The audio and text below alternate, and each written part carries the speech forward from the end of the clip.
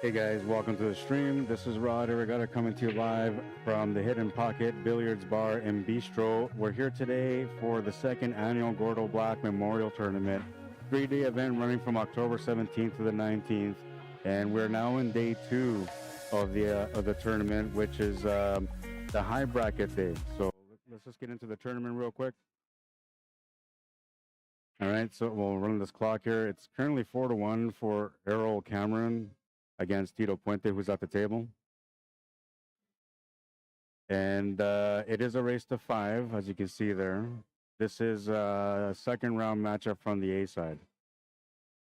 Top 8 players get out of the bracket today. So as we're watching these guys play, let's go over things real quick. So we have a high-low bracket format, 2 brackets with no handicaps, 1 bracket Super Vegas and Premier, which is we're having today, and 1 bracket which is Vegas and Inter, which was the matchups from yesterday. Sorry, I don't want you guys to miss the shot. Both brackets will play until the final 8 players reach, and then at that point they're gonna remix the final 16. There will be a small handicap added to the small bracket players, or the low bracket players, I should say, and it's a 2-game spot. So let's see. Yeah, so that was yesterday. We had the low bracket. We had 47 players for that one, and we had the 8 players come out. I'll let you guys know who it was that made it out from that bracket shortly. And then today we're in the high bracket, so it's race to 5 on the A side, race to 5 on the B side. And on the A side, we're playing 8 ball. On the B side, we're doing 9 ball. Moving into the final 16, which is tomorrow, we start the action at 12:30 p.m. The races will be handicapped, as mentioned earlier.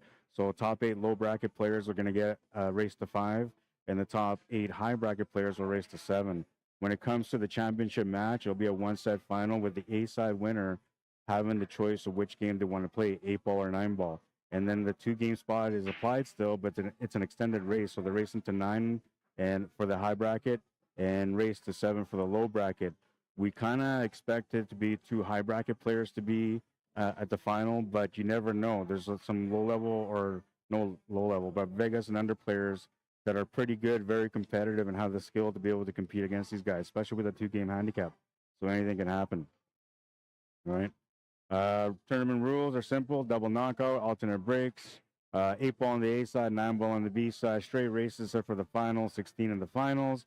Cue ball fouls only, VNEA rules for the 8 ball, WPA rules for the 9 ball, and top 8 players from each player make it out of the bracket. And of course, we're playing on diamond tables, as you can see with your own eyes right here.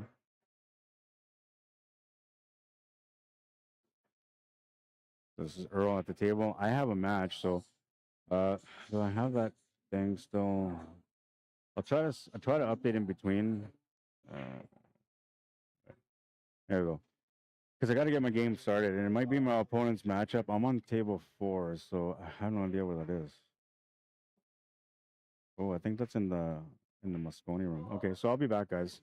I'll finish this match. I'm gonna let these guys know also that to put all good matches on this table, so you guys can watch some good matches throughout the day. I'll be right back.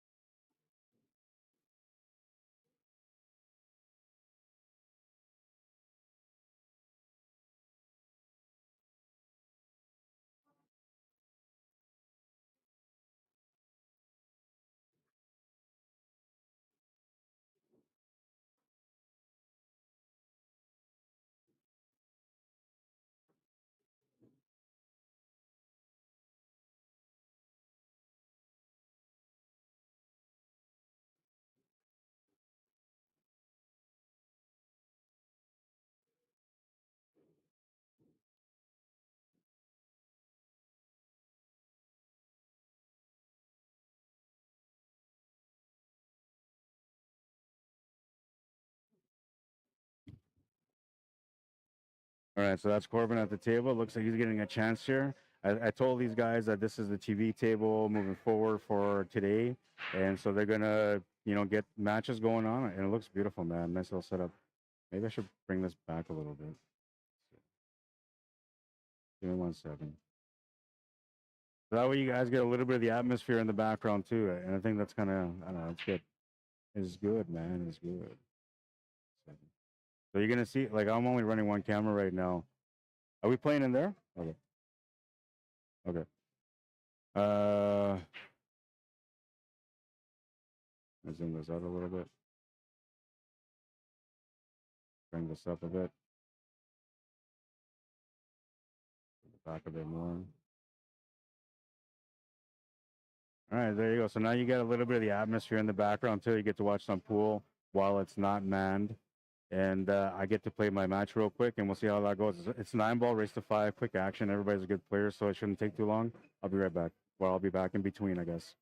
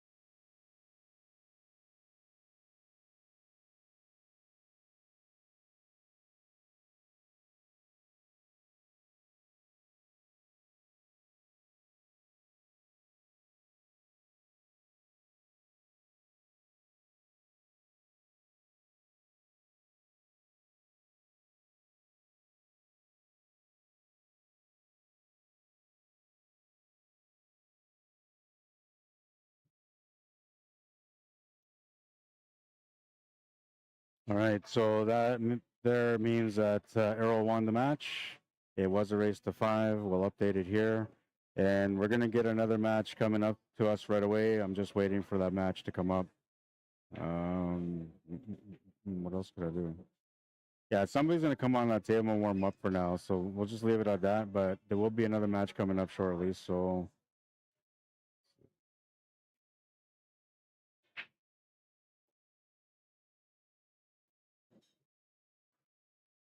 next match will be about 5 minutes. All right. I'll be back.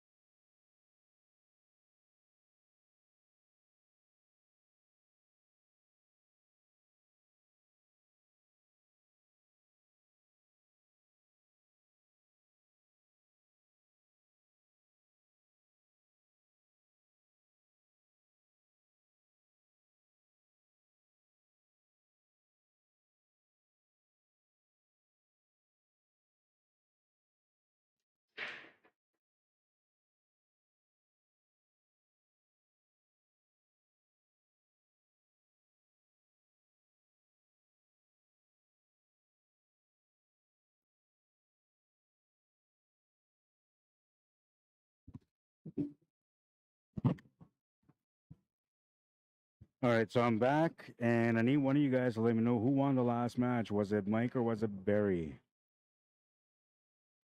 I'll be back for the rest of the day now because I just got eliminated from the tournament. I went out back to back. Lost 5-0, 5-0. Wow. Hard day, that's for sure. All right, so can somebody tell me who won the last match or the last rack? I know that when I came last time around, it was Mike Delgado that was at the table shooting the 2-ball, but I'm not sure what happened after that. And I don't want to interrupt the players. I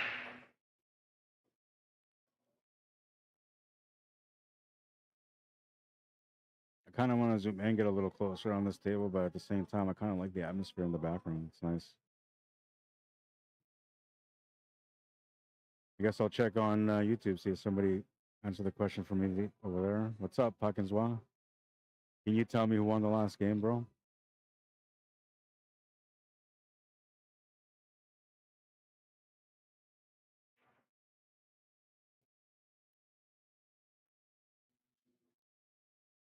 I need some info, man. I think I don't know. I kind of want to get a little bit. 1-1. Thank you, Dwight. You're awesome, guy. Appreciate it, man. I was trying to like just get back to this stream so I can start doing some of the coverage because I was doing the coverage yesterday on the hidden pocket, but I don't know, like there's that music in the background and it just didn't feel like me. There was no like the title said Thursday open or something like that, and so I was like, yeah, no, it's not. That's not what I wanted for Gordo. I wanted to be able to represent him properly and give him a good quality stream with like the way that I usually do with my intros and all that, and so here we are, man. Now it's time to get focused and have some fun watching these guys play. Barry McLean at the table. If they're playing 8-ball, it's an A-side match. If they're playing 9-ball, it's a B-side match. That's as simple as it's going to get. But the races are race to 5, A-side and B-side.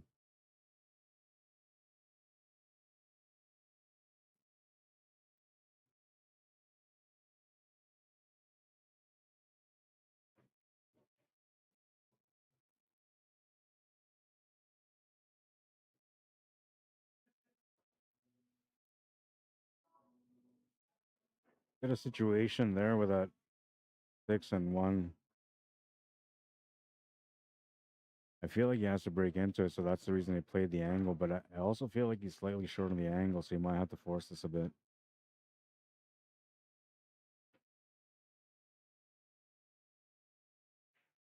Yeah, there's the 4-shot. Oh, and he's unfortunate there. That was the problem with the 4-shot. Like, if he would have had the natural angle, he would have been able to focus more on the speed of the breakout. But because he had to force the shot, he was limited on how much spin he could use. Very limited on the amount of spin he could use. So at that point, like, you don't focus anymore on the breakout itself. You focus more on the shot and just trust the spin to do the angle that you need to get into that ball. Then you're kind of like more or less just picking which ball you want to hit first. Did you want to hit the 6 or the 1 first? The way it worked out, he hit the 1 and that bumped him over towards that 15. So if you can see any of this 1 ball though, yeah, there's a chance here for an English billiard shot. He can play the 1 off the 6 into the corner.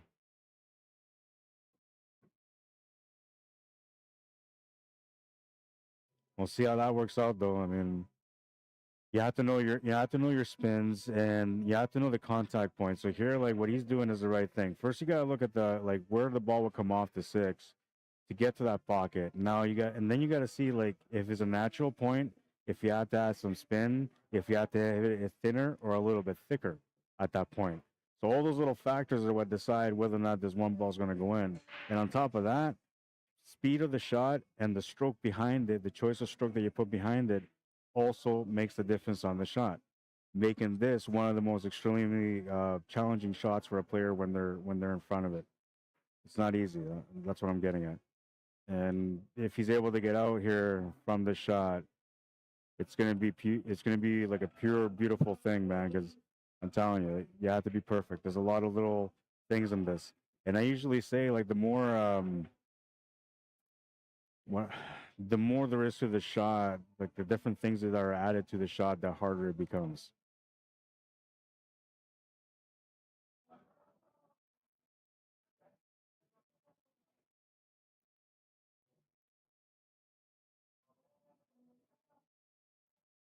Moment of truth.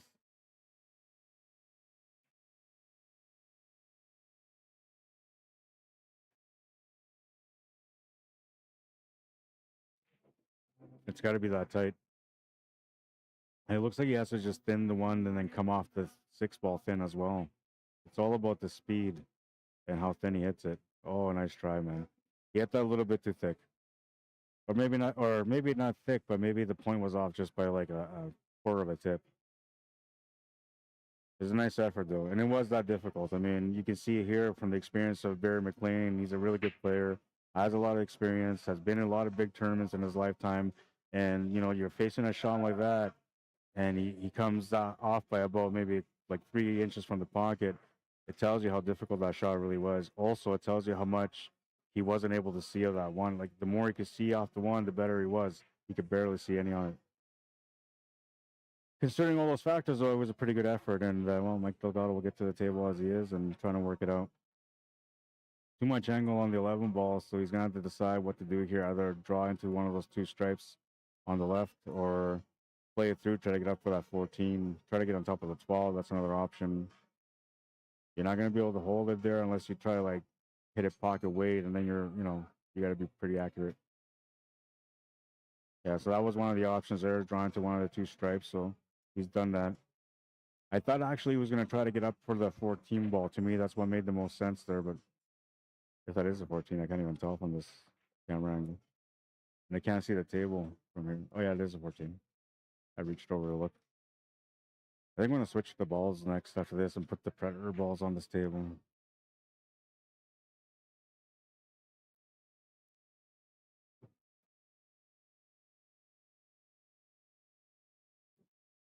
So not bad. He's working it out. Gonna have to bring this cue ball back though, so he can get onto that 13, or sorry, the 9 ball. He can actually take the 9 ball now if he wants to, because he's on that ball next to the side pocket, and it's not like a gimme on the side. He might take that shot on.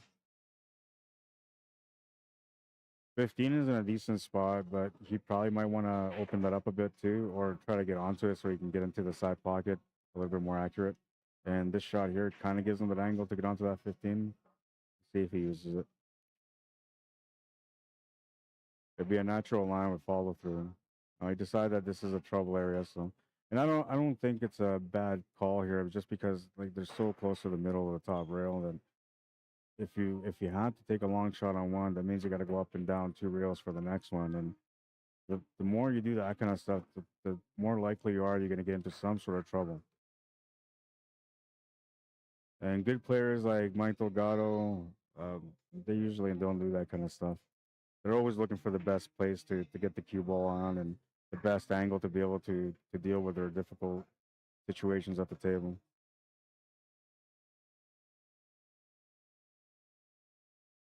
And he wanted more angle on this, so he's not too happy about it. I think he can still make it, and he may not get like right across.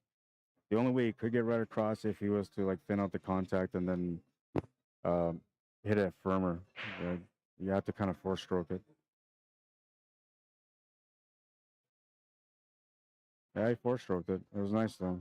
Put the right spin on it, came across clean. Not surprised by that shot. He plays some really good pool like that. That's why he's a 700.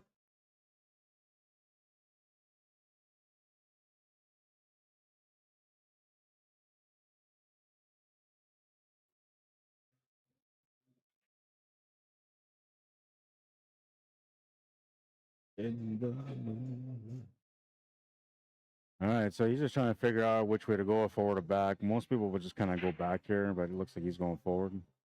The only thing about going back is that you kind of play into the side pocket. Going forward, you don't really play into it as much. He overpaced that though. He was trying to make sure that he got away from that pocket. And at that point, he's just kind of hoping he lands on the 8 ball somehow, which there's a shot there, so it's not bad. It's not the way he planned it, I'm sure, but good players find a way, man. And this shot's makeable, so I'm assuming he's going to make it.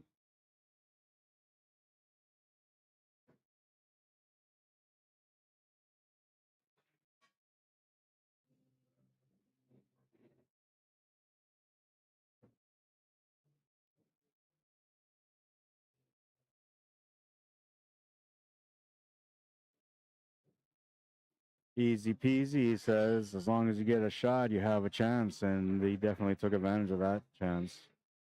2-1 takes the lead in a race to 5. I feel better now. At first, I was like all like beaten up about the whole fact that I just lost 5-0, 5-0 to two guys that are pretty good players. But for me, it was more like I just never had a chance. Like it was like as if the pool gods or some sort of force was trying to force me to like not play today because doing the streaming was more important. So I felt that way right from the beginning. I actually didn't really want to play in this tournament, but I ended up playing in the tournament because it was a last minute decision. And then I came into the tournament with the thoughts that my other friend, Andrew Thomas, his memorial was coming up right away. So I was trying to like build money through this tournament to be able to add money to that tournament, but that didn't work out. So, like they say, stick to what you're good at. And that's, yeah, talking on a microphone. I don't even know if I'm good at that sometimes, but some people kind of like watch every now and then and they say I'm okay. All right, so we're into rack number 4 now, and drive break, not a whole lot of opportunity. The 3 balls available for sure. You have options for the side or the corner. The 15 ball's another option. Tough cut though. Like you have the option to the top right corner there. Um, Safety is always an option. Tough cut on the 1 ball to the top right corner available also, but very challenging. If I'm him here, I'm either taking the 15 or the 3. And personally, I think the 3 ball's better. And I would probably take it to the corner, not to the side, but it is missable to the corner. The side just doesn't help me much for a follow-up shot. Unless I run into the 15, then I'll be okay. Yeah, see, so there was all those factors, and he was thinking about that too. I'm pretty sure he was thinking about that, man, because he missed that shot to make sure that he ran to that 15 ball. I would have tried the same, but see, this is one of those shots where I was talking about earlier, where Barry tried to play that 1 off the 6. Like you have to be so focused on the cue ball that if you don't, you're not going to make it, right? You're not going to get that. You're not going to get the shot into the pocket. You might get the angle on the shape, but you're going to miss that shot like 9 times out of 10. And then there's the other flip side that if you focus really on the shot and try to trust the cue ball, you need to know the cue ball and you really need to trust your stroke because you're gonna be like having to focus on a different area of the game that you're normally not focusing on, right? Anyways, so Barry with a chance at the table and taking a good look here. The stripes are still, a bit challenging, but he's got some options to break out that 11 ball and to open up the 8 ball, so he's really not that bad. If you want to take the solids, his biggest problem there would be the 7 ball. It doesn't have a pocket to sit for the top right corner once you move that 4 ball. So then at that point, you're trying to figure out a way to get that 4 ball out and then trying to find a ball that can get you positioned to get back across for the 7 ball. Or you try to find position on the 5 ball to open up that 7 ball, which at that point, you're at the mercy of the gods because that stripe sitting by the side pocket is going to cause some problems for you there. Yeah, so he's going to go stripes. I like the stripes better here.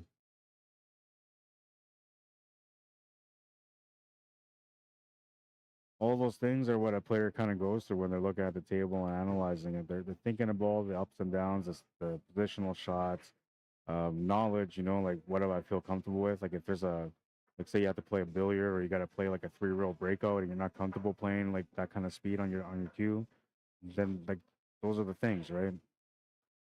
But we think about all those things, and that's kind of what guides us to where we should be next. And now the difference between a decent player and a really good player is a really good player understands that you have to go for a difficult shot to get out at times, and you're not out there looking for that difficult shot. You're just trying to make sure that when you get it, that you're okay to take it on, that your confidence is not going to break down, and that you can trust your stroke and your mentality to be able to get through the shot, right? Your knowledge too, I guess that would be a big part of it.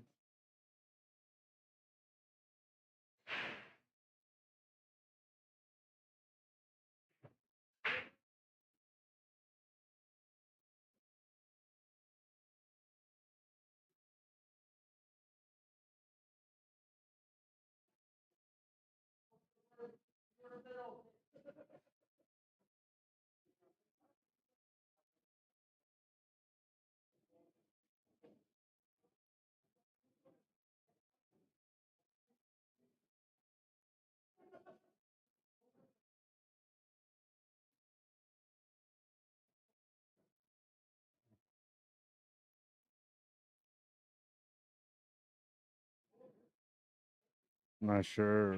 I shared this stream on the Q Sports Live page, so I'm not allowed to stream on Q Sports Live because there's only like one person allowed to stream on Q Sports Live, and they have the event out there for Barry Huey Memorial. So that's the reason why I'm streaming on my page. But I'm sharing on there because I know there's people on Q Sports Side that like to tune in and watch the streams whenever I go live. So there you go, guys. Hope you guys enjoy it. And I'll share to some of these pages here.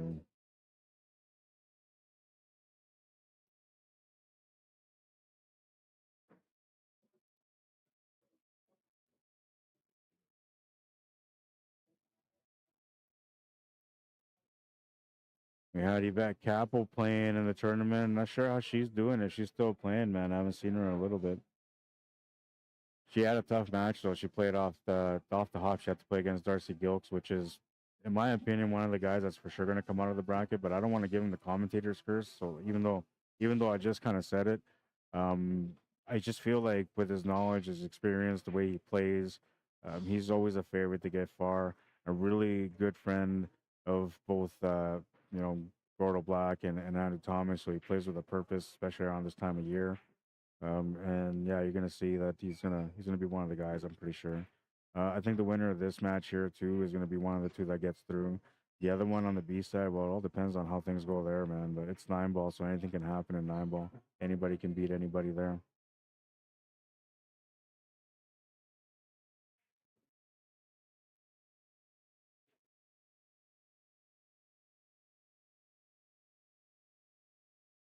He's a little bit off here, so he's gonna have to run into that 8-ball.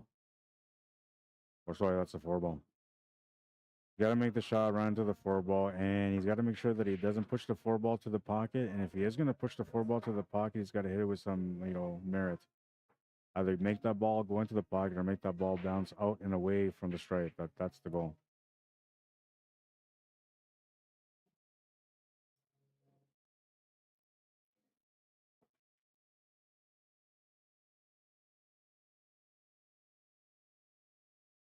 So yeah, we'll that 4-ball together, which is good because that could have created some problems. And I'm pretty sure you can see the 9-ball, but to get shape on the 12-ball would be challenging. The shot on the 12-ball is no good for him to get onto the 9-ball. He would have to kind of four-stroke this or hit it like with a little bit more center than left and rights to be able to get onto that 9-ball. So he's got to make a decision here. Like, how can he figure out to play this cue ball to get the shape for the 12-ball? And the only thing I can see is maybe going off the rail first with some spin. And you just got to watch the speed. That's all. You want to just get over, yeah, see where he's aiming. So you want to get over to the left rail. Even if he doesn't get to where he is right now, like if he's more to the cushion, that's still okay. That'll give him a shot to get out for the 8-ball. Oh, he can see lots. I thought he was like kind of straight on it, but he had a gap. There was lots of room for him to be able to get some spin in there. No problem there. I honestly thought that he didn't have that kind of opening, that he was kind of straight and maybe he had to play into that top rail, but he was all right. So now he just got to find the shot for the side pocket, which ideally you want to try to get in between these two, the 5 and the 4. Come off the 2 rails for the side pocket. Other option would be to try to play it through, maybe get a gentle bump to get set up for the 8. Yeah, that was probably the best option. But I thought he would play like 2 rails that way, so he would come over a little bit.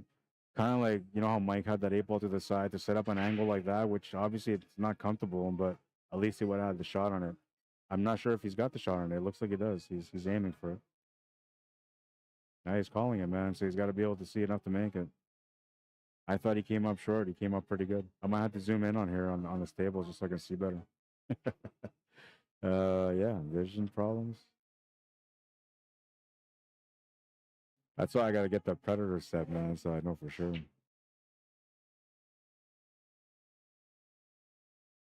Oh, you hit that 4-ball. That's gonna be a foul. Mike Delgado with a huge break here, ball in hand and a chance to get a 2-game lead against a really good opponent. Yeah, that's what like. I think I should have, like, if I was there, I would have played the 2 rails. But the problem with the 2 rails is that you were kind of flirting with a scratch angle. So, and then there's another thing too. Like, what if you hit it like a little bit too much pace and you just lose control of the ball completely? Couple of factors, and usually when it comes to high level pool, it's the decisions that makes a difference on whether they win or lose, right? And you have to make those decisions, right?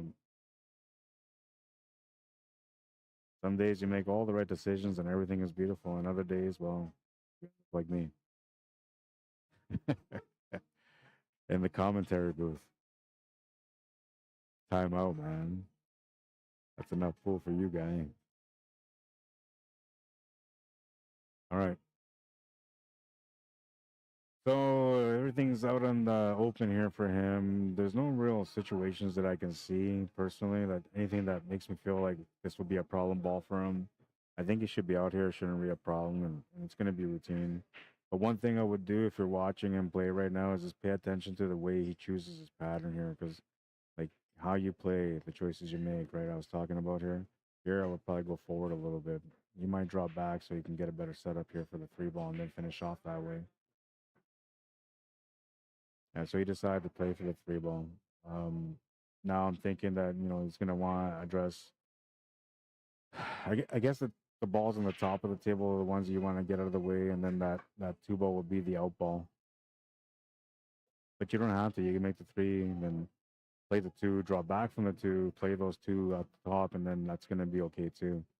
But it's just standard routine, like high level player are likely going to play the way that he's playing. That's why I called it this way. Don't ask him how I know all this stuff. I lost 5-0, 5-0 today, so the knowledge just pours out of me, but just not on the table when I'm playing. No, I wasn't like that. It was just one of those days. Like I said, it was a force stronger than my will to win today. Whatever I tried, it just wouldn't work my way. And I understand though, 'cause I'm supposed to be doing this.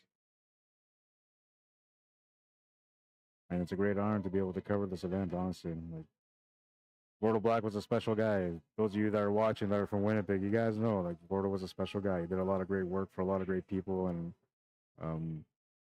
can't say enough good things about him, man. Just an amazing guy. And for me personally, he believed in my journey, right? He believed that the work that I was doing with streaming and promoting pool and all the extra stuff that I do, that it was important. So to me, the fact that he was one of the first people to believe in me, and he believed in me to the very last day, is important, and it's something that means a lot to me. So I'm grateful for the fact to be here today. You guys can help by sharing the stream, liking the stream. Because I'm not allowed to be on the Q Sports Live page like I want to be. That would mean a lot to me if you guys can support the stream, because I can only make so much noise, man. And I'm trying to make a lot of noise. I'm telling you, man, but I can only make so much noise. My hands are tied, man.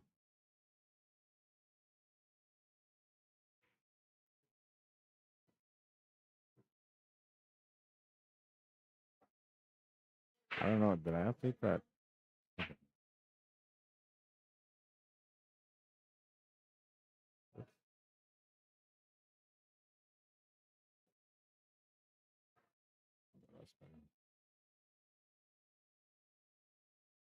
I don't remember. Did I mark the score? I think I did. Started following my my soul and my heart and my passion for, you know, my friends and the ones that passed away and for the tournament, and next thing you know, like, I lost track of the score. Woo! Gotta find a day job, man. This one might run out. Good thing it's my own Facebook page, though. I'm not gonna get fired from this one, man. Thank God. You guys tell me if I updated the score or not, because I can't even look at my phone right now. I'm trying to share the stream. Trying to do my part to share the stream.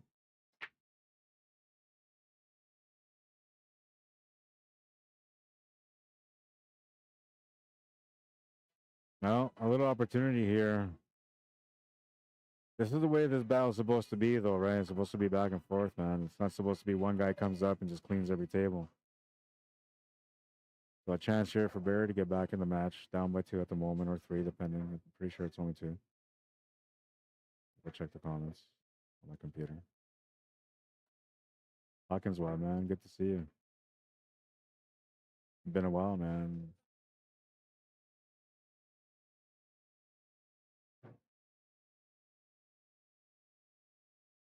Mike one, okay, I got that. Jules Friesen, what's happening, man? Mike McKinney, no, they're paper brackets. Sorry, brother. Sorry, brother. I gotta confirm the score with these guys. I feel awful that I losing track of it. But this is traditional rider regatta, man. Like, I'm on it and then I'm not on it, you know? Then there's days where I'm on it, on and on and on it. And those are the good days because usually, like, I got everything under control. I know the score, the commentary is on point, food is not cold. Well, I know usually that's when the food is the coldest. I'm so focused on the work that I don't even eat. That's traditional rod right there. Used to be called the hardest working man in the industry, but it took like a year off, man. So I think that pedal wore off.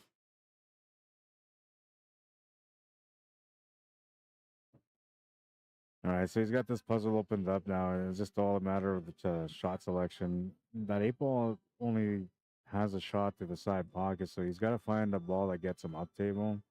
And so basically, that both bottom balls and the bottom rail help him to get there. But he's gonna have to take one of them out of the plan right now, which I'm thinking is the one.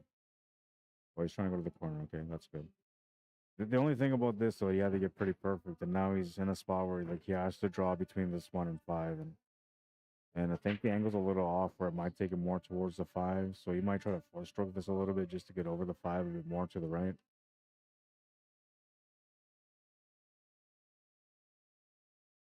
Yeah, there's a little bit of a four stroke shot.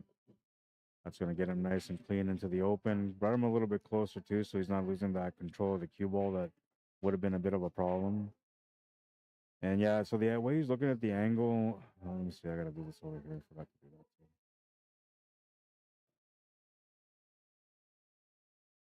too. Oops.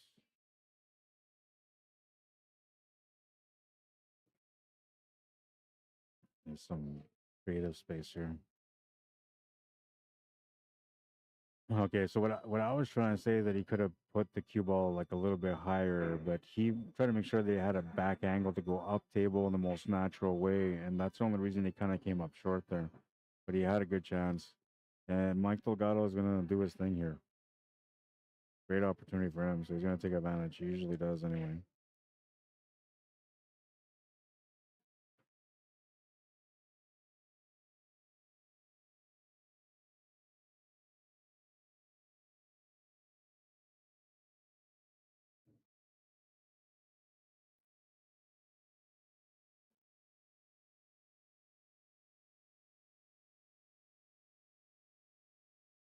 All right, so he's got like a few different options. There's something that's bothering him. I'm not sure what it is. I guess it would be the 1 ball. That's the only thing that I can imagine that's bothering him. But it does have a couple of pockets, yeah. And so he's putting the chalk down. This is where he wants to be.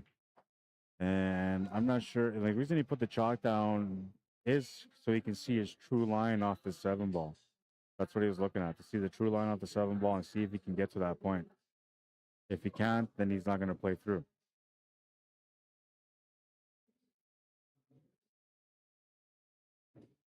He's going to go too far. He was trying to set up for the side pocket. And he's got the shot, but it's gone too far. So that's leaving him with only a limited option after making the 1 ball. And that option is that 4 ball. And it's going to be a bit of a long shot because he's got to get the cue ball to the right side cushion. The other option is to play the 1 ball with a little bit extra fours, come off the 3 rails back to the top right corner, which that would be ideal. But you're forcing the shot quite a bit. The angle's not quite true, making it more difficult for you to get back around.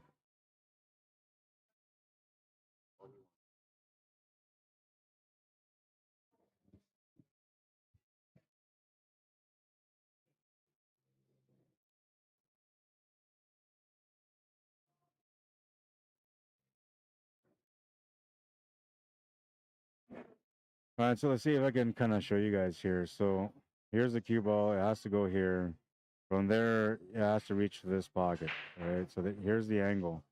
And now what he needs to do is he needs to make this cue ball come from there to this angle, back to this angle, and then back around. Like, so that idea there would have been there, and then to come back around this way, which good chance, but you know, it wasn't going to be easy. Why can't I? Oh, there it is.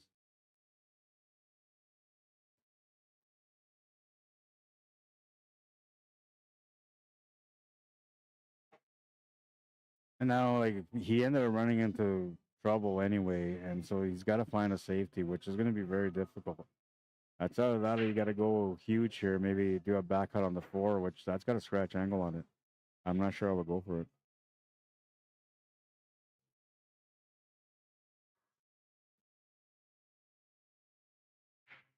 If you're happen to be tuning in and you've never seen this stream before on my personal Facebook page, feel free to add me on Facebook or to follow my Facebook page. Um, I'm going to be streaming here a lot of times, whether it's through Q Sports Live or on my own, but I will be streaming on my page. And that's for multiple events too, so not just pool. Gives you a chance to follow a little bit of everything of what I do. And when I'm doing pool, well, you should enjoy it if you're a pool fan. And if you love music, I do a lot of concert stuff too. And that was a really nice effort. Oh man, that was a beauty. That was a beauty. That was tough to do, man.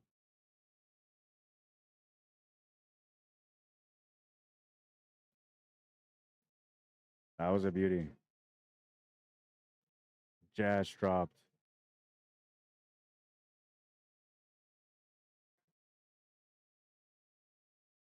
Jazz dropped.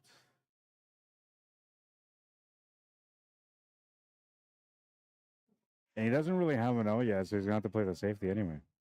Freeze hook to the 3. And you know, Barry's got some really good experience, so that I'm not sure that's gonna pay off. We'll see. Gotta freeze it up. And he has to try to take away as many rails as he can. He's left the open rail for the kick shot on the 13. And yeah, instantly Barry recognizes this is his 9-ball experience. He realizes that he has a shot at this. Got to play the diamond system and work it out. But he left him just enough cue ball to be able to execute the shot. So let's start this backwards now. So from here, we got to find a way to make this connect without cue ball, which, ooh, he's got to like play like down towards this angle. It's gonna be tough. So that because that means that he's got to make this line up with that with some spin.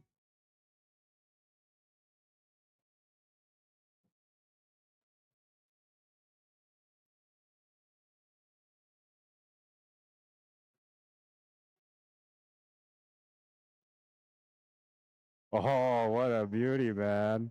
Woo! I knew it, man. I knew it. I knew it. I knew it. I knew it. That's a beauty, man. I call it out too. You had to do it with spin. What a beautiful shot. Beautiful shot.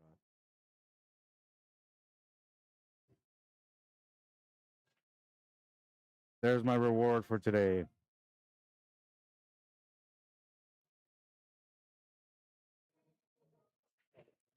Here I was having a tough time thinking to myself, like, I love pool. I love to do all the stuff that I do. And all I want is when I compete, just to have a chance to be able to compete. And I got raw from all that today. And it was so tough to just to shake it off and get on the mic. Watching these two guys play these beautiful shots the way they just played them is the reason why I love pool. It's the reason why I love what I do. And that was just a reminder.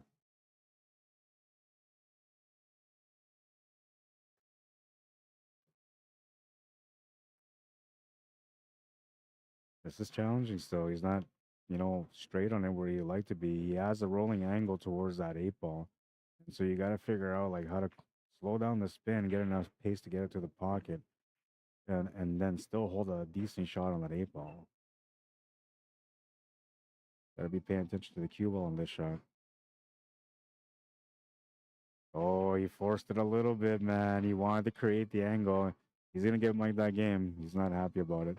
And I don't blame him. I don't blame him. Mike was going to be able to get out there, especially with a ball in hand. And he knows it. We all know it.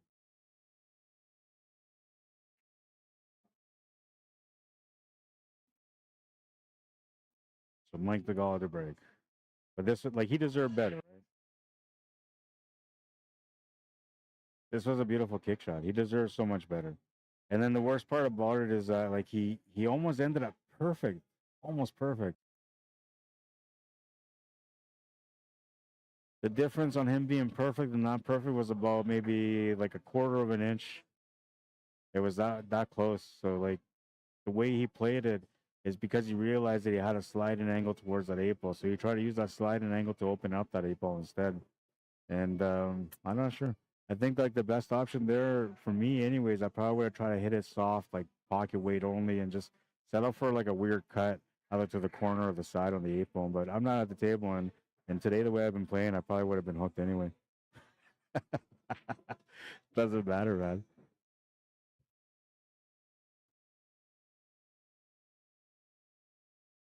Like nothing could save me today. Oh my god. I laugh because like I went outside and I was like feeling a little down about my first match. I lost 5-0 in that one. I swear to God, like my opponent could do no wrong, and I just couldn't find a way to get a ball in a pocket, man. And honestly, like after 3 racks, I'd only had one shot on the table, right? And the one shot I had was like a safety shot that the guy the guy played on me. So I'm going outside. I'm thinking to these guys like, man, like I'm not sure how to follow my passion for pool anymore. So like I don't make money from like running tournaments that much. I don't really make a lot of money from teaching because I like to teach people for an affordable price. I said, I like today for this tournament, like I'm not making money from the tournament here, like streaming or playing. I said, so like, what am I supposed to do for a living, man? Like I said, I can't even like, they don't even get on my side when I'm playing on the table. I said, the least I want is that if I can't be rich, if I can't be famous, if I can't change the world through my passion, then at least give me a shot at the table, bro. Like you gotta give me a chance to make some money, man. That's the way it felt like today, but we'll see. I know that I was supposed to be doing the streaming. I should have never signed up, so it's on me, man. But you got to find the positives, right? So that's the way I looked at it. I was like, man, like at least give me a chance to make money on the table, man. Like there's got to be some sort of benefit from everything that I do, all the love that I have for pool, right? Yeah. But just as I thought that, I reminded myself of something that's very important that a lot of times we don't think about when we lose right away. Is that, when it comes to life, I got a beautiful family. I'm very happy in life and I'm grateful for the way things are. So there's always the positives. But man, we always want a chance at the table, don't we? I know I did.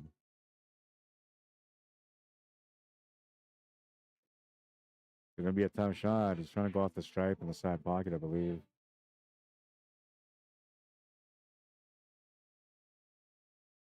No, at least he hit the stripe. He didn't give a ball in hand, and he didn't really sell out. So trying to control things. He kind of like Barry giving him that last rack basically said to Mike that your opponent's a little shook up. Like whether that continues or changes in a sense is up to the player because he's the one that shook. But as an opponent, you can kind of egg that on a little bit more. So like, why not try to play something here where it's a little bit tougher, put a little bit of stress on his opponent, you know, put a little bit extra pressure, force him to do something different, and then if it doesn't work out, well, you got into his brain a little bit more, right? So, and it's not like something that you literally go out of the way of doing, but if you see the opportunity, I think like a lot of people think that way.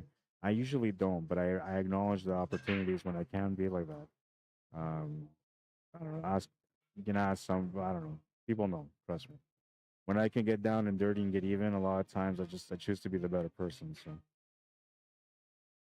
and that's even sometimes in arguments, unless it's with my kids, because they're always wrong. They don't know what they're talking about. We'll see. They're gonna probably give me something when I get home. All right, so let's see. He's still trying to figure out what to do here, and honestly, there's really not a lot of opportunity, man. So I'm not sure how he's gonna make this work. At this point, like I'm looking at this table, like I don't really have much of an answer. What I think he's looking at is like maybe banking that stripe into the rail and then out to the other stripe to make it. No, he's making the shot to play safe, I think.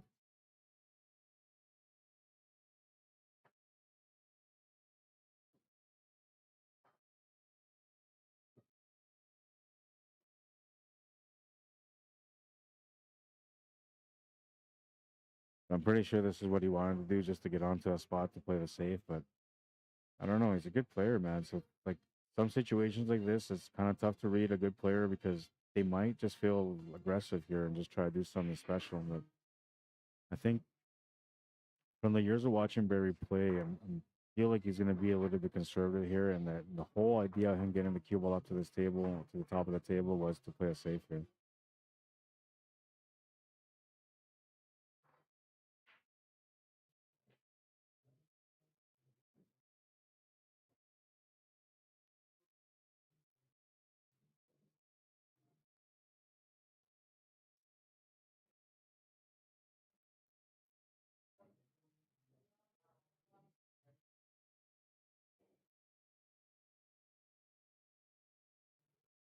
The goal is to like come off thin off the 11 ball and get right on top of the two stripes, the 15 and the 12, I think it is. Or 15 and 10, sorry. But the angle's not quite there because the angle kind of slides him into the stripes instead of getting on top of the stripes. So yeah, that's why he's taking this shot instead. Plan B, man. That's what's going on here now. Yeah, and that was crucial here. He had to make sure he got a shot to the corner. And he wanted more of an angle so he can get set up better, but this kind of works out okay. Like he's not I'm not sure if he's gonna be able to get that 15 ball out in the the 14 ball out in the open. I can't see the table so far. But yeah, I don't think he can get the 14 ball out in the open. So I think he has to settle for the 11 ball next. Maybe give it a little nudge on the 14. Just a tiny little nudge.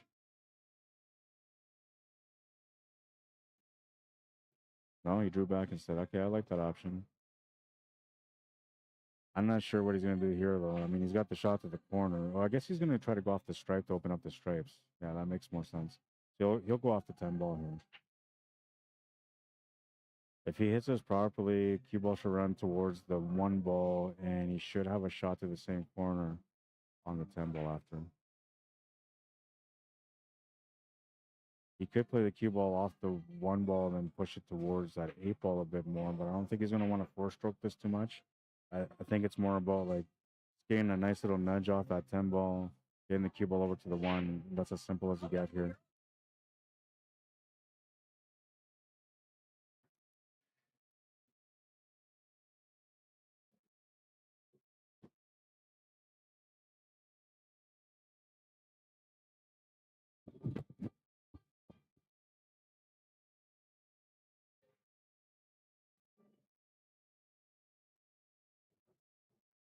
Now, I'm not sure what happened there, but the plan must have changed somehow. And I don't think he was quite committed because that shot, like, I think was supposed to go in, but it didn't go in. So I don't think he was quite committed to it.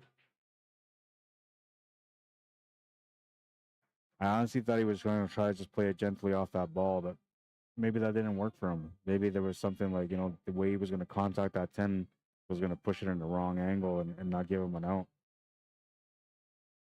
Then again, yeah, no, I think he went to make it. I don't think he missed this to like push that 1 ball over like that happened. I think that's just something that worked out on its own. I don't think he had any intent of like running to that ball at all.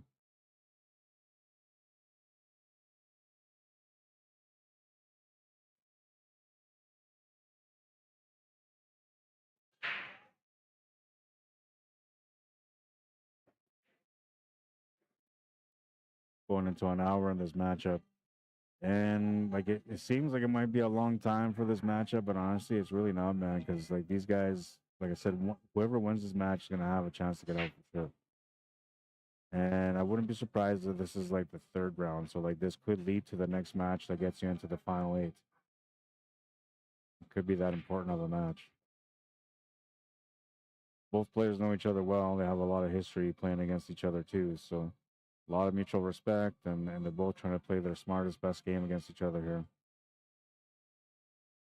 Mike with the lead, 3-game lead, gives him a little bit of opportunity to open up some. And the shot on the 1 ball might be that. A really good chance to make it. Oh, he took over the pocket, so that's not bad. And that might have been the only intent there for him.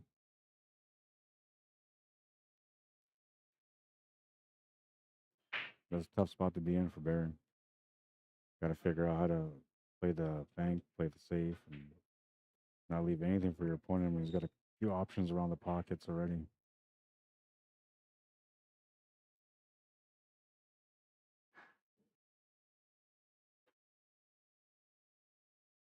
This will be a nice shot, whatever he does. I feel like it's going to be a good one.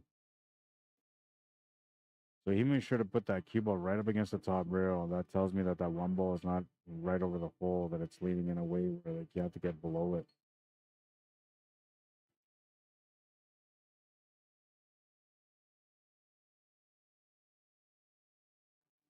This is a tough table to get out on for Barry because the odds are sort of against him here.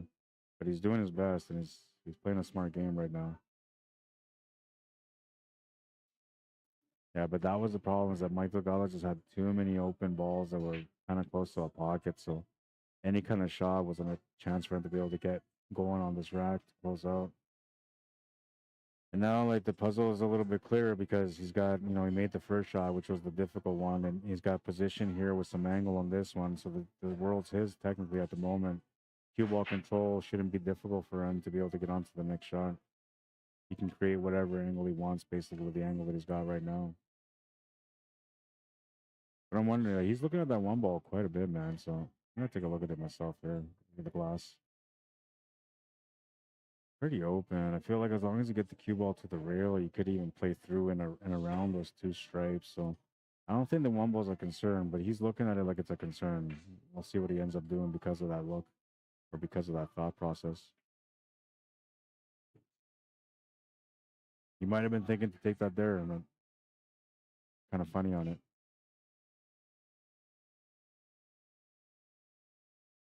Hardest rack to win is the last one, they say. We'll see if that's true.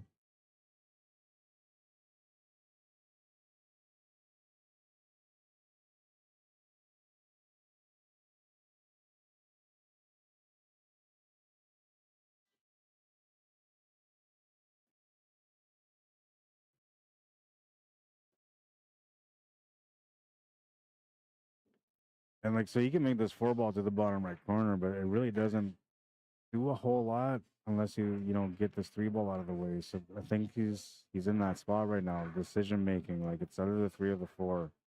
The four, you can maybe use that to get a couple of real angle to get onto that three ball to the side, and then the one ball would have to be your finish ball. I think that's the only way you can go. I'm not sure if there's any other option here, but we'll see. He's gonna draw it off the side cushion. That works too. I mean, he's got the shot. He's got a downward angle, which, you know, is okay, I guess. He just has to make sure he gets to that left side cushion. That's the biggest thing. Get as close as you can to that cushion and you'll be all right. And if not, then you got to get an angle where you can just draw off this one ball. But the 8 ball is very limited. Yeah, so I think he's trying to play through and around. But this is the angle that you would get if you wanted to draw off the cushion to get below the 8 ball to make it to the top right corner. Or to, like, punch off it gently to make the 8 ball on a long shot back cut to the bottom right corner. I think playing through is going to be the option he goes with, but we'll see right away. It's a little risky to go through. So yeah, he's playing the draw. It is a little risky. You have to be perfect on it. But this here, you have to be perfect on it too. The punch has to be perfect. Oh, and he did a great job on that one.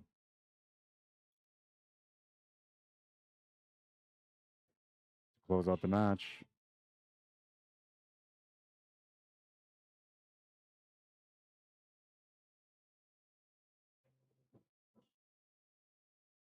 Good shake of hands. We'll stop the clock. Hour and 7 minutes for that match. And congratulations to Mike Delgado for continuing to win on the A side. Barry McLean will have to go to the B side. And it's a 9-ball game there, man. So luck's going to play a big factor into how things work out for every player on the B side. On the A side, you know, it's 8 ball. So then it comes down more to skill and decision making. But 9-ball, man, anything goes. And the 9-ball's live off the break and all that. So anytime you make the 9-ball, it's game over. It's going to be quite interesting to see how that works out for a lot of these players. This was a nice shot. I mean, he had to hit the perfect pace, the perfect punch. You know, make sure he didn't run into any of the stripes, and a great lineup on the 8-ball, man. Nice shot, Mike. it's about that. That's what it's about, man.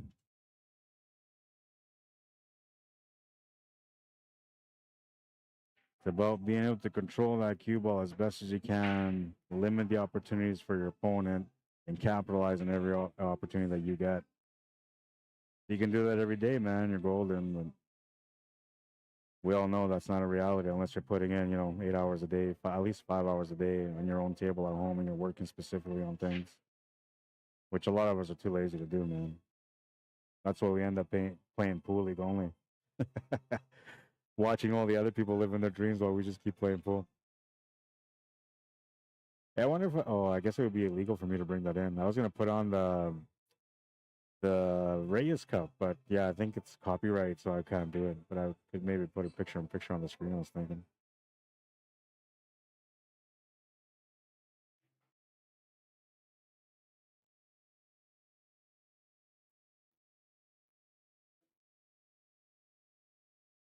All right, so we're just waiting for a match, which I'm sure they're gonna send me a match right away. But give me a second. I'm gonna go for a little walk over there. I'm gonna give a shout out to one of my friends here first, though.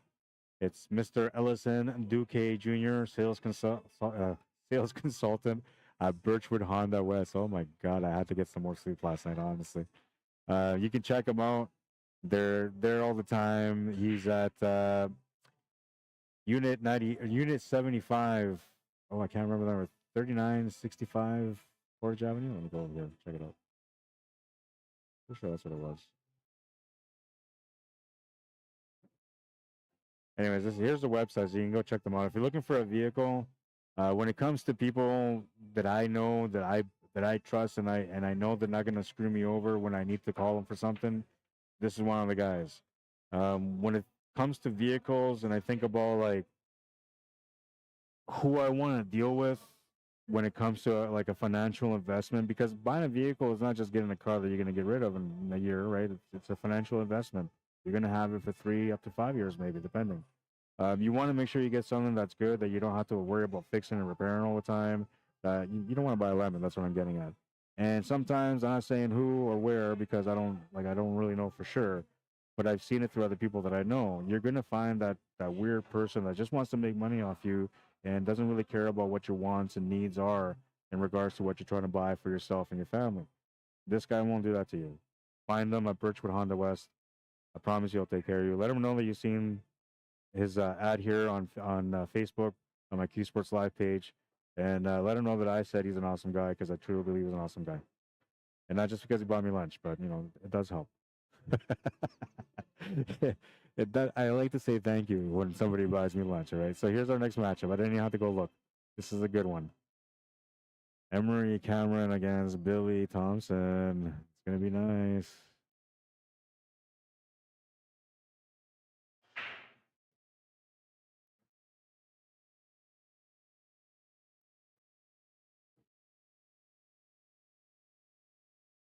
All right, here we go. Ding, ding, ding, ding, ding. It's time for some action.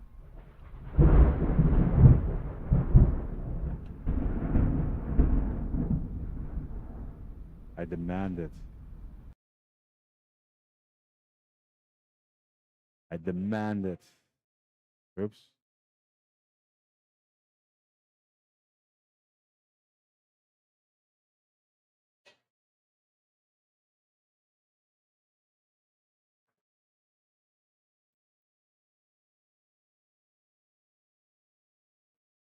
All right, all right, all right. So let's get this action going. It is 9-ball, a B-side matchup, race to 5. So this is an elimination matchup now. One of these players is going to get through. The other one's going to be eliminated from the tournament. I don't know if this is for a final 8 spot yet, but I will find out for you guys right away. I'm just going to get the clock started here, and then we're going to get going, man. Rack number 1, B-side elimination match. Emery Cameron at the table. Smash and break. He's going to make the 9-ball off the break. That is a golden break. That counts as a win. Off to some quick work on this one. Boom, 6-ball.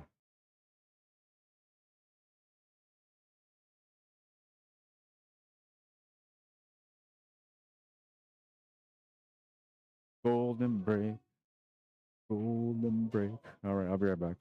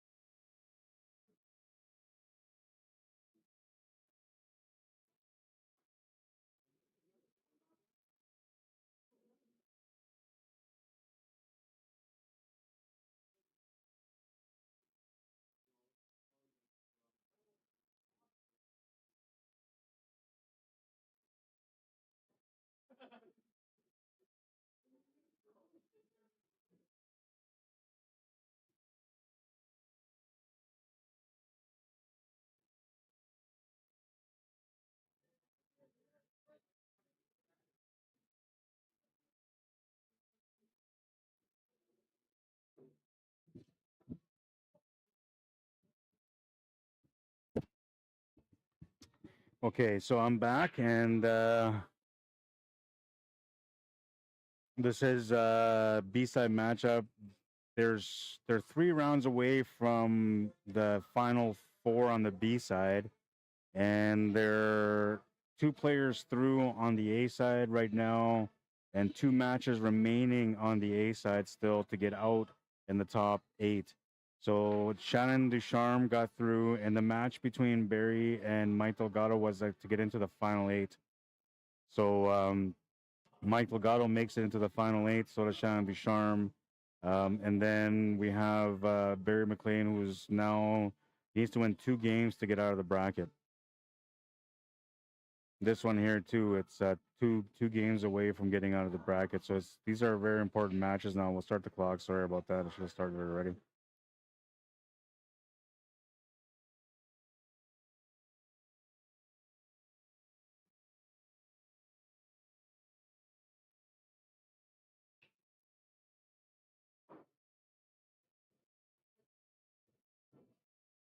Makes a good shot there. See where the cue ball goes though. Oh, this wasn't as good as he wanted. I'm sure it's quite longer, a bit of a back cut too, whichever way you go, top right or top left.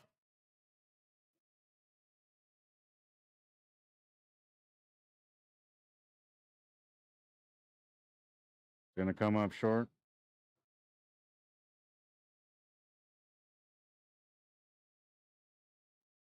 That happens usually when a player doesn't get the position that they're looking for.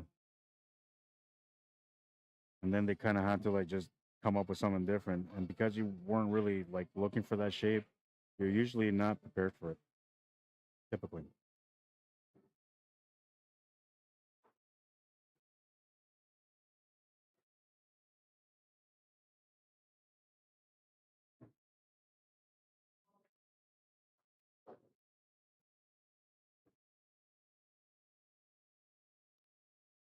Robert Griffith, or Griffin, sorry.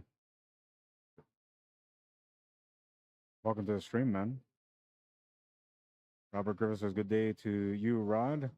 So you got my name wrong. So we're even.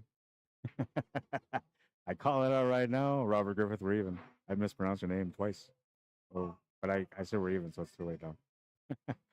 Rhonda, how you doing? Welcome to the stream on YouTube. Thanks for tuning in, guys. Got a couple of likes on there too. I appreciate that.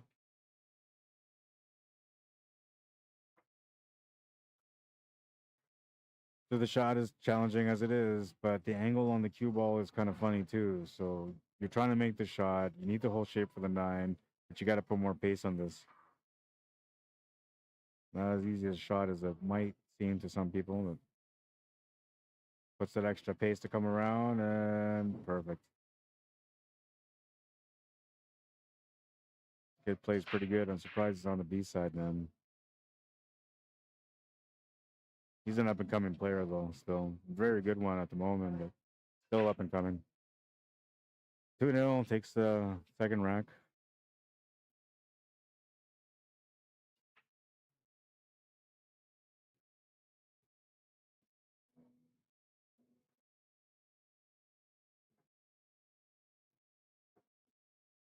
Alternate breaks in this format.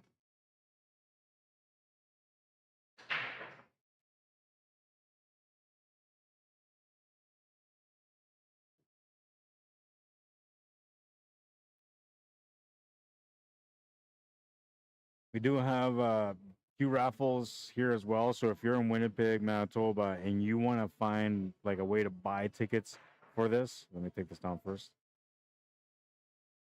Just in case he does another 9-ball break, you never know. Not that time. Not that time. All right, so if you're interested in getting a ticket for this, this is a Mez Q's EC9B playing queue. It's a beautiful queue. You can see it here in the picture. $20 per ticket, and all the money raised for through this raffle and through the raffle for the other queue, which I'm about to show you, all the money is being donated to the Never Alone Cancer Foundation, and they're an organization that they take care of people in their final moments. They make sure that they're as comfortable as they can, that they provide whatever it is that they need, their support as well. So they're people that do like really important work for people that really need it. So if you want to get involved, you want to make a difference, you know, and at the same time maybe win yourself a really nice queue, $20 a ticket. You can message Mike Valtour. You can message me on Facebook. The draw will be done tomorrow. I don't know exactly what time, but I'm assuming somewhere in the middle of the tournament or at the end of the tournament. Tomorrow's the final 16. So if you want to get in on that, just let me know. We can get you set up. If you want to come down to the Hidden Pocket and buy tickets for it, you're more than welcome to come down. It's open, you know, so whatever. Like there's no limit on the tickets because it's for a good cause. I believe last year he raised around 2,000 or 3,000, so he's trying to do the same thing this year. And the way that Mike Valtour looks at it is that this is something that helped his friend and my friend Gordo Black in his moment of need, and without their support, it wouldn't have been what it was for him. So like it's a lifelong mission for him to be able to help these people out, to help other people out, like they helped out Gordo in his time of need. $25 a ticket. This is a custom queue. You're not gonna find another one like it, man. Every queue that he made was custom. They were special. $25 a ticket for that one. Same thing, man. Message me, message Mike Valtour, or come down to the Hidden Pocket, watch some of these matches. There's still 3 rounds on the B side. The A side's almost done. You have probably about an hour and a half to 2 hours to get in here, buy some tickets today. If you want to buy some tonight, then you know we can work that out. You can send me the e-transfer for it. I'll get Mike to get you the ticket, and then we'll take a picture of the ticket for you, and you'll see what numbers were. We'll fill out your information on the other half, and we're not trying to burn anybody. So if you make the money, or you make the money, you make the win for the queue. It's yours, 100%. Good luck to everybody that's participated so far. There's a few people that like went out of the way and supported the, the fundraising for the Never Alone Cancer Foundation. They went out of the way. It's incredible what some of these people have done to be able to help out this cause in honor of Gordo Black. Right there is good, man. However you can, yeah. Yeah, thanks, man. Appreciate it, man. Thank you. Just got my grub, so I'm gonna disappear on you guys right away. Yeah, so if you want to get on those, man, get in on it. I'm telling you, man, like that Jordan. Oh my god, I can't speak to that. I should have slept today. That jump cue, the Gordo jump cue, is an incredible cue. I have so I'm two. I have a hard time talking about this sometimes. I have two Gordo Black cues. The first one that I got well, they're both jump cues, but the first one I got when he made it to me, I believe was one of the early editions because he only made, I believe, about a dozen of them, and most of the ones that he made was for people that were close to him or that he felt mutual respect for, which he did with me. We had a mutual respect for one another. We never as far as I remember, I've never had a problem with Gordo. I never had an argument with him or anything like that. He was just a great guy altogether. In my books, in my opinion, the way he was with me, an amazing guy.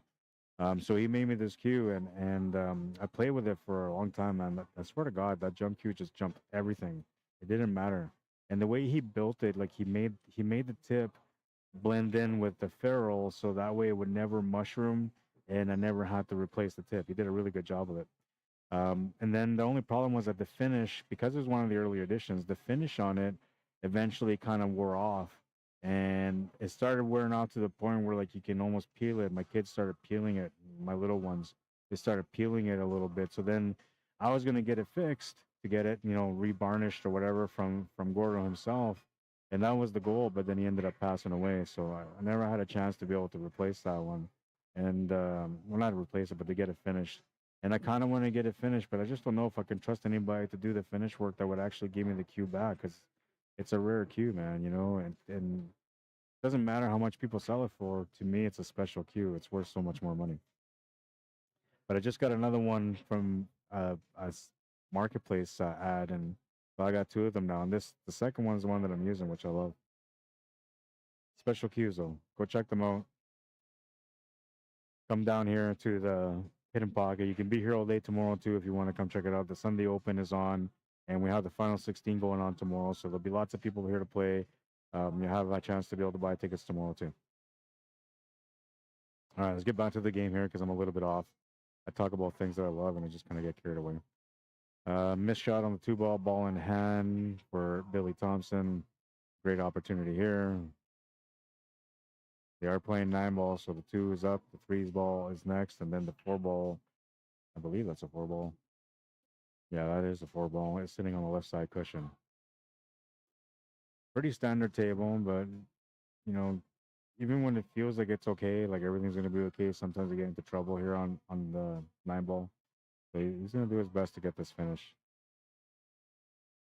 Doesn't really want to come up short, so he's gonna take his time and make sure that the angles connect and that kind of stuff. A little stop shot there. A bit of a stop shot required here too, but you can follow it through a little bit because you got to get down for the 9-ball anyway. And I think that's the way he's going to want to play it.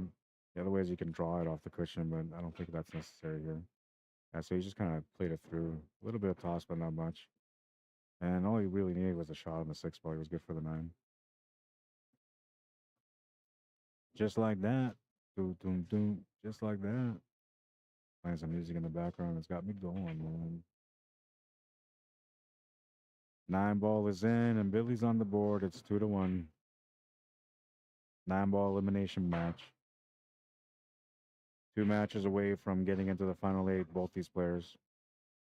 On top of this one, this is one of 3 matches that they have to win. I was very impressed with the way things went yesterday too.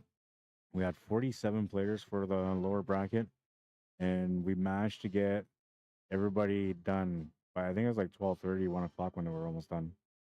But we got all the matches done for that bracket. So instead of everybody having to come back early morning today just to try to qualify, they were able to get qualified last night. Everybody got a chance to have a day off today to enjoy their day, to reset for tomorrow. Tomorrow they come in for the final 16. It's going to be crazy, man. It's going to be absolutely crazy. We'll see how good these low bracket players do against the high bracket players, which honestly, there's some really great talent in there, including guys like Billy Thompson at the table right now. Shannon Ducharme is playing as well. Jason Newber, which is a Manitoba. He's a Manitoba champion here. Larry Hunter from Evanflow, always a threat. Joey Bolio as well. There's just so many good names, so many good players here today that it's going to be interesting to see how these guys deal with them, man. But I'm telling you one thing: everybody that won yesterday, they're pretty good players. So it's going to be a really good, entertaining final 16 tomorrow, which starts around 12:30 p.m. Bit of a push out here.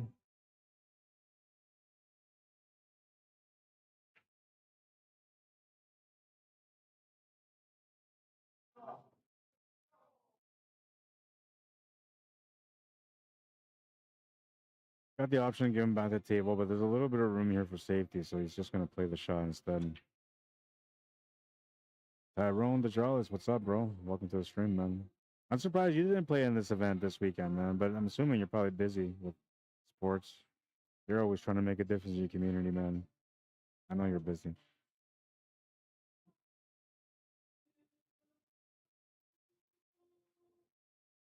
Shot on the 2 is good. The angle on the 3 is pretty good here, too. Got to get somewhat perfect for the position on the 5 ball, though. Yeah, you got to get below this 4 ball. You have to have an upward angle, or at least a stun draw angle, or a draw angle where you can get over to the left side of this 5 ball. You can play this up, too, and make it in the top left corner, which I think he's just going to play across. So. Trying to keep it simple. Got a nice check angle here to come off 2 reels for the 6 ball. He's going to miss the shot. He had the right thought. He had the right pace, but he just missed the shot. So a huge break here for Emery. Started off with a 9 ball break. Won the second game, but he's got a chance to stop the bleeding here before his opponent becomes monster. Keep him on ice, so to speak.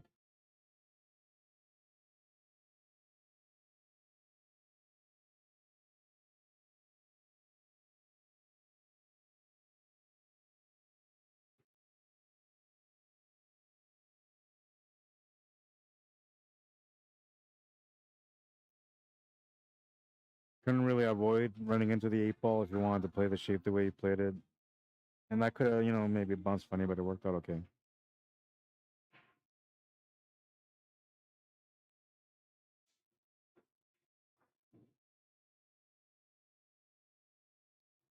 Decent line here to get onto the 8 ball. Should be all right. Just got to make the shot. Don't really have to put any spin on it, but it looks like he's putting a little bit of draw. Trying to enhance the angle a little bit.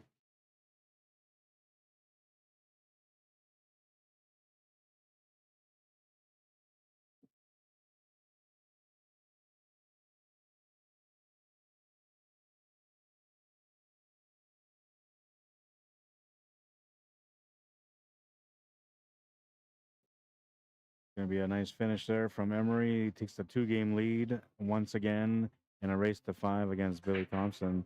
Breaking next. This is rack number 5. He broke first, so he's breaking now on every odd rack, while Billy breaks on every even rack. And we're in rack number 5, so.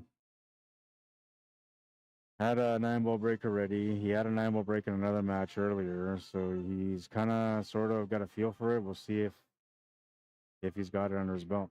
Usually when a player can see that 9-ball break, they're gonna hit it at least like 3-4 times throughout that day. He's already hit it twice. We'll see if he can get another one here. That would be something that would really affect the match for Billy, though, because that would put him with his back against the wall like quickly. Then you go straight into survival mode. Oh, the 4 ball's gonna drop. It's gonna get a shot on the 1 ball. It's a good break. Got some queuing room too. I don't know if you really want to dig into the shot, but because of the 2 ball where it's at, I feel like you're gonna have to dig into the shot, and that could be the reason why he's missing the shot. Now the other option would be just to make it, put the cue ball just to the rail and just sell for a longer shot on the 2 ball. The cut's not gonna be perfect, but you can still control the cue ball for the 3.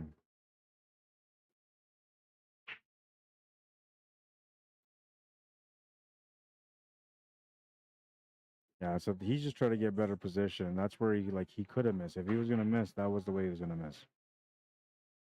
So a great chance here for Billy. I'm not sure if he can see the one ball, but he's just happy to be at the table right now.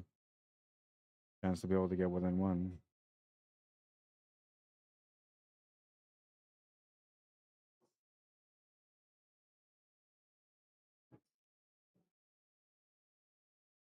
Gonna have to play the cue ball through or to play a draw, but I think natural path here is to play it through. Top rail. Ah, nice check spin on that one. There's some of that great experience from Billy Thompson.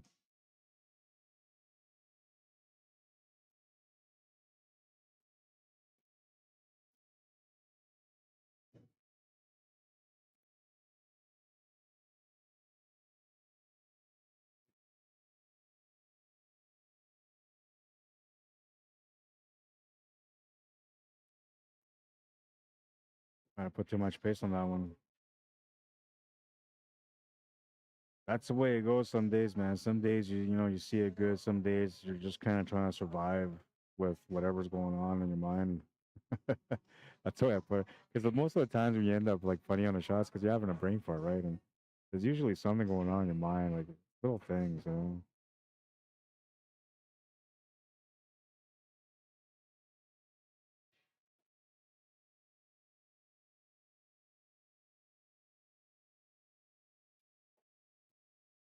Some juice on that one.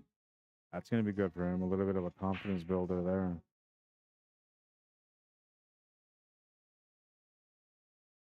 Keeping it simple here and just up and down. Nine ball to the side to get on the board again and make it a 3-2 score.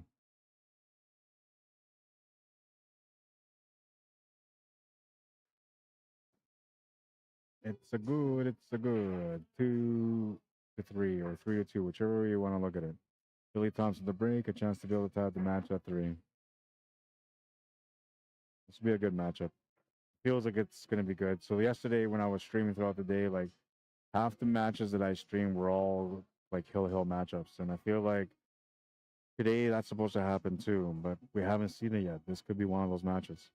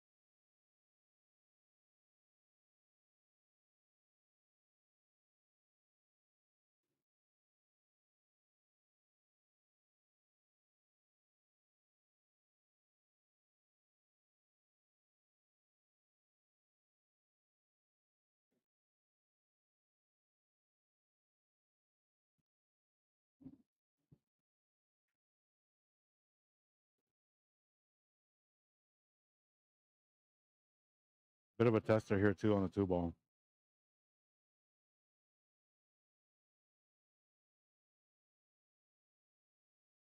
This is a stroke test because you got to make the shot, stun over for the 3, controlling the cue ball while trying to force the angle just a little bit.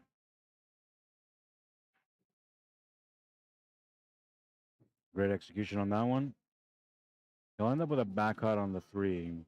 Cue ball's going to run towards the 9. I don't know if it'll go to the side pocket, but there's a small chance of that. What he's looking to do is just to hold shape for the 4 ball, though. His intention is not to make the 9 ball. But running to the 9 ball, it's going to happen no matter what. And it won't go to the corner, but it has a small chance to go to the side.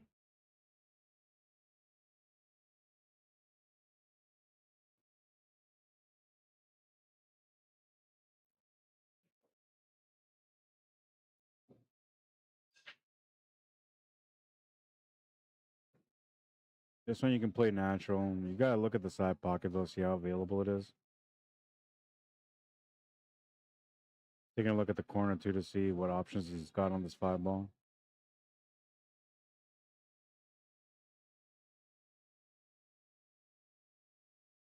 Got the Secrets. How you doing? Says, hi, y'all. Thanks for the stream, Rod. You're very welcome. Thanks for tuning in.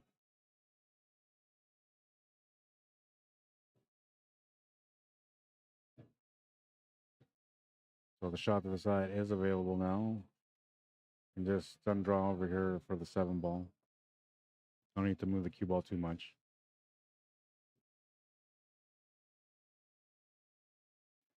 A little funny here on the angle, but I'm assuming he's just gonna like play it gently off the cushion with a 4-stroke though.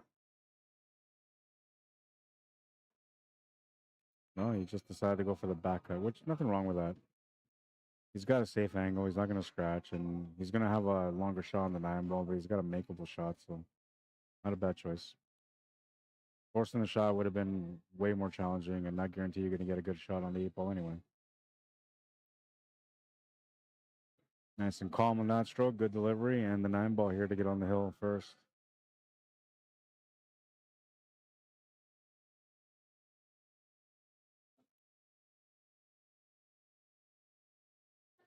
Nine ball's good. He's on the hill.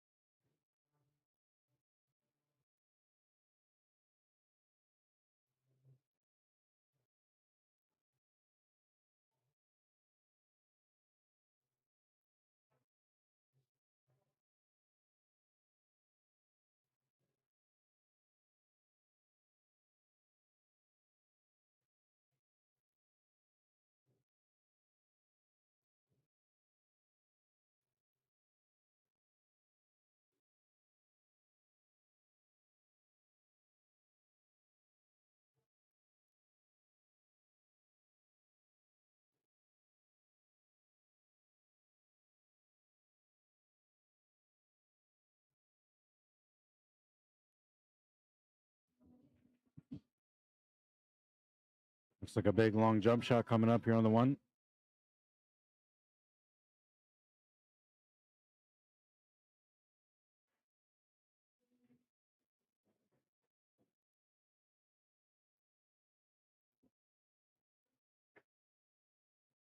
There's a high probability of him being able to make the 1 ball because it was close to the pocket, but it was a long distance, which takes away some of that accuracy. You can refine it and get better at it, but you got to work on it. And I feel like jump shots are something that not a lot of players actually work on. But it's probably one of the things that comes up most often, especially in tournament competition.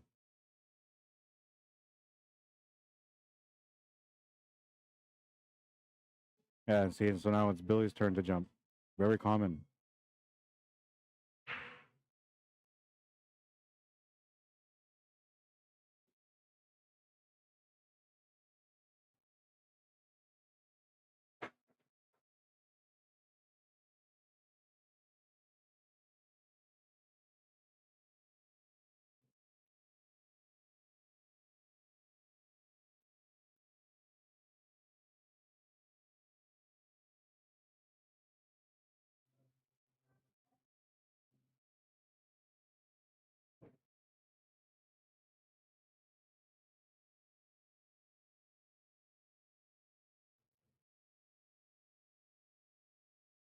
Not sure if the 9 ball goes to the corner or not. He's got to play the 2 ball that way anyway, somehow. Oh, it definitely had a chance. And he was playing this to like not leave anything, but there's a little chance here of maybe that 9 ball still going in. No, maybe not. He's got to go long rail kick shot. So if anything, he's just going to disturb that 7-9.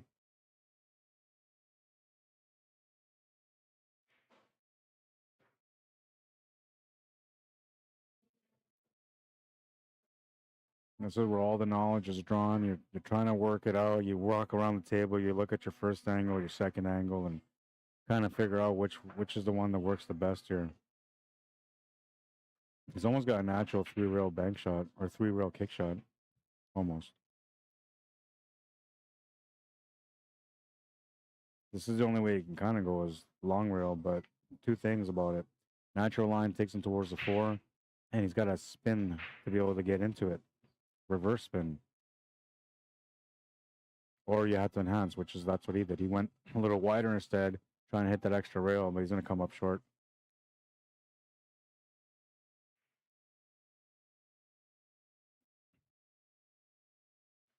I don't think you can really play the combo on the 9 here, but you can definitely get going on this table.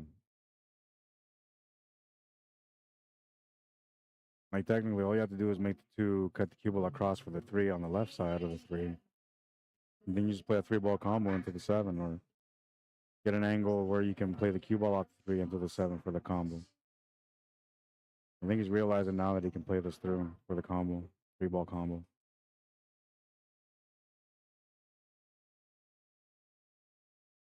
Oh, and he moved the 9-ball. That was not part of the plan.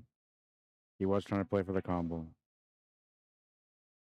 This is not good now, but he can still sort of make it if he just banks that 3-ball into the top rail and just kind of splits the 8 and the 9. Or the 7 and 9, I mean, sorry. Made the shot too. Nice little outs. That is the match, and I believe they're 2 games away from getting out of the bracket. Let's take a look at that shot again. Ba-ba-da-bum. Yeah, it was there, man. Good shot. Sometimes I feel like I'm a commentator that knows what he's talking about. Then I go play pool, and it's a different story. All right, so we got another match coming up. Let me go take a look at that, and we'll figure that out in a minuto. I try to sound a little bit more gringo. I am Spanish, so I should have said in a minute. Or en un minuto. All right, so yeah, 5 minutes or less. We're going to get another match going right away, man. Right away. Don't forget to check out my buddy Ellison Duque Jr. at Birchwood Honda West. They would love to take care of your needs. Can help you out with any kind of important details, like maybe you're trying to figure out how to like improve your credit so you can get a vehicle, or maybe you're trying to find a way to like make it work with a smaller down payment. Whatever it is, just come see this guy, Ellison Duque, at Birchwood Honda West, 3965 Portage Avenue, unit number 75. Knock on the door, say, hey man, Arriagada from Q Sports Live said that you were going to help me out, figure out what I want, and I promise you'll take care of you. You won't regret it either. All right, so let's see where we're at in the bracket. I'll be right back.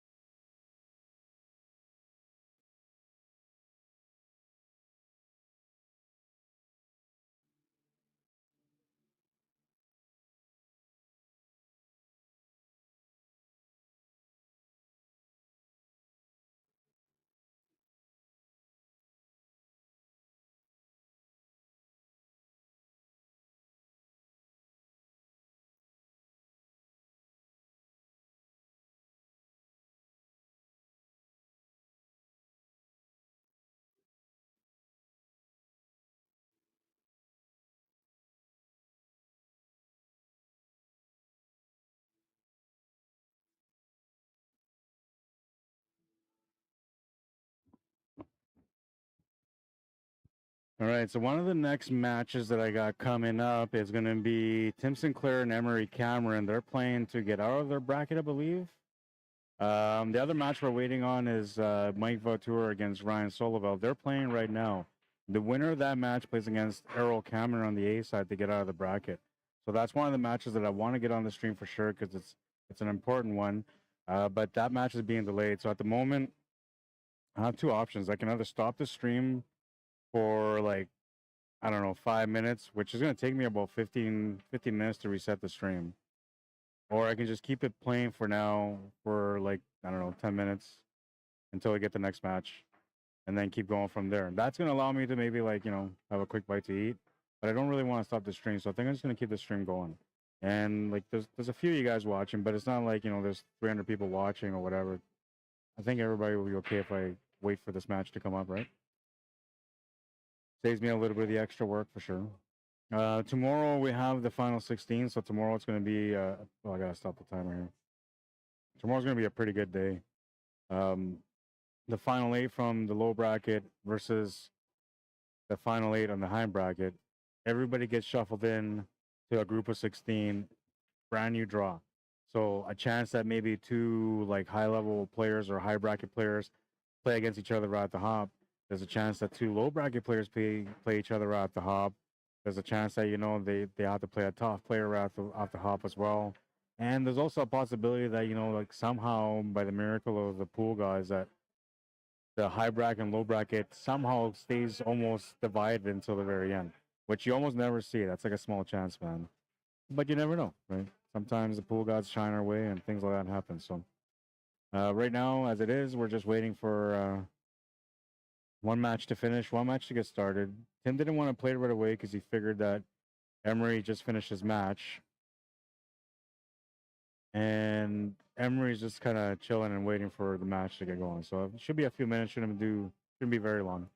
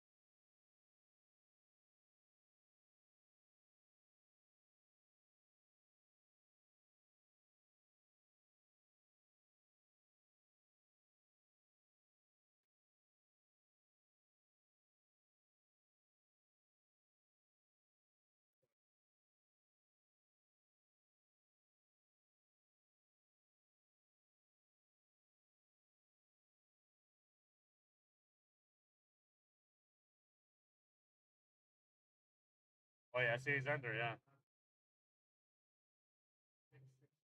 pretty surprising though.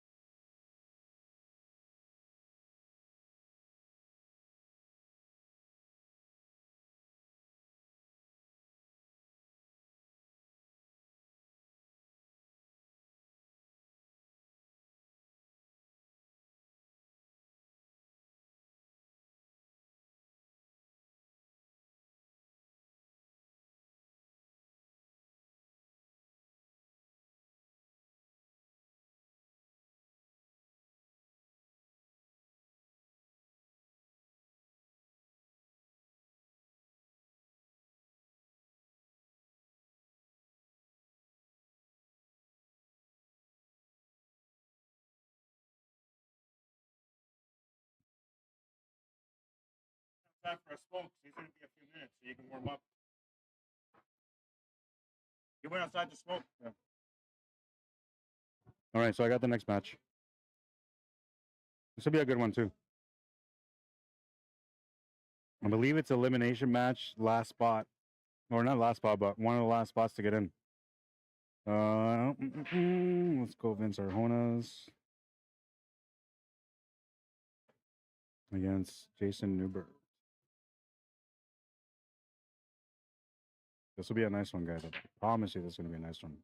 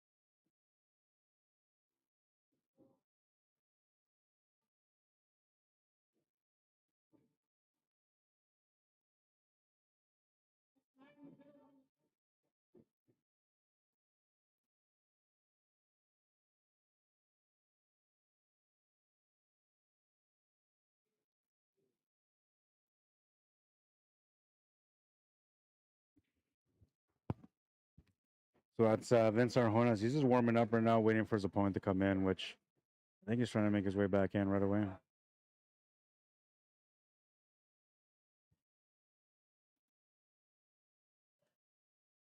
Probably a couple of minutes away still.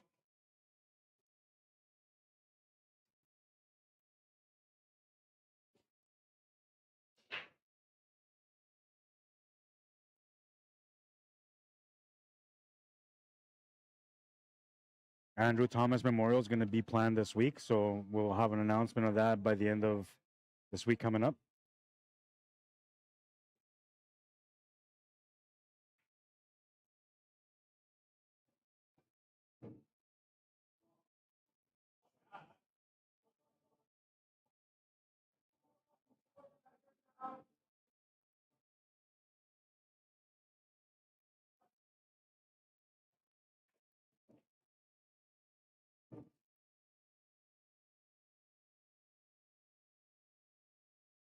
Almost done with the tournament here for today. We are going to come back with the final 16 tomorrow.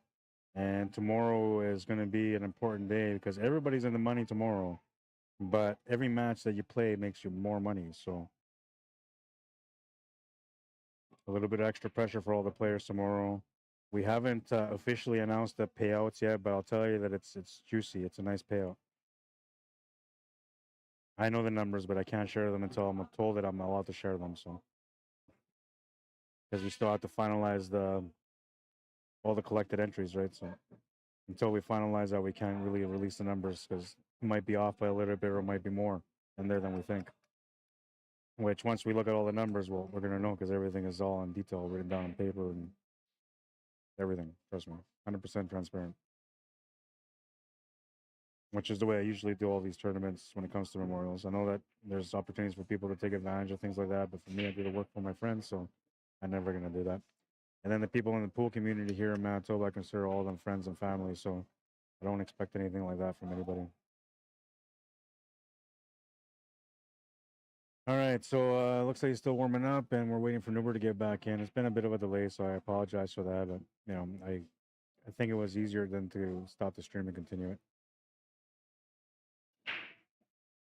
I like the quality of the stream right now, though.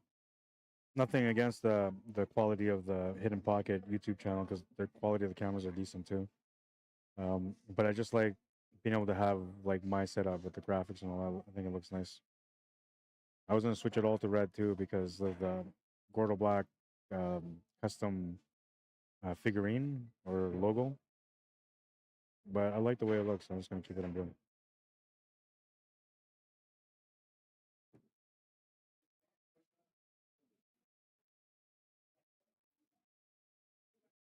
Got some money matches going on, the 9-foots too. So if you guys want to check that out, I don't know if they're streaming. No, it doesn't look like they're streaming their match. Maybe they are. I can't see the camera actually, so I don't know.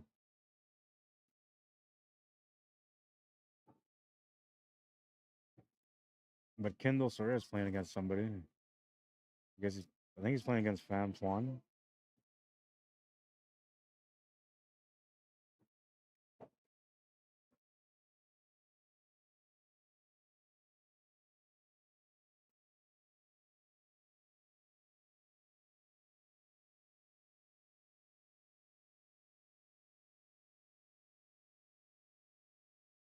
Um, I'm not sure. Well, I'm not even gonna talk about it yet, but we lost another legend in Manitoba yesterday. So, and he's from the snooker world, so it's not from the 8-ball world, but he did kind of dabble a little bit into the 8-ball too. I can't say the name yet. I'm gonna make a post about it because he was a good friend of mine, and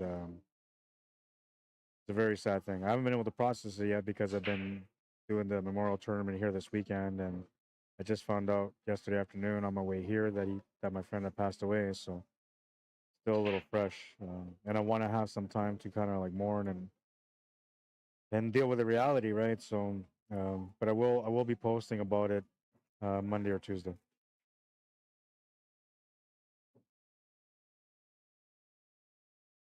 Seems like all the legends in Manitoba are starting to slowly exit.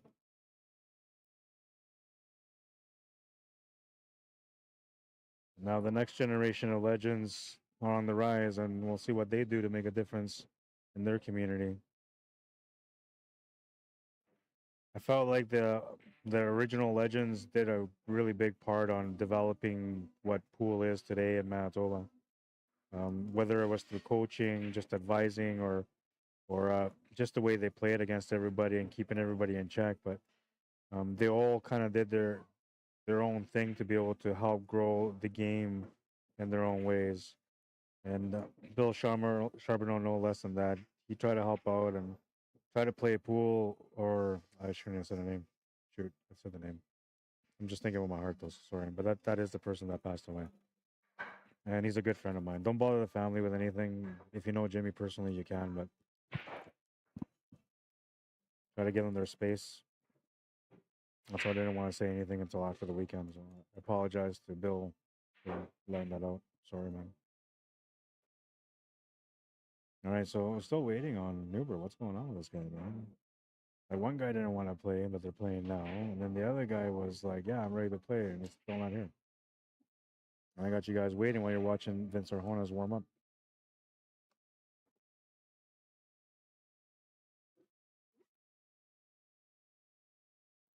The great ones, man. Um, I hope that someday I grow to become one of the great ones too. It's never been something that I aspire to become. Excuse me, give me a second. Huh? It's never been something like I set my mind to be one of the great ones in Manitoba, but I feel like the work that I do is important, and I hope that by the time I'm done, that I actually made a difference in Manitoba.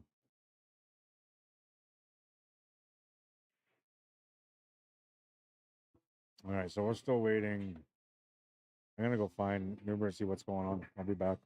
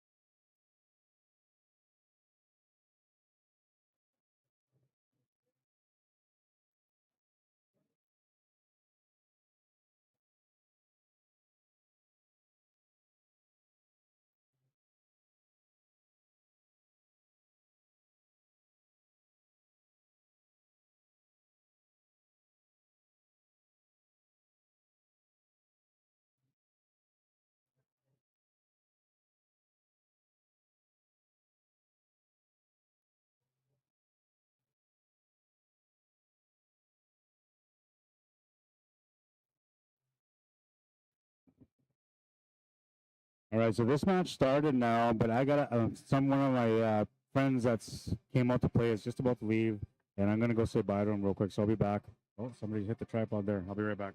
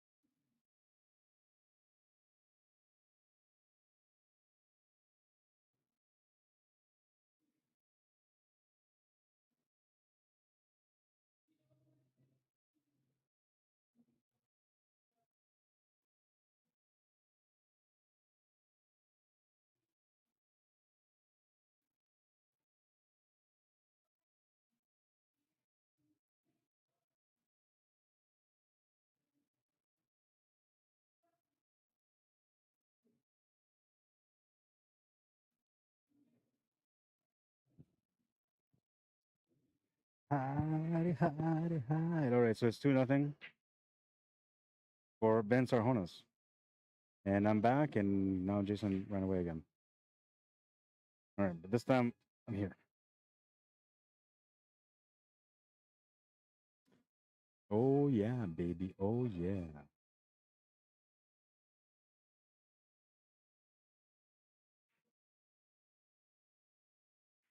Tim Sinclair there.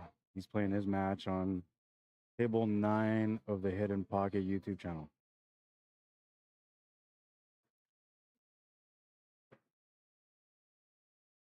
Mike Vautour and Errol Cameron are playing their match. The winner of that match gets out. You can. All you gotta do is log into the channel and just rewind it. Well, can you do that? Because you're a third party. What is the question? What am I looking for? His safety on the 5 ball. Looked like it hit the rail, hit the second rail, and they both went off. And the 5 didn't touch the rail, neither did the 2 ball. Do you think there was no rail? Okay. Yeah. Has this thing been going the whole time?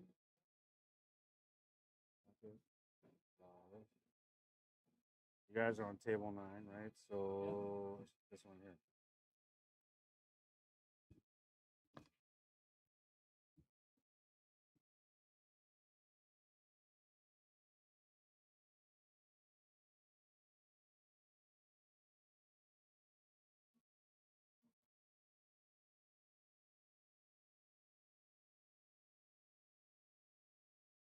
I mean, the 1 did not touch the 5.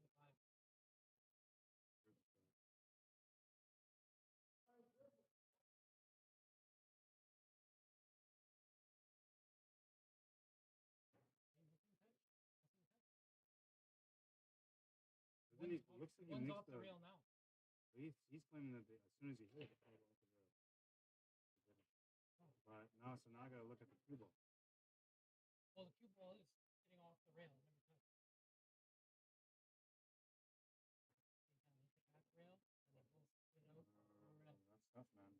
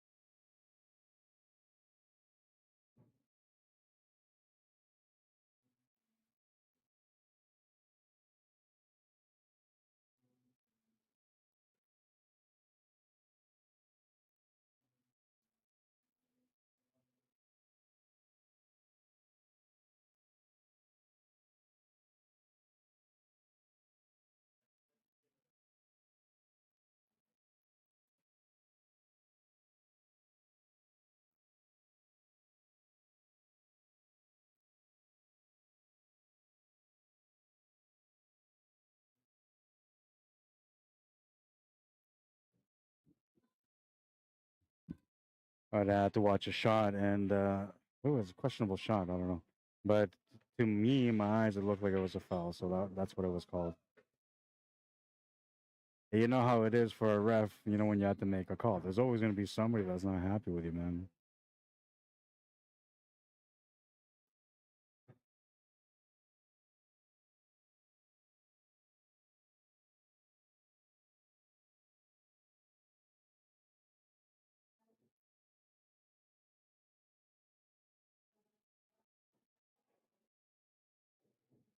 Almost like free stroke in here.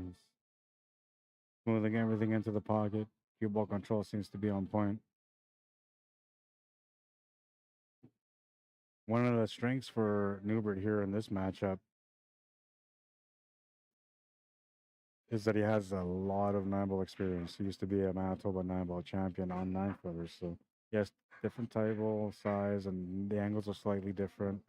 But generally, the pattern play and the way you play your safeties and all that, like that's going to be something that's going to stick with you for life, and you're going to use no matter what size table you're playing on. And you can see some of the experience coming through there. He's going to get on the board quickly, 2-1.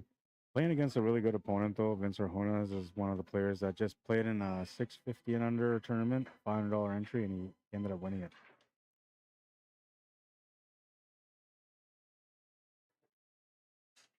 I wouldn't say he's an established player yet, because not a lot of people know who he is. But he is becoming an established player now, especially after winning that 650 and under. Because you're not supposed to, like, you're not supposed to come in there and beat all these guys. And honestly, there was a lot of good players in that tournament. And then beat them all and then get to the A side and then beat that guy too. Or the A side, sorry, not the A side, the championship match, and then beat that guy too. And that's what he did. He just played a really good pool. And it's 9-foot. So at 9-foot, you expect, some misses. You expect some mentality situations or issues. And so, like, he had those moments where he could have dove into that kind of stuff. Instead, he just kept his composure and just kept playing the best that he could. That kind of mentality is what got him that win that day. And we'll see if that mentality will help him out here. So far, he had a 2-game lead, but Newbert is breaking down that deficit to just 1 game. And he's breaking down rack number 4. Golden break counts, so if he makes one of those, it'll be an automatic win. Only seen a few of them, and that 9-ball does not move, but the 1-ball and 7 will go in. Unfortunately for Newbert, though, there's no shot on the 2-ball.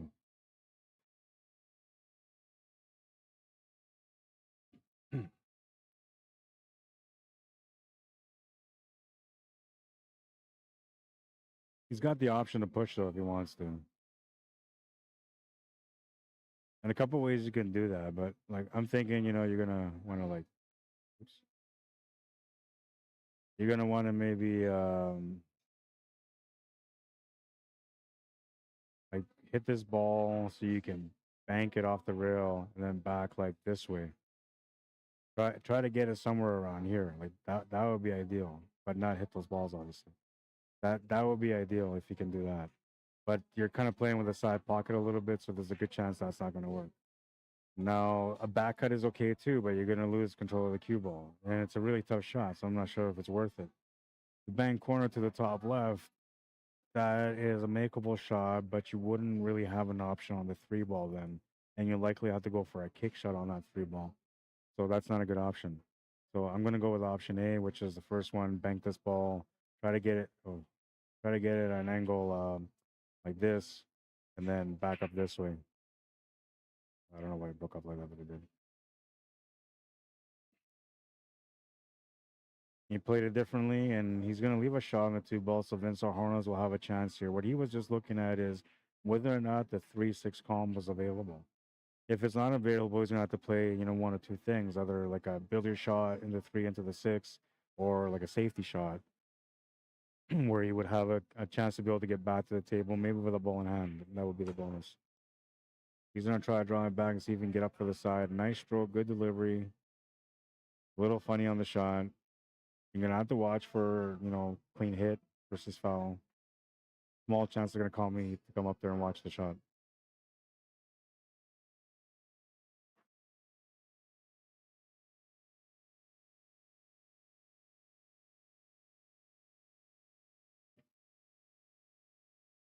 I think Newbert's asking for a ref.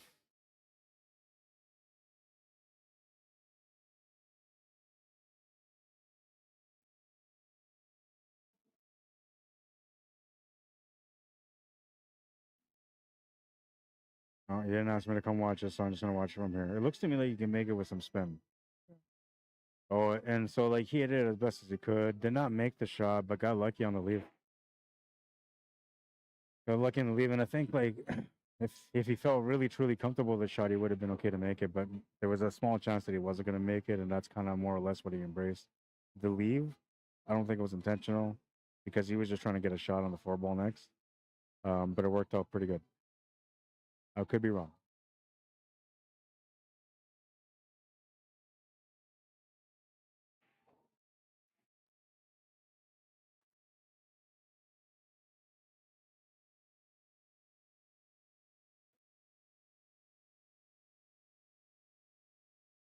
Oh, it's all good, Robert Griffith. I was just checking up on YouTube chat. Yeah, no, it's all good. No worries, man.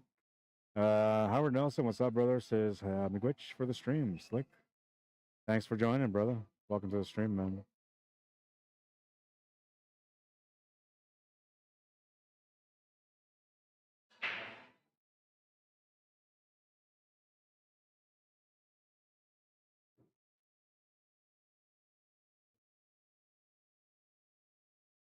Still a little bit of work on this table, but he's got a nice setup here for the finish. Didn't want that ball to drop, and that's good. It stayed up over the pocket. That's going to allow him to get set up for the 5 ball.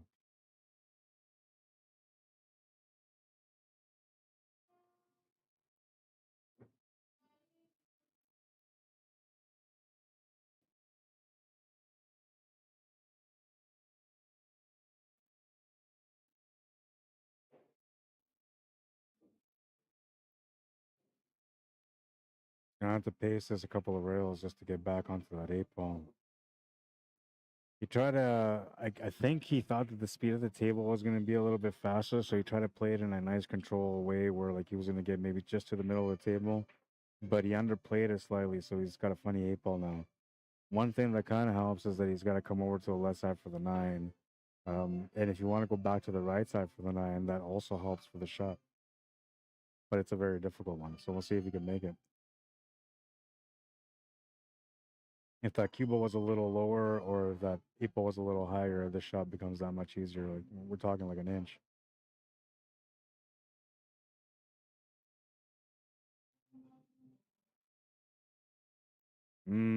Took a swing at it. And he's going to leave the shot here for Newbert.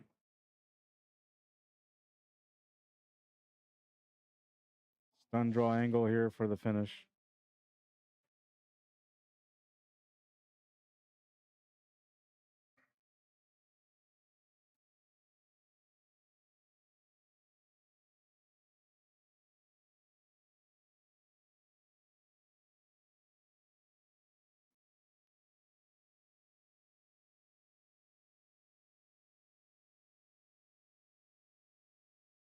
Easy peasy, he says. He's tough to match at too. And so that's the thing about Nambo, man. It can be quick pace like that.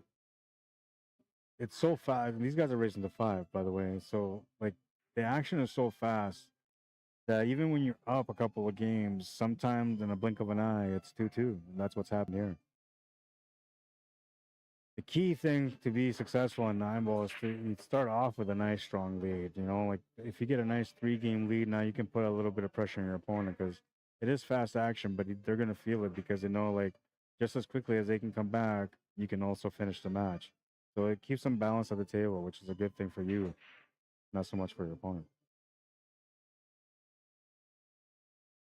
Rack number 5, and he smashed it. Any friends? The 2 ball is going to come out and help out.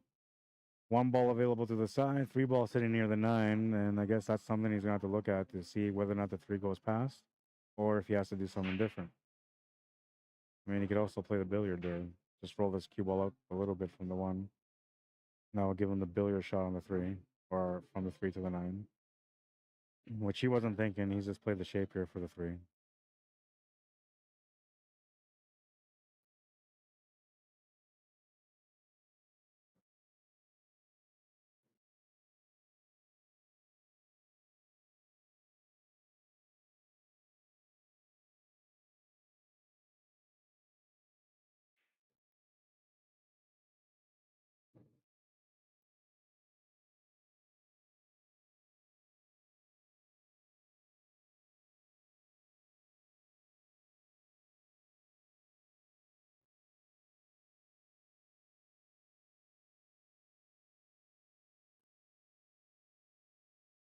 Oh man, he left it over the pocket. Perfect on the 5, but Left a shot available here for Jason Newbert, and I'm assuming he's going to be able to get on this one. The pattern looks like it's a favorable one. Like every shot can complement the next one. So I'm feeling pretty good about his chances here. A lot of it depends on the shape here from the 4 to the 5, but that should be pretty standard. And it definitely was.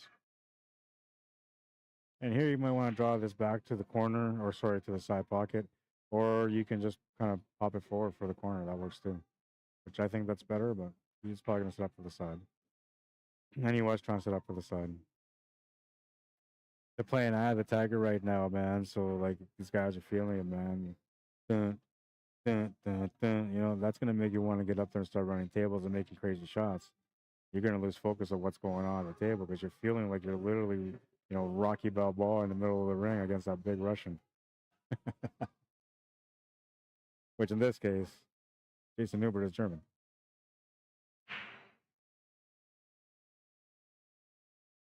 We'll pretend that Vince Arjonas is Rocky because he was a littler guy, a smaller guy.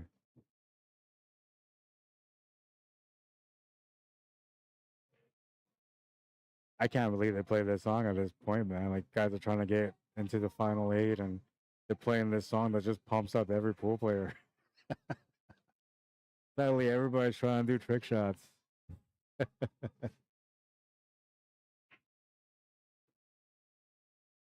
Crazy, I tell you, crazy.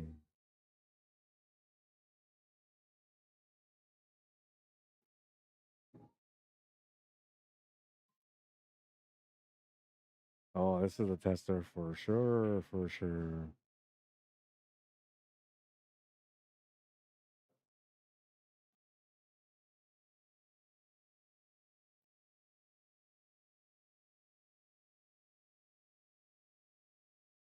And so, like, at this point, this song is probably not a good song for you. Because you don't really want the adrenaline pumping, man. And that's what's going on for sure. You got to find your pace, man. Believe in the shot and just follow it through. He's free from scratching except for that bottom right corner. Oh, and what a nice shot. He played a typical 9-ball shot coming off 2 rails. Cue ball's trying to go to the side, but it will not come close to it. Nice shot, man. I should have saved that one. I don't know why I didn't. My bad. Sorry about that, Vince. Well, that was a tester shot for sure. I really should have saved that. That would have been a good replay. I think the last replay that I have is the one from Barry McLean when he does that kick shot on the 13th of the corner, I believe. Is it? Nope. This was Emery when he played the combo into the 9. Eye of the Tiger, baby. Eye of the Tiger. Oh, the song finished, so I guess that's that.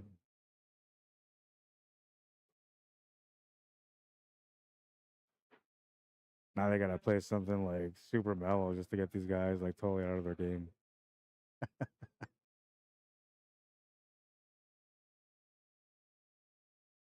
In your opinion, what's the one song that would like absolutely bore you when you're at the pool table? I don't know what song it is they're playing right now, but that's my pick.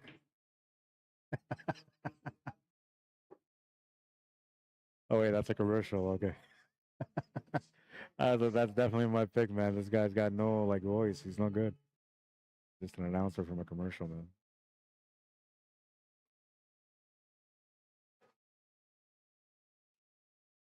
Good shot on the 2. Nice, clean, right through the 8 and the 5. He almost went a little bit too far, but this works for the shape on the 4. There's going to be a 5-9 combo coming up for sure.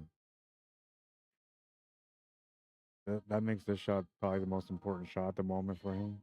He's got to make it. Nice, calm, cool, and collected, and he's made the shot. He's got the 4 ball available. Can definitely get over for the 5-9 combo if that's what he wants to do, which I'm going to assume that's what he's going to do. Because an ambul's so deep in the pocket, like who wouldn't? I don't care if you're the nicest guy in the world that wants to give everybody a chance in the world to play. That 9-ball sits like that, you're going for the combo.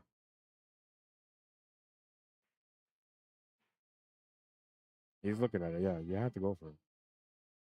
But you got to focus on the shot, man.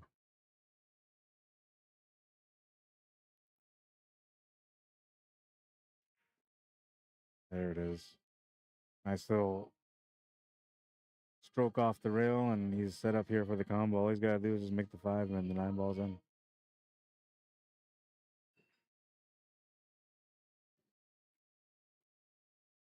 Nine balls in, we're tied at 3. Is this the game? Is this the game? I said. We haven't had a hill battle yet today. Yesterday, it was all hill battles.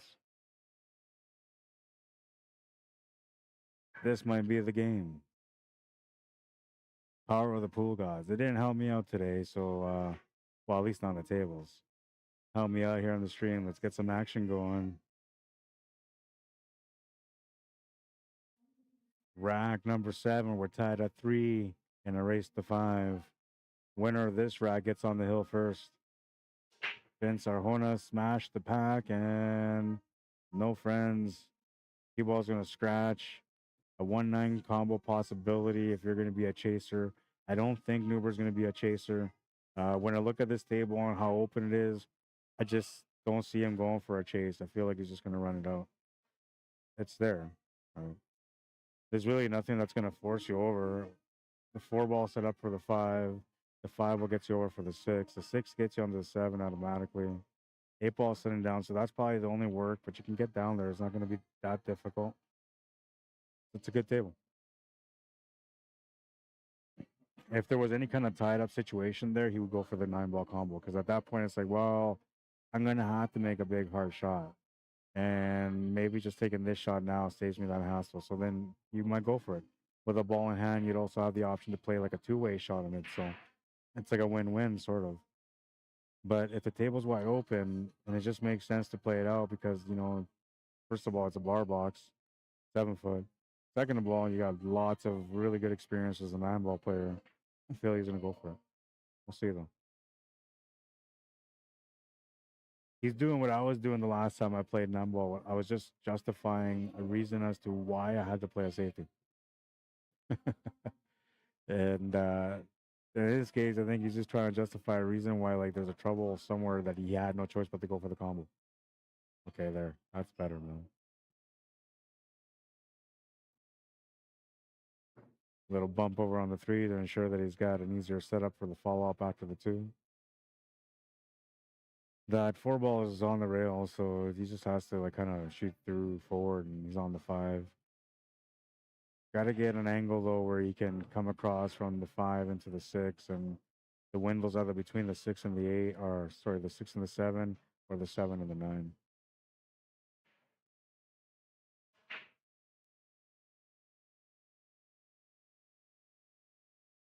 Ideally, for the 6 ball, he wants to be, like, on the left cushion, so you can just kind of draw back slightly, set up for the 8 ball. Sorry, set up for the 7 ball in the top right corner, giving you the angle to get on for the 8 on the bottom.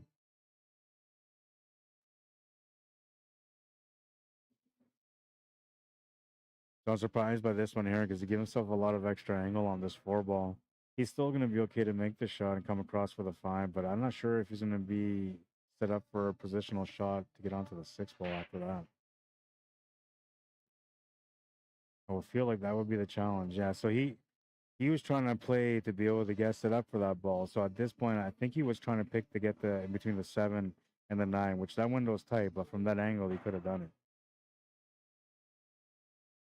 Huge break here for Vince Arjona, who is currently in a position to get on the hill first.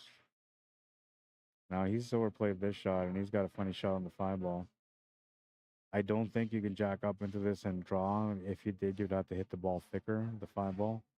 The contact point with the cue ball would have to be thicker. That's what I was trying to get at. And then you're jacking up your cue, which is throwing some extra throws. So I like going forward. That's a good choice. Really good shot. And he may not be ideal for what he wanted to do for the 7 ball, but now he's just trying to figure out, man. Like, would you either take the cue ball off the rail into the 9, or you try to play the cue ball across into the 7, or settle for a long shot on the 7? That's basically the only options you got. I think the shape for the 8 ball has to come second now, like from 7 to 8. The main goal here is to make the 6-1 and to get a shot on the 7 ball. Whatever that shot may be, hopefully your skills and knowledge can get you down to that 8-ball from there.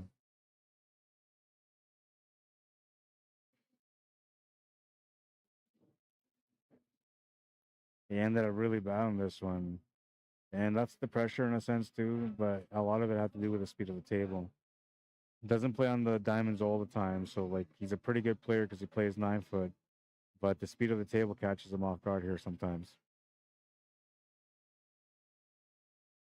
So here, the cloth is fast.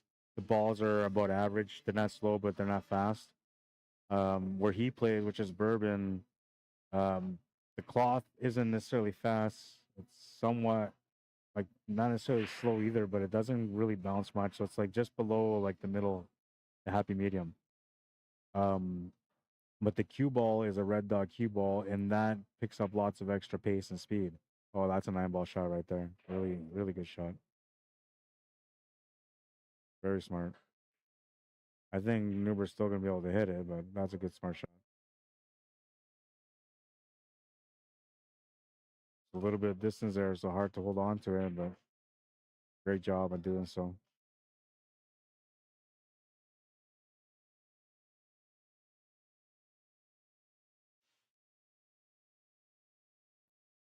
Oh, he missed it on both sides. Ball in hand for Vince Arjonas. What's up, Carlos? How you doing, brother? Welcome to the stream, man. Same to everybody else. Petra Jane, Tracy Bernard. Welcome, guys. I wanted to do my part to be able to present this memorial tournament the proper way, so I set up my stream for today, and I'll be set up again tomorrow for the final 16.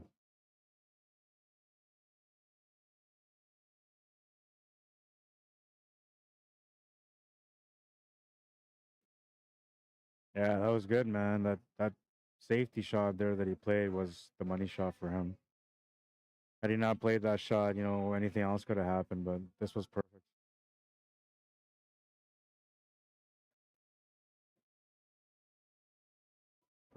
Perfect shot.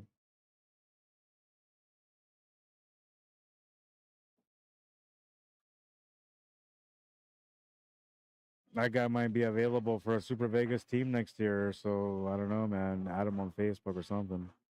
Get him on your team, because if you don't, I will. I want to build one of Manitoba's deadliest teams for next year for Super Vegas. So if you consider yourself a deadly player, let me know, man. This will be the last year you play with your team, because after that, we're going to be killing everybody on the table. I'm not one of the best, man, but I consider myself able to handle the situations that come my way on the pool table. Except for today, that was horrible, man. But that, I don't know. Not my fault. I guess it was. Cues in your hand, you're playing the cue ball. Probably your fault. All right, here we go. Rack number 8. And, well, a 1-game deficit and a little bit of pressure because, well, his back's against the wall. He's got to win the next 2 games, starting with the one that he's breaking on right now. Makes the ball into the corner. He's going to have a shot on the one. Makes a couple of balls off the break, actually. The 4 and the 8 ball went in. 1 is up. Good angle to get onto the 2. If the 3 goes past the 9 to the top left corner, then we're sitting pretty here. A good chance to get out.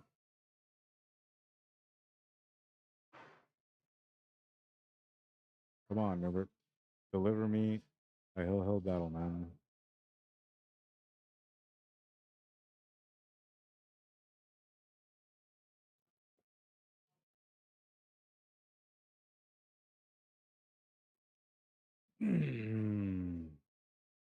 The 3 ball must not have gone.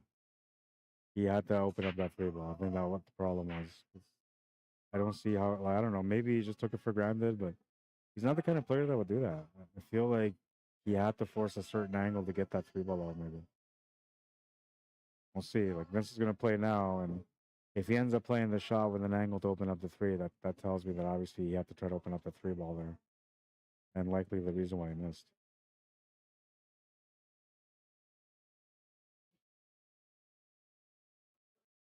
If the 3 ball doesn't go, he's not going to play this 2 ball to make it. He's going to play safety instead. It's got to go.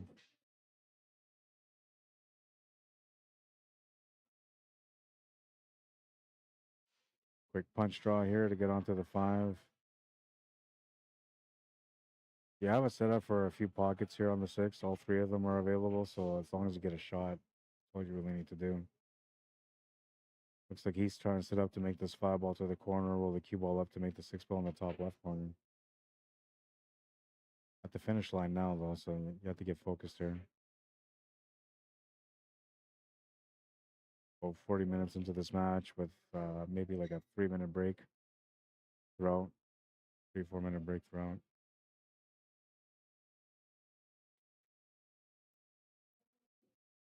That was a good shot. Yeah, so I had a few different options. You could have gone to the other corner of the side pocket. And this is a good shot. I mean, you can stop the cue ball there for the 9 ball, draw it back a little bit even if you want to. And he did. Natural line to play the cue ball through, so you shouldn't have any issues here as far as scratching. That helps you to be able to shoot better on the situation. Shooting with your hand in the pocket is a little uncomfortable. You can see here, like he's gonna pop up. It's uncomfortable, so he's got to figure out the way that suits him best to be able to make the shot. He decided to put his hand on the rail instead, and that cleaned him up perfectly for the finish. 5-3, the final score, and we'll see if Vince Arjonas is through or if he has to play another match yet. There's a match going on table 10, which is on the stream, but they've been playing for a while, so I'm not sure what the score is on that one. They're playing 9 ball. And I'm gonna go see right now, see what matches are left for today, and see if I can get one of those matches, whichever may be left, to play on the stream, which I honestly don't think there's any matches left except for the ones that are playing. So if that's the case and I gotta stop the stream here, what's gonna happen then is that I'm just gonna stop the stream on my stream. I'll switch over to the Hidden Pocket YouTube channel and do the commentary on table 10, which is the only other match that I would have available if there's no other matches for the TV table. I'll be right back.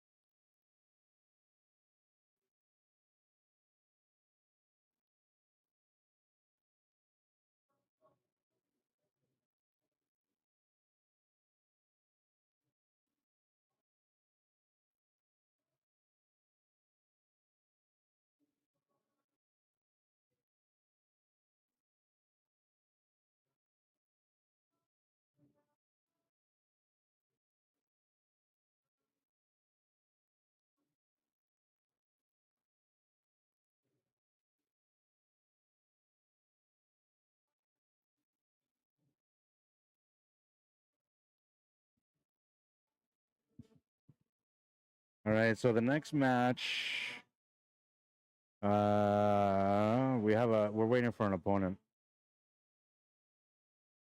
Darcy Gilks. This guy's a really nice player, man. Ooh, and I'm not saying he's friendly. I mean, he is friendly. He's a really nice guy altogether. But when it comes to pool, there's like no friends at the table for this guy. So this will be a nice match for you guys. He's waiting for the winner of Joey Bolio and Ryan Soloveld, which Ryan Soloveld was at the table and He just finished that rack. They're tied at 4 right now, playing the very last rack. So the next match coming up is going to probably happen in about 10 minutes, I say. Good time to, go check out some of the other streams that are out there. And maybe, if you got kids, check up on your kids. Have a little bite to eat. It's Saturday, maybe you want to have a cold one later. Good chance to go to the vendor now and get some cold ones.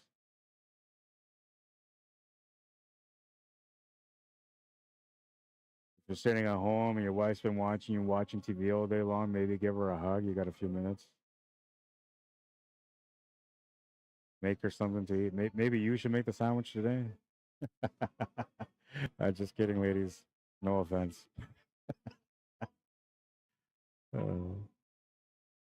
I'm a little controversial sometimes, man, but I like to have fun, so whatever. All right, so let's go. This is for tomorrow, guys. This is the setup for tomorrow. Final 16 bracket, 12:30 p.m. start. Handicap races. The top 8 low bracket players are racing to 5. The top 8 high bracket players are racing to 7. And, the championship match will be 1 set final. It's extended race.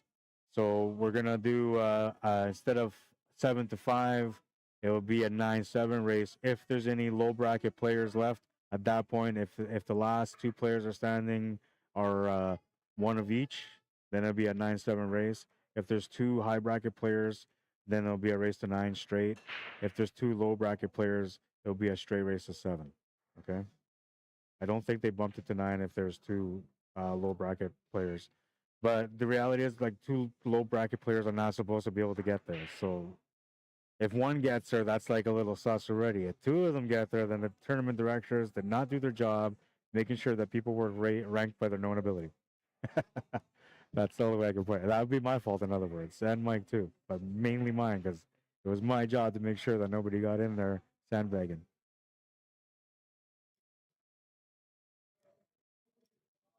But we did make some decisions together on players because, like, some things there was a little bit of flex up and down, right? So, like I said, known ability was a big part of this today and yesterday.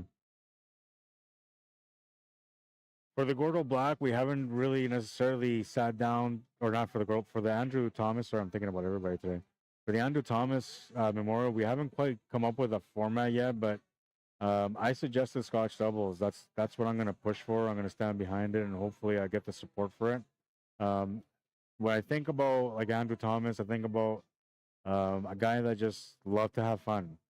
He can come in and play you a race or whatever you wanted for $5, and he didn't even need the $5, man, but he played you as if he really needed that $5. He just gave you the best game all the time.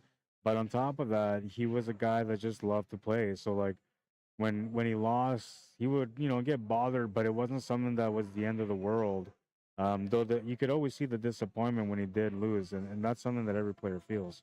But at the end of the day, like, after every match was done, and even throughout the matches, he was always a genuine good guy that just liked to laugh and have a good time. And to him, it wasn't necessarily about the money or the pride. It was about the joy of playing and the challenge and be able to face an opponent that will give him a good run for his money, right? And the better the run that the opponent gave him, the more that he enjoyed that match. That's the kind of guy he was. So when I look at, like, the format for his tournament, the first year I decided to do 8 and 9 ball, like we do in here, an 89er, but not high-low, just open.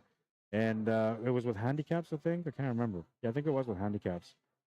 But whatever, that was that. And I think last year we did the same thing. And I wanted to do something different this year. And I wanted to do something that was a little bit more, I don't know, playful, and something that, like, reminds me personally of Andrew and the kind of guy he was, the kind of fun he liked to have at the table, which I think if you play with somebody that you normally play with in Scotch doubles, it's a really good time. But if you're playing with somebody you never played with in Scotch doubles, oh my God, you are in for a hard day. Especially if they're opposite-handed than you, man, because they're not thinking the same angles as you because they're opposite-handed, right? So that's an adventure, man. But that adventure alone, I think, is what makes the fun of the competition and what would make the Andrew Thomas Memorial an exciting event once again this year. What do you guys think? Those of you guys that are local, tell me what you think, man, while I'm running it. I'm trying to fill in time while we're waiting for this match to get started. So right now, like Ryan Solobev's at the table on that match, and he's got a full table in front of him. It's your classic hill rack where there's a little bit of work. Tried to play the safety on Joey, and he got a really good safety on him. So now Joey has to reply. The way that Ryan played this kick shot on the one ball, he set the one ball over the 8-ball near the bottom corner pocket on the left side. And then on the middle diamond, or just past the middle diamond, the 9-ball's right there too. So now if Joey wasn't able to hit that one ball, then Ryan's going to have a ball in hand for a chance at a combo on the 9 and to win the match. So, and Joey recognized that, so he's pushed the 9-ball away from the 1 to take away that opportunity, and realizing that he's not going to be able to hit that 1 ball. And now Ryan has an opportunity to be able to play a 3 foul on him because he's got him on 1. And he's a pretty smart player too, so we'll see if he decides to do that or not. You guys can't see it, but you can if you tune into Table 12 on the YouTube channel. The Hidden Pocket YouTube channel. I wonder if I can do that from here. I'm going to try to open that up from here. So let me just switch over. Give me a second here, man. I'm going to figure this out. I'm a pretty clever guy. Okay, so those guys are on table 12. That's number one thing I got to figure out.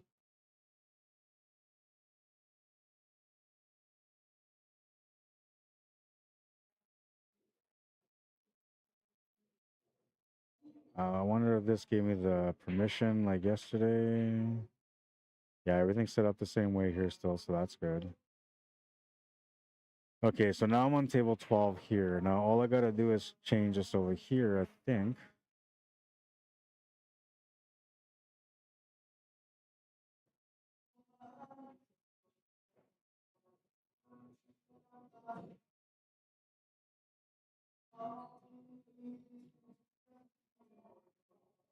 Sorry, you're going to see that. I can't do nothing about it.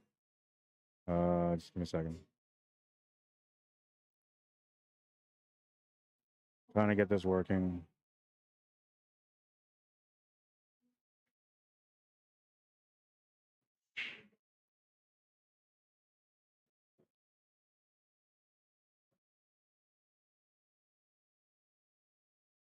It may not work, but I'm going to try to make it work. Yes. Okay, let's see if it worked. Also, it does this to me. No. I got to interact with it. Okay, so I can't do it. Hang on. I was trying to get the match set up there, but I can't. So for those of you that are like kind of wondering what's going on with that match, if you go to the Hidden Pocket YouTube channel, look up table 12. It should say Ryan versus Joey or Joey versus Ryan. They're on the last match. So at the moment, I'm going to commentate on that match on that YouTube channel. Those of you that are watching right now on this stream, you're not going to see that. You're just going to hear what's going on. Maybe I should mute the mic over here. I don't know, because it's going to make you guys feel confused. But I feel like I can describe the game in a way where you guys probably don't have to see it. You can just imagine it through my description. So that's what I'm going to try to do. So Ryan right now is leaning on the 9-ball, trying to play a safety. He was just trying to kiss off the 2-ball to play the safety. And I don't know, this thing froze up. So let me see if I can fix it again.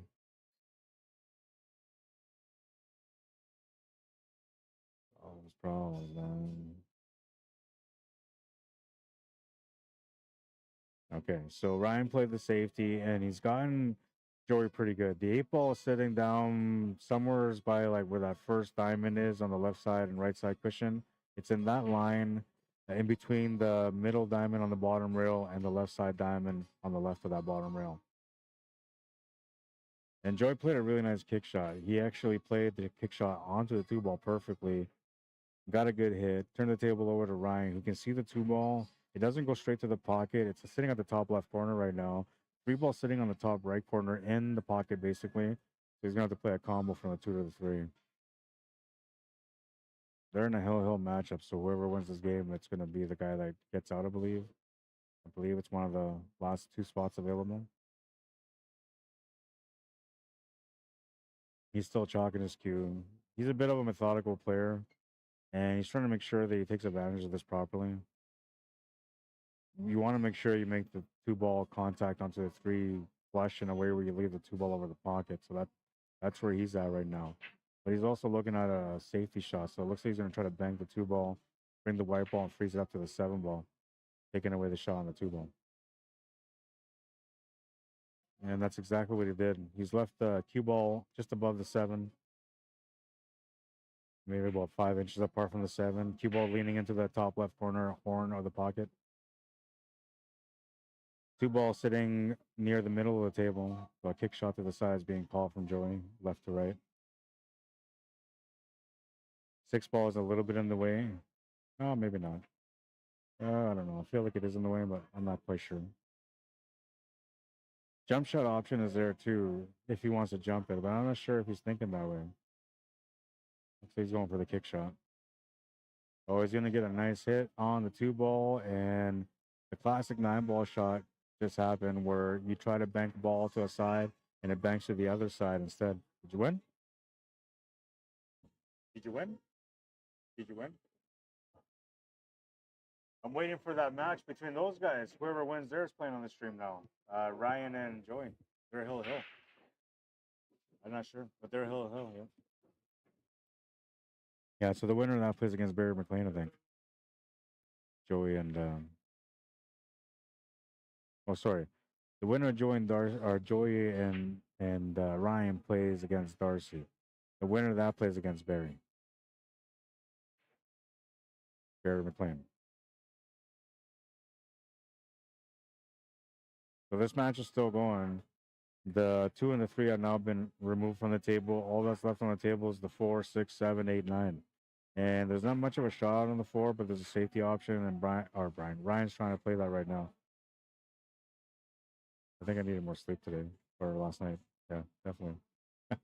Not even making sense while I'm talking, man. Oh, and he tried to play a nice little like a carom off the ball, off the 4-ball, 2-rail safety, and he just came over to the 3rd rail, leaving the shot available for Joey to the corner. He's got a shot on the 4, still has to make a bit of an effort to get onto the 6, but he's got a decent chance to get out now on this turn. And they are at Hill, so that's going to be the last rack here for this match. From there, I'm going to cut off from this stream here on YouTube, and I'm going to go back to mine, which is on Facebook, and you guys will be able to watch that matchup on the Facebook page.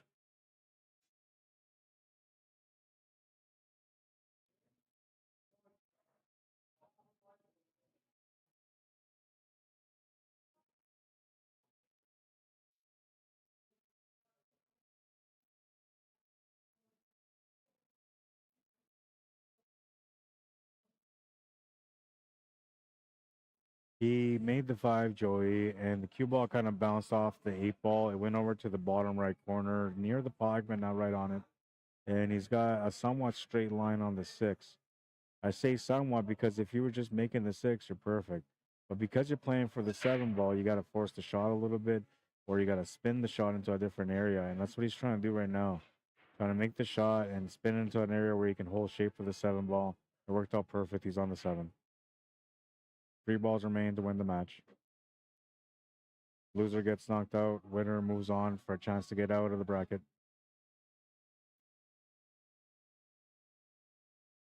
Tight cut on the 7-ball. It's going to go in. Big bounce off the right side cushion. Gets the cue ball over to the middle of the table, just below the left side middle pocket. Joey's got your standard bank shot to the top left corner. It's not like a natural angle. It is a back cut bank, but it is a bank that a lot of people that bank can't make the shot. I don't know if he's going to go for it, but I feel like he's the kind of guy that's all in, so he's probably going to try it. He went for it. 8-ball bounces off the rail into the horn, comes out clean.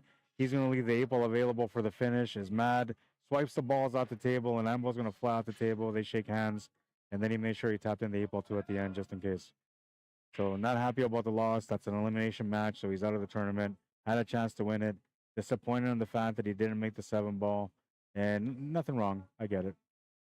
So back to table 12, or sorry, back to my stream. All right, all right, all right. And now we're back to our stream. So it should be Ryan Solveld against Darcy Gilks. We're going to get that set up. These guys are friends, good friends, but I'll tell you one thing. Like I said earlier, Darcy Gilks does not care who he plays against. He plays his best against every opponent, no matter who it is. And that includes a good friend, good lifelong friend like Ryan Solveld. So this will be a nice match. This will be the fire that we've been waiting for, man. I'm pretty sure, but just in case, let's just, heat up the table a little bit. Game on here at the second annual Gordo Black Memorial Tournament. 8 players out of the low division, 6 players, I believe, out of the high division so far. We're waiting for 2 more. I'm gonna go and get a picture of the low bracket so I know which players made it out of the bracket, and I'm gonna relate that information to you guys. We're gonna take the flames off just in case if somebody just tunes in and they're like, "Oh my God, the TV's on fire." It's not on fire, man. That is the flames that heat up the table for some amazing pool, which I'm hoping we're gonna get right away. It's gonna be a battle of the sharks. One of these 2 sharks is gonna have a chance to play against another shark, Barry McLean, to get out of the bracket. Who do you got to win, man? Darcy Gilks or Ryan Solveld? Get your opinion in there. I'll be right back. I'm gonna get that picture of the players that got out so far, both from today and yesterday, and we'll tell you guys who's in for tomorrow, so you have an idea what kind of competition you're gonna expect. It's gonna be a fun day, though. I'll promise you that. Final 16 tomorrow, starting at 12:30 p.m.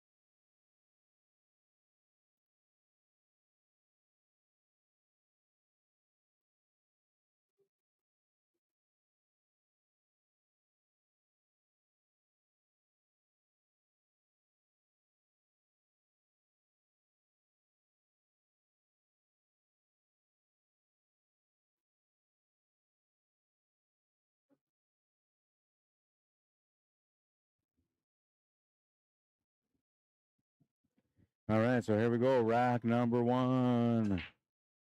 This match plus 1 more to get in to the final 16 for tomorrow.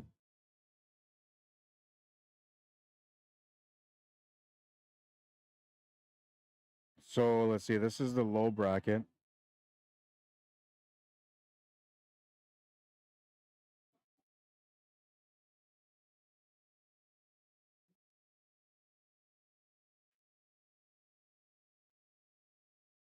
I think that's Jonathan Campbell. So Jonathan Campbell got out. Tracy Bernard got out. This is all the low bracket players from yesterday that got out. JC Landisho got out. Fletcher Lowe got out. Jamie Bartlett got out. Beck Rogerson also got out. Terrence Young made it out of his bracket as well. And Dave Wilkes. All of them guaranteed money now. They're in the final 16. They're going to be playing against the players that are making it through today, which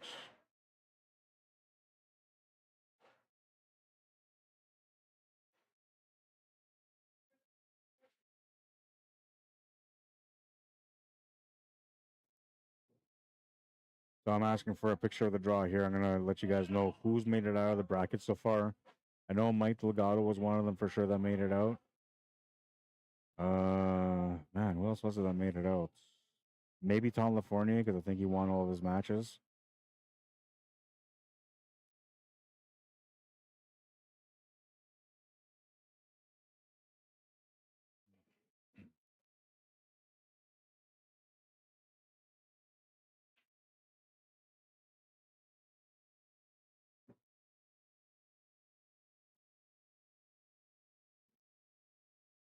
I don't know what the stars thing is, but if you guys have stars, I guess I'm supposed to ask for people to like send stars, or I don't know. I think that's a way of making money too on Facebook.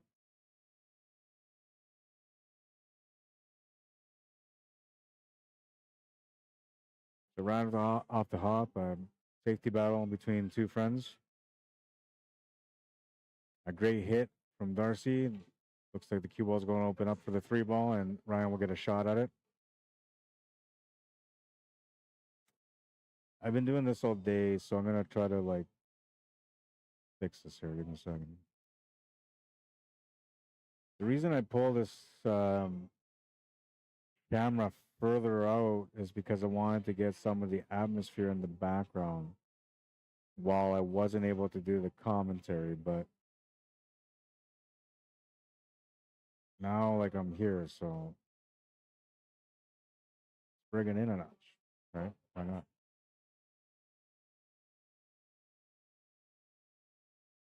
Okay, now we're in the game, man. I mean, we're down to the last few matches here, so the winner of this match plays against Barry McLean, and the winner of that gets out.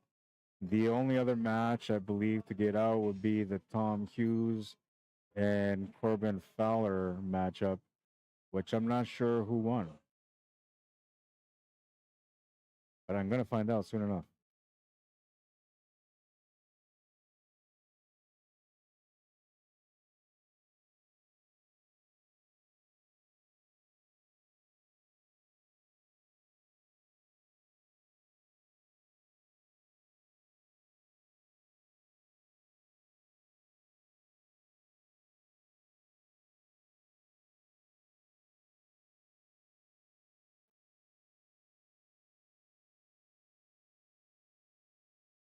Oh, man, he did not see that coming. Lost the cue ball, scratches in the corner, and, well, ball in hand for Darcy. Huge opportunity here. Lucky break for sure.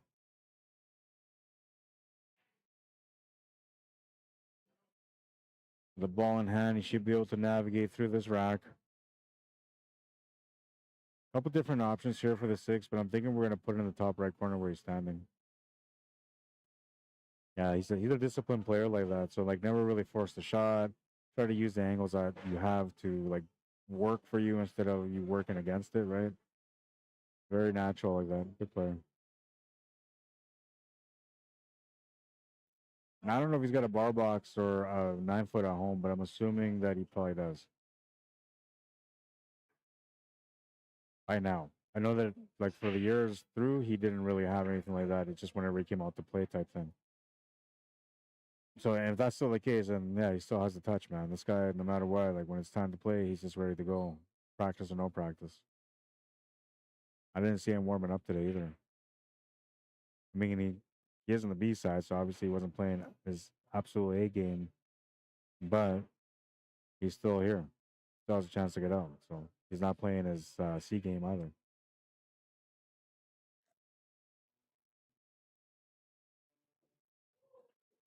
Rack number 2 is a smash from Ryan. Doesn't look like anything's gonna go in. 1, 2, 3, 4. Yeah, something went in. You can see the one ball, but not enough to make a shot with it. Safety for sure. Crossbank corner available. Don't think the billiard to the 7 is available, but that could have maybe been a possibility, which I really don't think it's there. He's also got the push option, so that's what he's gonna do here.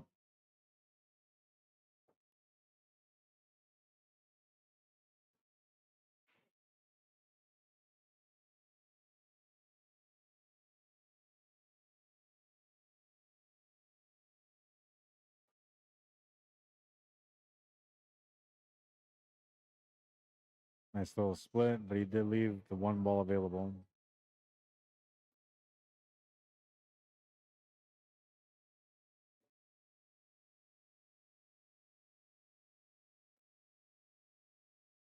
What's up, Beige? How you doing, man?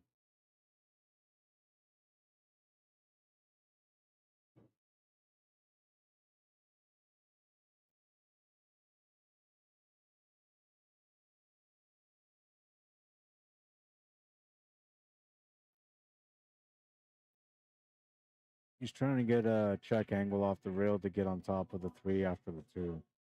That's what he's looking for.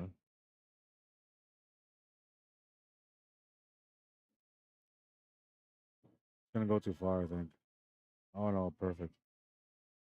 So he doesn't have that check angle no more, but he's got the stun draw angle to get onto that 4. Or sorry, onto the 3. 4 ball would be after that. So you would just have to draw back on the 3 a little bit.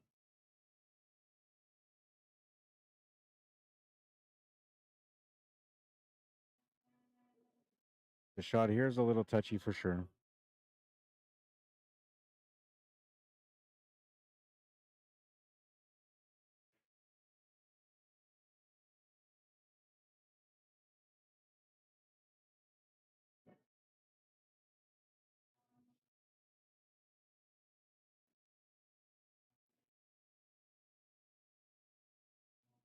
Okay, so the players that made it out of the bracket so far from the high bracket is Mike Delgado. Larry Hunter made it out. Shannon Ducharme, no surprise there, he made it out.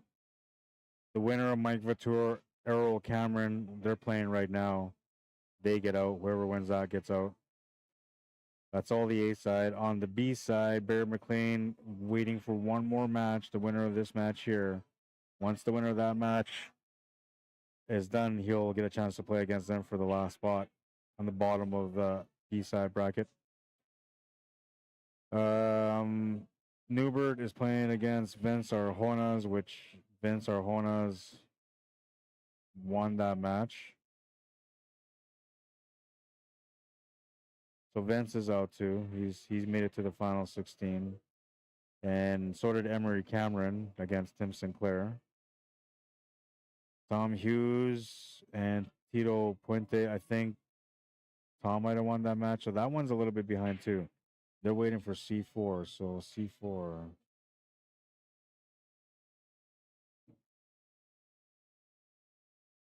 C4. So they're waiting for the loser of Mike Latour and Errol Cameron.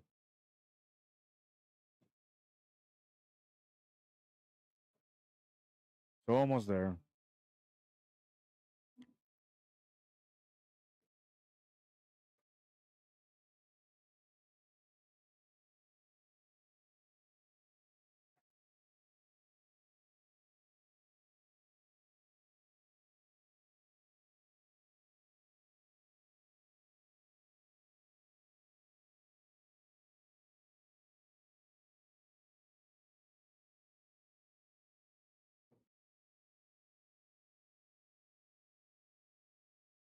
think that's the only match that we're waiting on, right?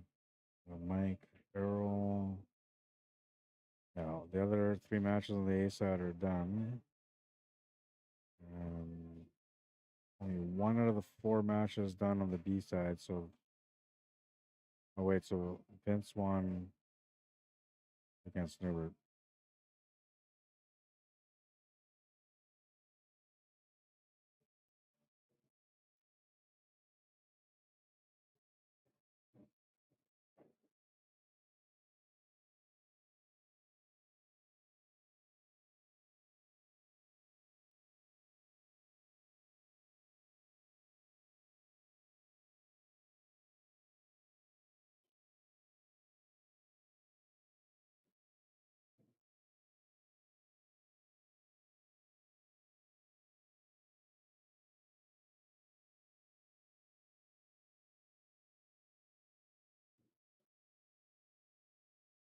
All right, stop updating some stuff here, getting the names out and all that.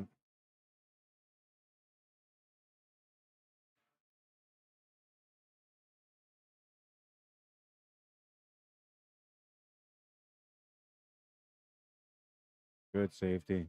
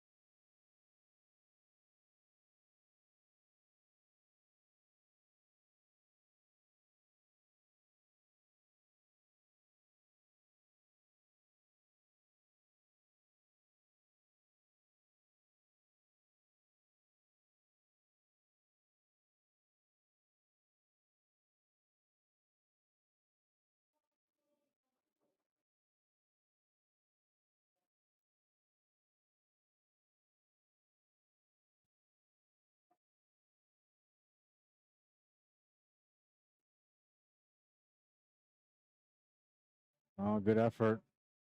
Gonna come up short though. Darcy will get a ball in hand. Chance to be able to kind of maybe set up a 3 foul here if he wants to. I'm not sure if he will, but definitely has the option here.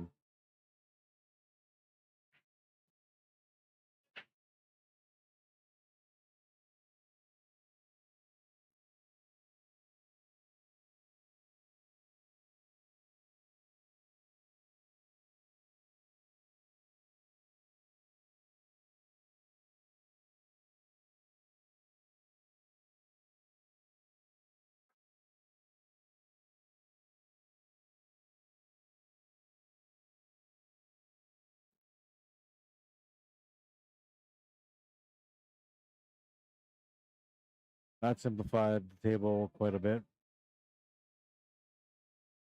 That's what I was saying earlier. Like sometimes you have to make a bigger shot because that's just what's required for you to be able to get out. You're not gonna see it every single rack, but the majority of the racks you're gonna see it. Or majority of the matches, I mean. Just a man will remain to make it a 2-game lead.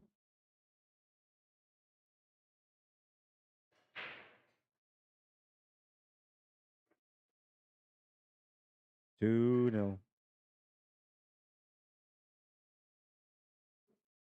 Don't have any rounds coming yet, but if we do get a round, I do have thing for that. Where is it? Where are you? Oh, right here. If we get one of those, we're gonna get one of these. Turn it off.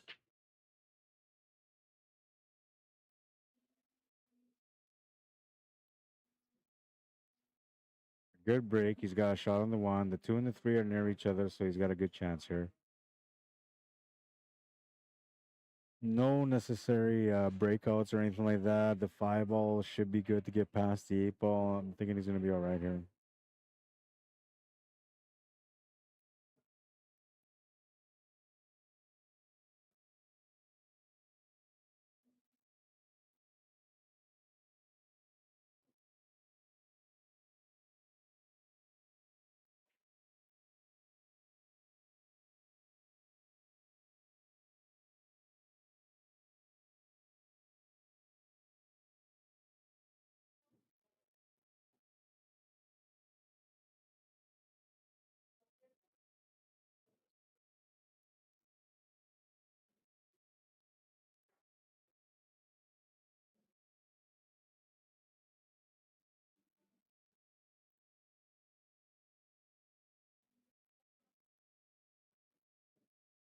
Gentle touch shot there. He didn't want to lose control of the cue ball too much. And he didn't quite get exactly what he was trying to do. He's gone a little bit further than he wanted, but I think he's going to be okay still.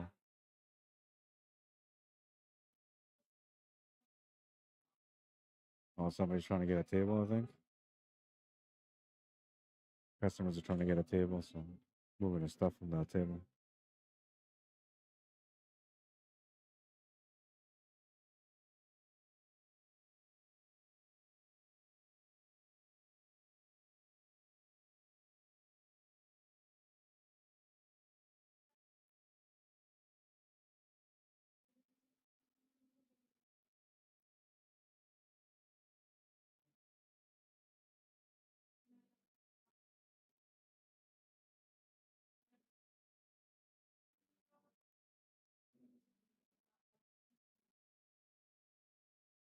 A little bit of a touchy shot. I think he's going to have to play the draw off the cushion. That's the way that I would play this.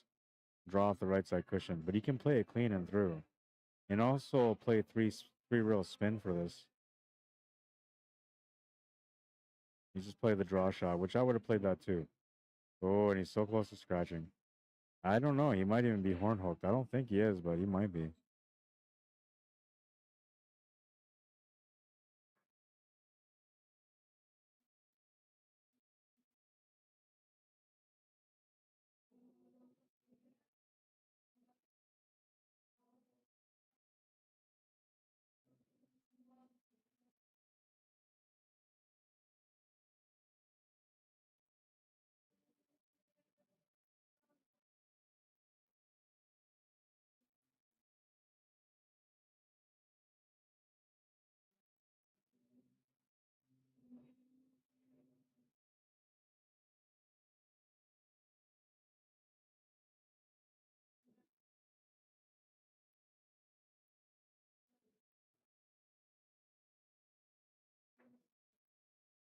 Oh, man. All the way around.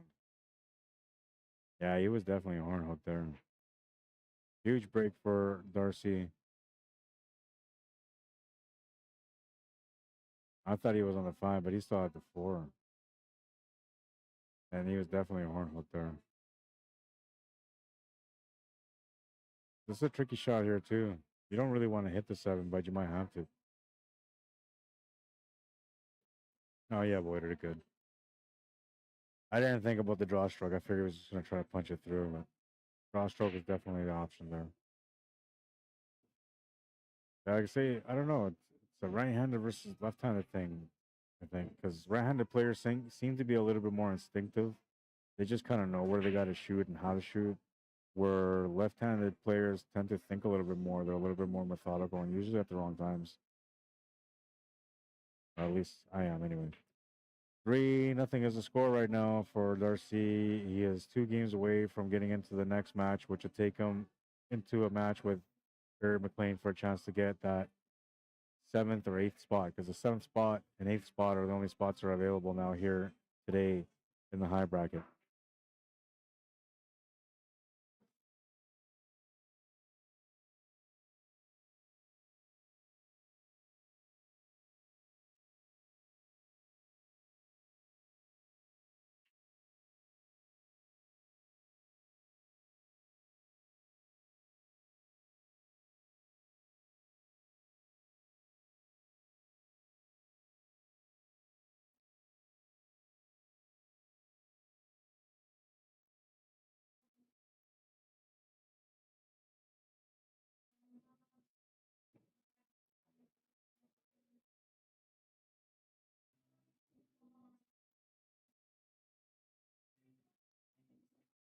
Shot leaves the 2 ball over the pocket. Got the angle to run the cue ball down now for the 3 ball to the side. Might have hit that a little lighter than he was supposed to, though, so I'm not sure. He might have to go corner here.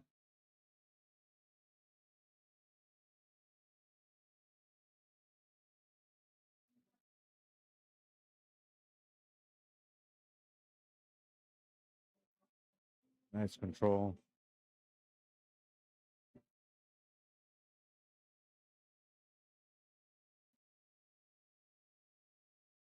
Oh, he missed that one.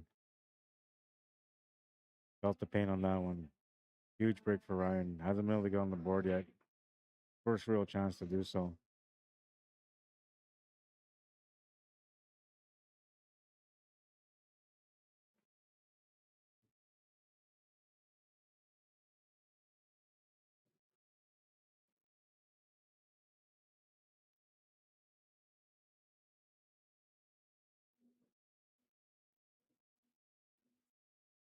If you happen to just tune into this stream or to my page and you've never seen the streams before, I'm Rod Arriagada. I am Q Sports Live, Manitoba. I represent Manitoba.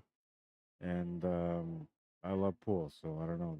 If you guys love pool, like I love pool, and you want to learn a little something through my commentary and through my work, um, you can always follow my Facebook page. Add me as a friend or follow me. It's up to you. I think I'm gonna be streaming more from here, but I'm not sure. Originally, when I started off in Q Sports Live, we talked about, like, I brought the idea of me creating my own page, but they didn't want to. They wanted me to be a part of their page and everything to be inclusive into our own two channels, which was YouTube and Facebook.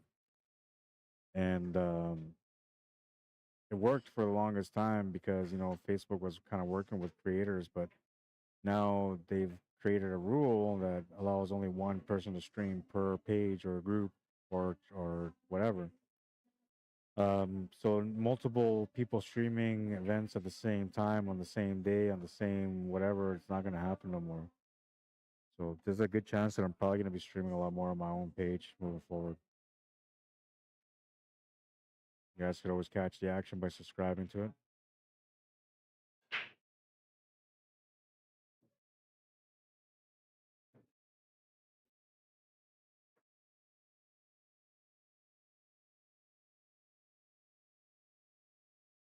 You can find me on YouTube under Rod Arriagada /CSL Manitoba.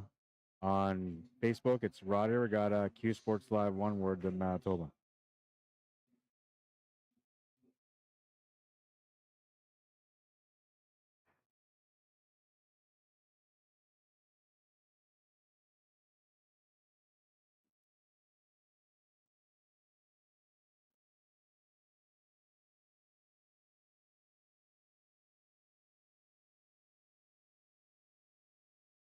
Robert Griffith says, Rod, what is the white spot on the screen that looks like it is on the table?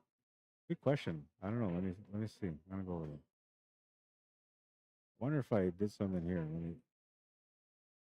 It's gone now, right? All right. So I think because like I have like a thing where I can like draw stuff, right? So like let's see, it's on the. So I can go here and like put a line here, and then from there like say, okay, well the key ball's gonna come here, and then from there it's gonna come here, like generally. So that's what I use it for. But then if I don't take it off, it leaves that dot on there. So I think that's what it was, man. I'll move this off. And by the way, that angle's not true because it's likely gonna end up running into the 6 ball. We'll see.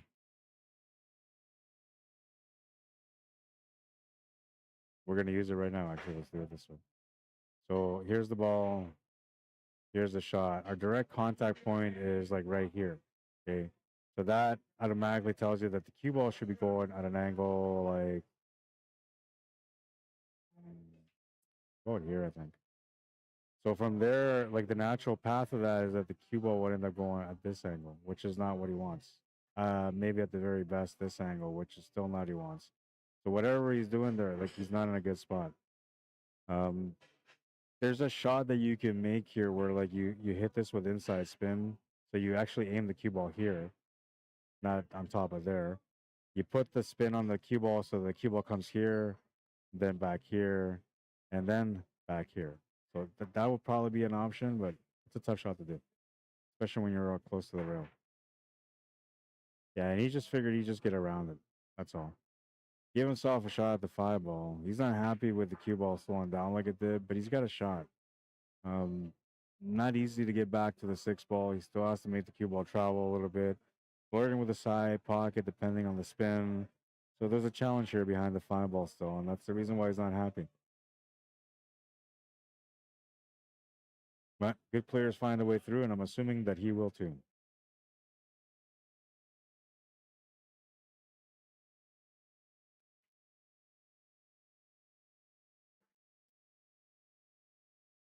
He doesn't like that 6 ball because of where it is, and he also knows that you're kind of playing with a scratch angle, and if you try to enhance, you're going to run the cue ball into the 8, so that doesn't help. The Corey dual draw shot is the option you would think here, but that would still take the cue ball towards that 8 ball somewhat. It would not get you any closer to that 6. I think the only way you can maybe get close to that 6 if you were to try like a bang corner with a top spin approach. But then you're all in, and if you don't make it, you're going to sell out that rack, which you don't really want to do right now because you just got on the board and your opponent's like 1 away from getting on the hill, 2 from winning.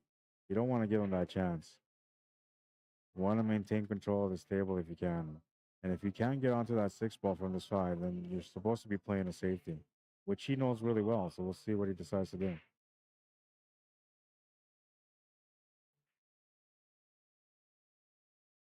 Gonna go for the shot. He's gonna come around. That was a beauty, man. Perfection. Absolute perfection. That was not easy. It looked easy. And trust me, good players make these hard shots look easy because they just know how to execute them. But that definitely wasn't easy.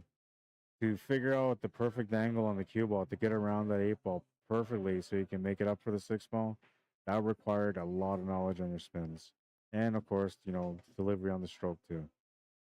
Looks like he's going to be good for the 8 ball here. Getting up for the 9.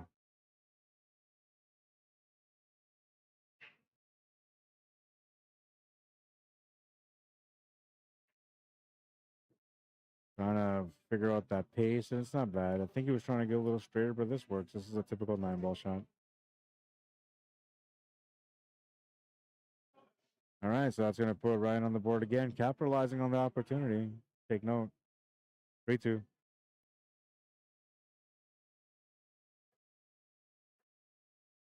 Nice little shot here, perfectly around the 8 ball, man. Cue ball on the string, they say.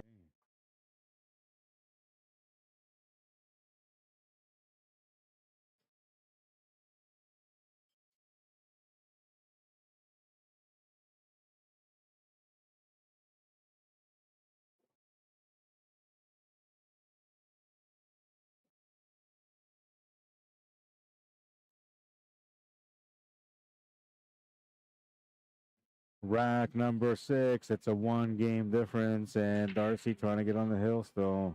He's going to make 2 balls off the break, maybe 3. Got all 3, and he's on the 1, but no shot. Safety option coming up. Push shot option too. Oh, gonna have to watch this from the beginning. He hit this pretty good though.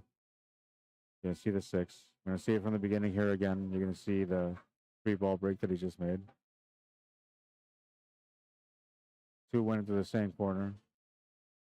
6-ball decided, well, wait for me, guys. I'll be right there.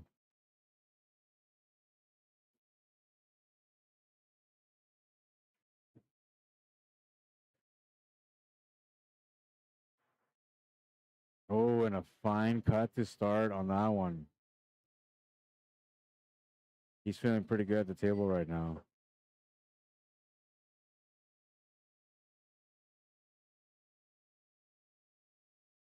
By the way, this guy's got the highlight of the year in 2023. That worked out okay. This was nice though. Nice little cut here. Great delivery.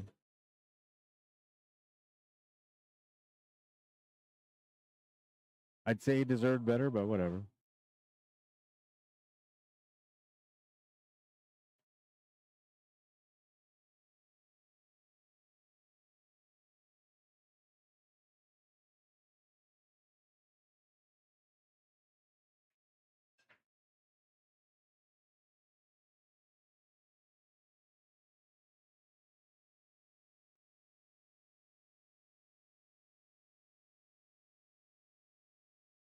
Tough hit, but if you're going to hit this, there's like a really good chance you're also going to make it.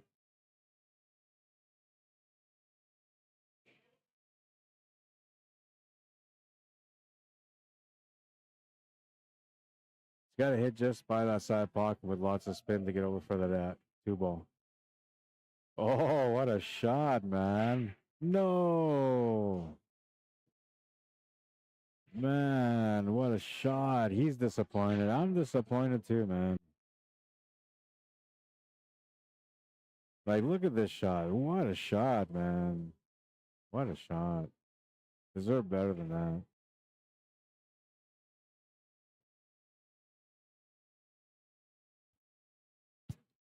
And looks like Darcy makes the combo on the 9, and he's going to get on the hill. 4-2, so a chance to close out in this rack on his opponent's break, and a chance to close out on the last rack on his own break if it goes to the hill.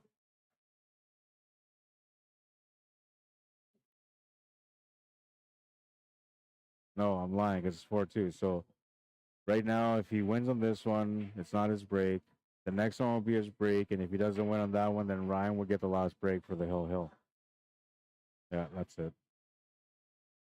Which obviously, he doesn't want to see that happen. But maybe that was for the match. Yeah, it looks like they shook hands when they're done. So I think Ryan or Darcy won that match 5-2. I'll make it 5-2. And we have one more match, I believe, available still. I'm gonna go check. All right, I'll be right back. If I don't have any like, I think we have the Barry McLean match, which he's probably gonna want to come here and warm up. Yeah, we're just gonna put that up there. That's what we're gonna do. So Barry McLean, Darcy Gilks. This is gonna be a good match too.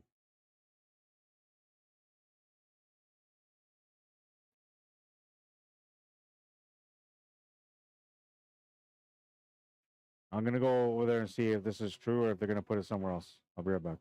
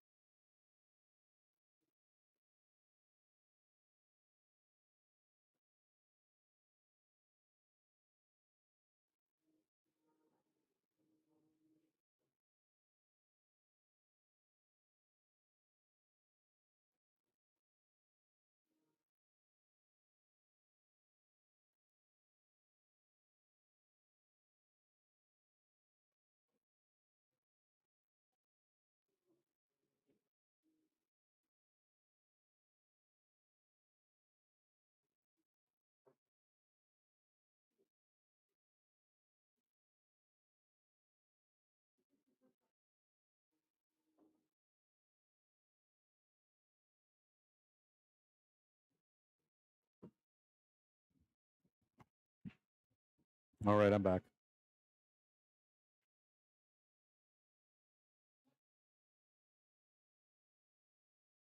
So this is rack number 1 now. We just began. We'll reset the clock and start it.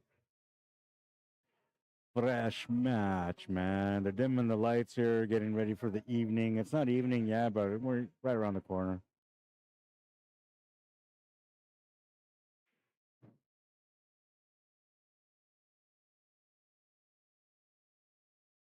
This is Barry McLean at the table, also known as Go-Go.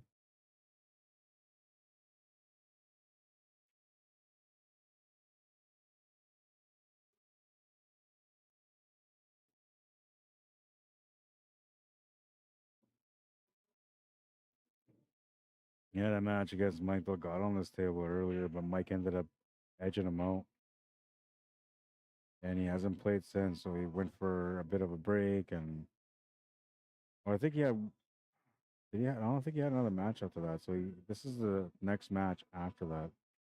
And he's into a battle here with Darcy Gilks, who's on a bit of a hot streak right now. Started off the day playing really solid. Kind of found himself in a spot where he got sent to the B side, and now he's on survival mode, playing pretty good. This will be a nice matchup for you guys.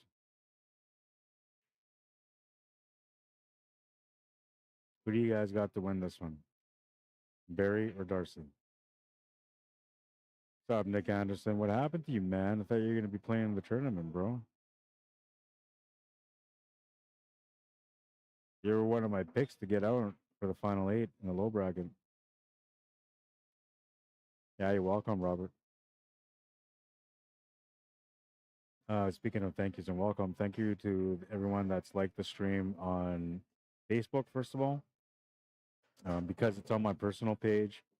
And so just like before, when I was building up my YouTube channel, I kind of need you guys' help again to help me build up my personal Facebook channel, because this page was made more or less for me to be able to communicate with people because I lost my other account. And now it seems like because of the Facebook algorithm, this might be where I'm going to be streaming moving forward, just on my own personal channel. But only when there's crossover on dates. If there's open room for me to be able to stream on Q Sports Live because there's no other events going on that day or weekend, then that's what I'm going to do. No, I'm okay.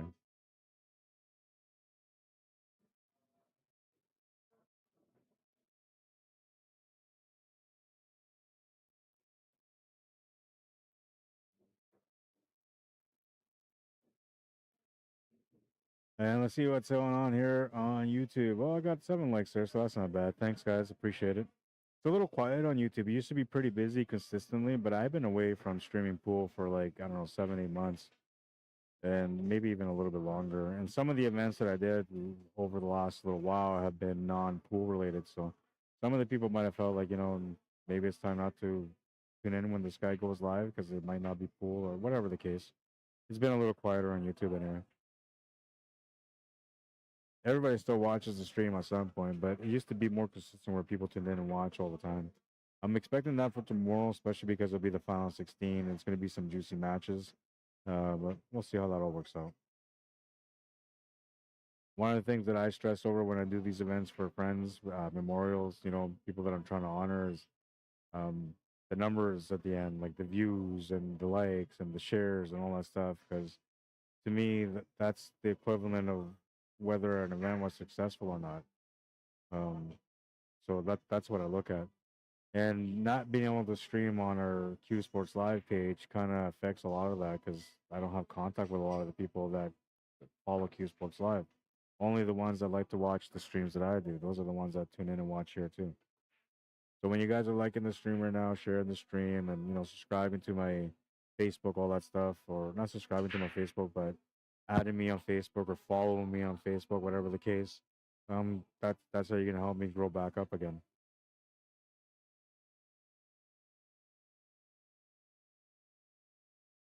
I wish that Facebook never changed that algorithm on the live streams because it really affected us.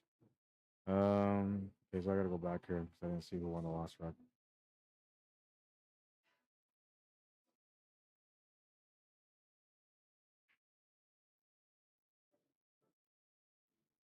Oh, it was Barry. These guys have had some battles for years, man, so they know each other really well. And they played against each other in league. They played against each other in tournaments. They played against each other growing up. So there's a lot of battles between them two, and so you're gonna see a really nice match here. I think we're gonna see a really nice match. I really do believe it.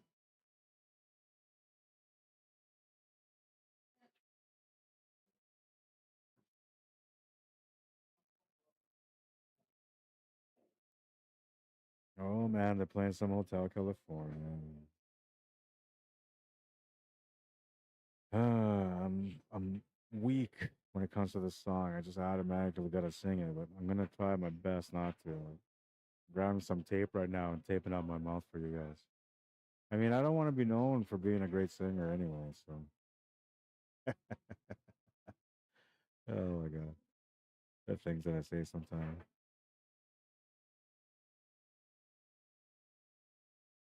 I'll tell you two things that I know for sure. I've never won a karaoke contest, and I never will. uh, you can count on that, Jack.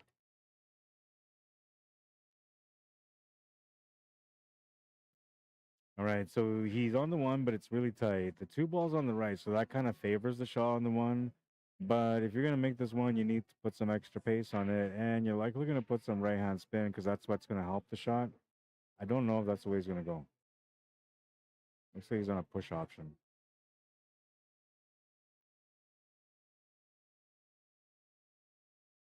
Yeah, he's on a push option, so just trying to create some trouble.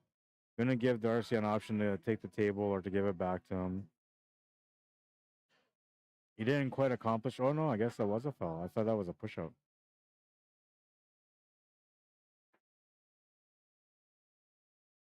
So he was in a back against the wall type thing on that rack, and he figured he'd make a mess with the 7 and the 8, but that didn't work out.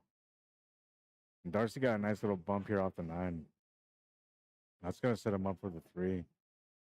That's gonna give him a shot for the 6 ball with the angle to get down for the 7. So though he had good intentions by trying to tie up that 7 and 8, it's worked out in a way where Darcy's gonna be able to get out on it. And he's got his pace there, man. He's reading it fairly well. Off by a little bit. He went just a little bit too far, but I think he can hold shape for the 8 ball. It's a tougher cut, that's all.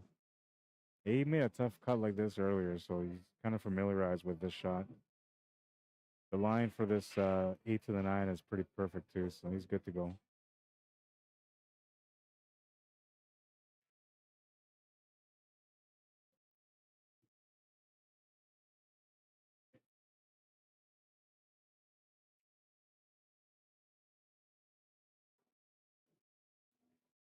One, and that's the kind of battle you expect at this point.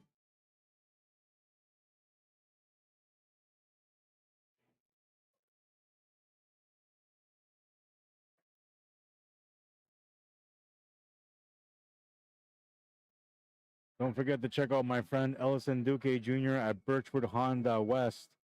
3965 Portage Avenue, Unit 75 is where you're going to find them. One of the best guys that I know when it comes to this kind of stuff. He will help you out to figure out whatever it is that you're looking for your family and your financial needs when it comes to purchasing a vehicle. Not going to sell you no lemons. Going to make sure he takes care of you, especially if you mention that, you've seen their ad on my stream and that I told you guys that he was going to take care of you guys because he's a good guy. And I'm telling you, he will. But if you say that you heard it on the stream, he might take care of you even better. We'll see.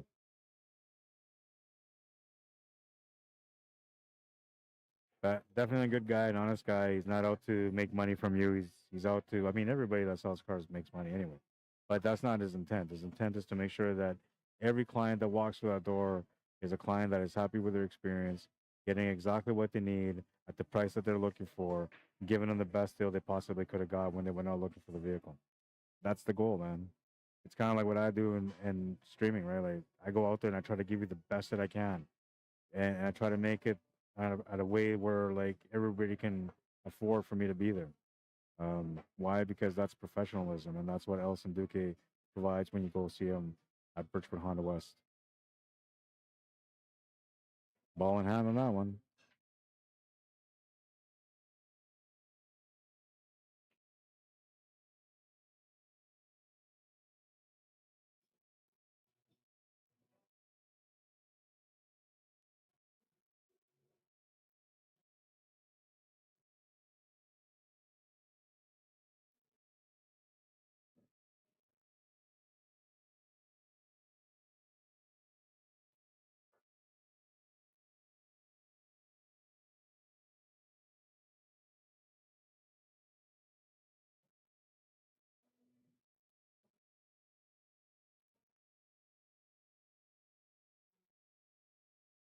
Good shot on the 3 ball. Got a good line on the 4. The 5's near the side pocket, so he's set up for the finisher. Thinking the 7's probably going to go in the same pocket as the 5. To me, that's what will make sense looking at the pattern where it's at right now. But of course, depending on the shape that you play, that could confirm the play that I'm trying to run, or it could change the play. Which right now he's in a weird spot. He's shooting over the 9. Did not want to be there. Can still make the shot, but he has to go corner, and now he's got to control the position on the cue ball to be able to get shape on the 6. Plus, he's shooting over the ball jacked up, so this is not an easy shot.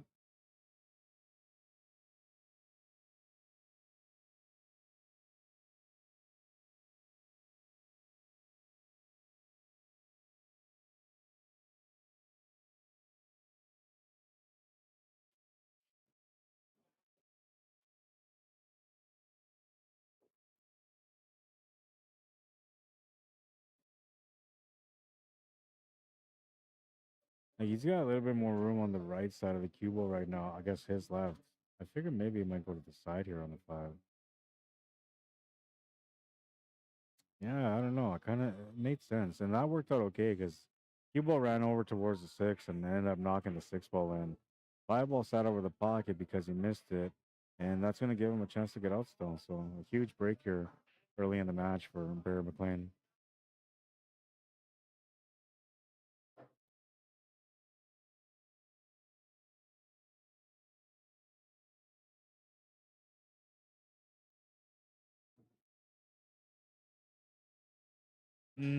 Just got around for that 7 ball, man. That was another classic 9 ball shot. He was supposed to come around clean around the 8 ball to get onto the 7. And that 8 ball almost totally screwed him over on that shot. Instead, he's got a shot on the 7 ball. He's got a decent angle to get onto the 8 ball. He's looking okay still. A couple of lucky breaks on this rack.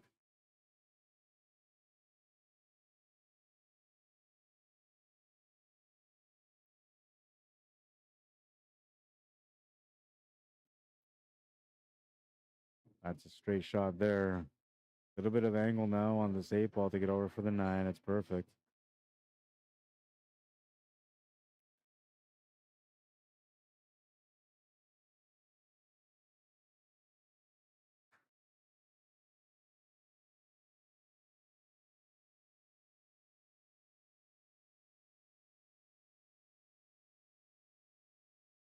I think that little bit of time away that he took to reset here before he came back to play this match might have helped him quite a bit. He seems a lot more relaxed here at the table right now. 2-1. He's got a lead again in this matchup. Started off with the first win. Darcy replied, made it 1-1, and now Barry's taking the third rap, making it 2-1. We're gonna see if Darcy can continue to reply here. He's gonna have to wait for an opportunity though, because it's gonna be Barry McLean that's breaking here in rack number 4. This is to get out of the bracket. Whoever wins is out. Whoever loses is knocked out from the tournament.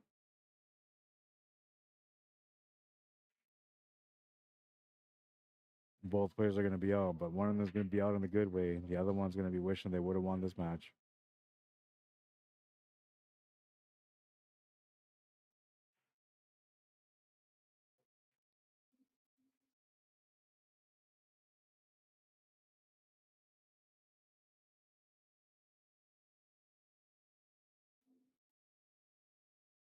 Eight ball on the A side, 9 ball on the B side. The way the format is, including for tomorrow when we come back to the final 16.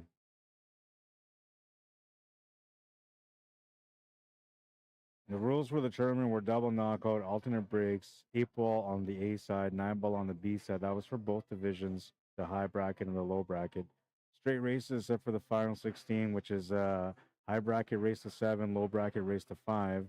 And then the finals, which is an extended race with race to 9 for the high bracket players and a race to 7 for the low bracket players. The winner of the A side tomorrow is going to have the choice of which game they want to play for the final. Top 8 players make it out of the bracket. Cue ball fouls only, and we're playing on the 7-foot diamond bar box.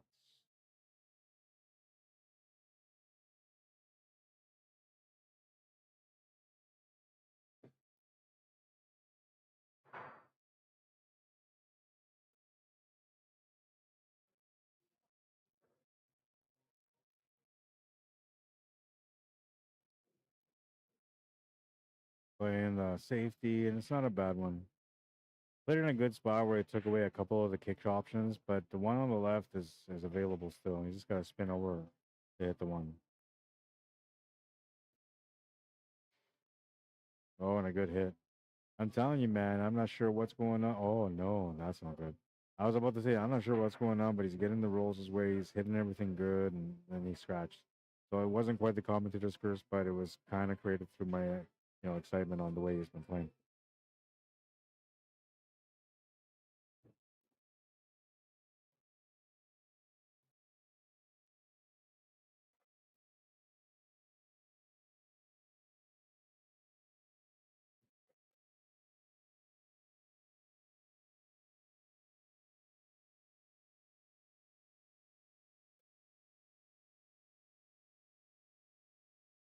Woo.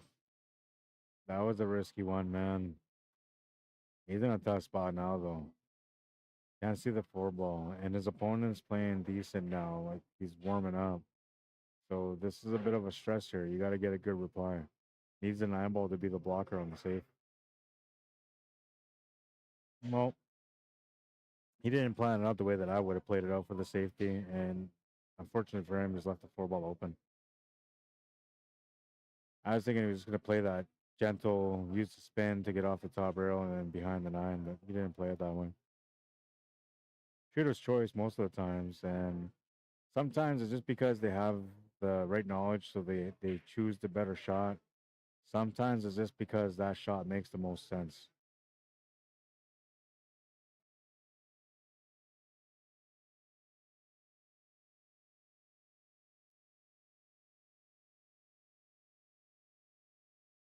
Gonna have to four stroke this too, and that's why he's taking a look to see if the five ball goes to the side. Big juice on this one.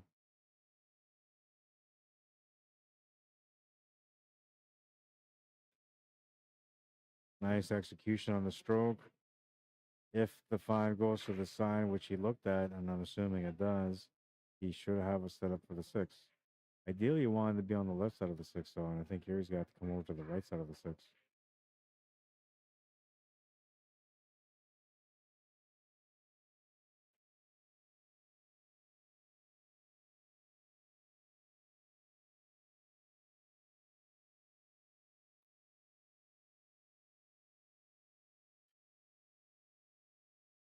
Yeah, I'm not sure what I would do in this situation here.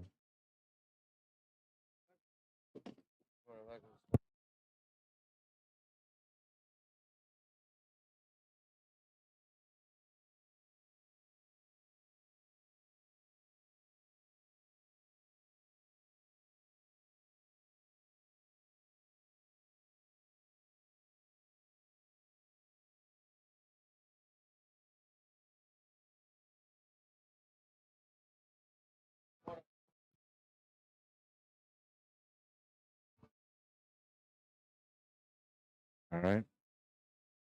Oh, and that's a nice safety. I like that safety. Perfect touch on the cue ball.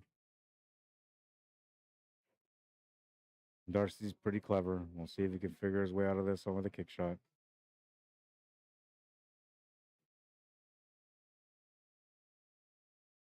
What he's looking at here is equal angles to understand whether or not he can get past that nine ball clean or if he has to do something different.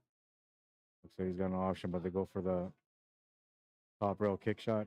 Oh, and he made it. What a shot, man. Unbelievable. What a shot. Wow. And he gets rewarded with a seven ball, too, man. That's a bonus. Definitely earned it, man. That was a beauty shot. Might be the highlight of the day. There's a couple of great shots throughout today, though, but that one was a pretty one. Especially because the opponent played a really good safety on him, too.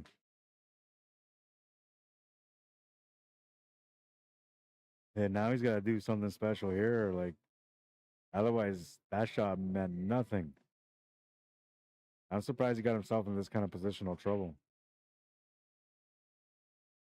All in for the bank, he says. He's going to miss it. It's going to the second bank, though. Classic nine ball. That's going to count. He apologizes for the luck. That's a classic nine ball shot, though. Usually it's side to side, not corner to corner, but not surprised that it went that way. Huge break for Darcy Gilks on that one, man. Huge. He was about to be down 3-1. He saved the day. And it wasn't the double bank that saved the day. It was this kick shot. Wow, man. What a shot. Woo. Let's see it again. Woo. What a shot, man. Little bump on the 7 to get out.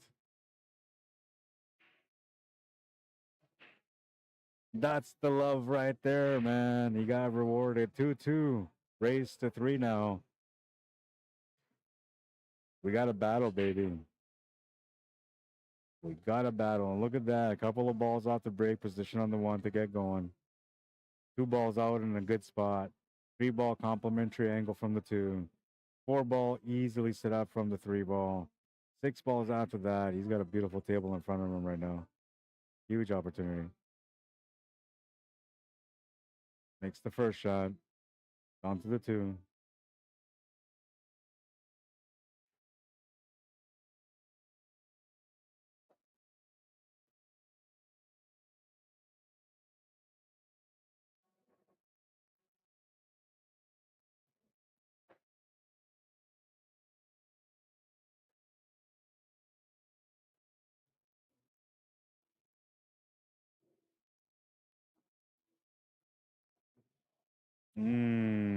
Just when it seemed like everything was going his way, the momentum starting to turn.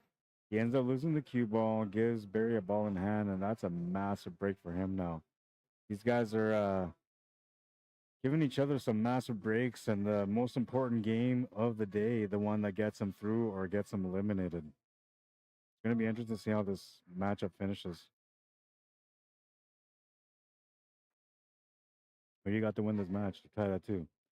If you're a player that knows his game well, or if you're instinctively good, what do you think is going to win this match? Which, by the way, might be the last match of the night. There should be one more, but I think those guys are playing already.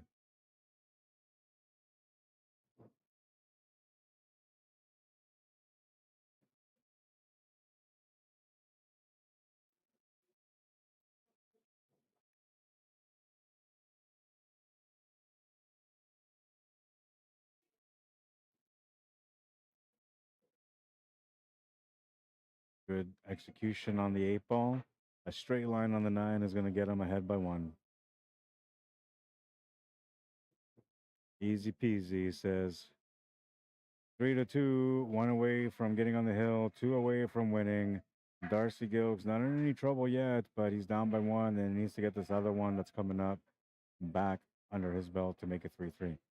Hard to do though when your opponent's gonna be breaking, and Barry's been breaking pretty decent, so we'll see how he does on this one. Makes a ball, you never know. He may not give Darcy a chance to get on the table again until his back's against the wall. Lots of 9-ball experience for both these players, man. So this is not a game where like one player has the edge over the other. They're fairly matched up on this table. I would say Gogo has a little bit more experience. You know, like Barry McLean's got more experience than Darcy because he's played at a lot of high-level events throughout his career. But when it comes to knowledge, I feel like they're pretty equal in their knowledge.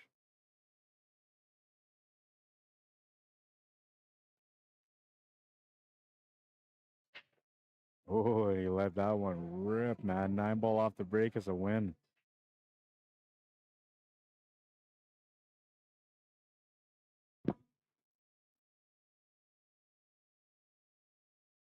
Quick work on that one. Barry's on the hill. Woo, I can't believe that, man. Yep.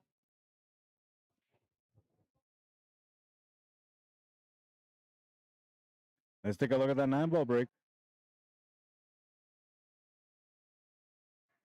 Boom, right to the side pocket, man. Like I didn't see what kicked it over to the side pocket. I think it was another ball that kicked it over. Let's take a look again. Yeah, the 2-ball. The 2-ball came into play and kicked the 9-ball into the side pocket. Huge break. Well, Darcy to the table now, back against the wall, and he's looking for a 9-ball break or at least a chance to be able to get on the board here. This Smashes it. 9-ball's going to be moving around. It's not going to go in, but the 8-ball will. No shot on the 1. Going to have to play a push shot. Barry McLean's going to have a chance to close out here. We'll see what kind of spot Darcy picks for a leave. You want to leave something where your opponent can see the ball, but that he won't want to take the shot and give you the table back. That's what you normally want. You might be going for the 9-ball here. There's a lot of room for this. Especially because the 5-ball was sitting there. He did good. He did good. There wasn't a lot that he could have done. Playing the push wasn't really going to help him much. He was going to get back to the table, but he was going to turn over to an open table. So he didn't want to do that. And the 1-ball was near the 9-ball. There was enough gap where he felt like if I just hit the 1-ball in the right spot, I could maybe get this 9-ball to go off table. If the 5-ball happens to be in that path, it should kick that 9-ball in. That's the way he was looking at it. Now Barry with a chance to close out. He just made a 9-ball break to get on the hill, and at the table here with the 2, 3, 5, 6, 7, 8 remaining, and of course the 9-ball.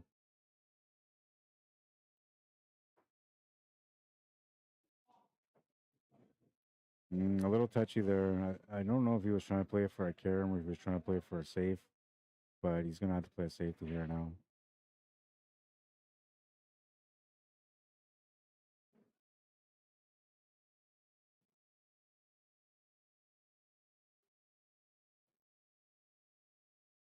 Good shot. You just wanted to graze it a little bit.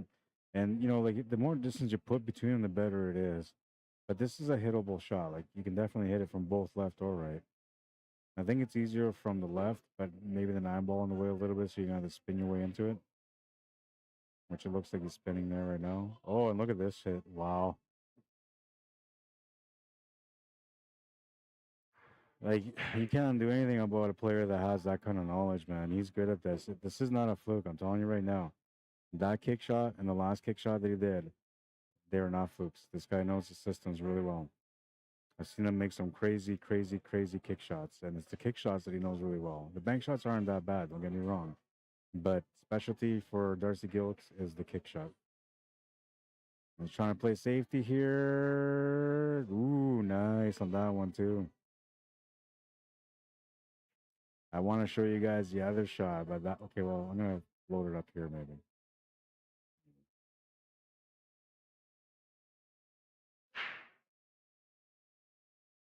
Give me a second. I got to dig it out, find it.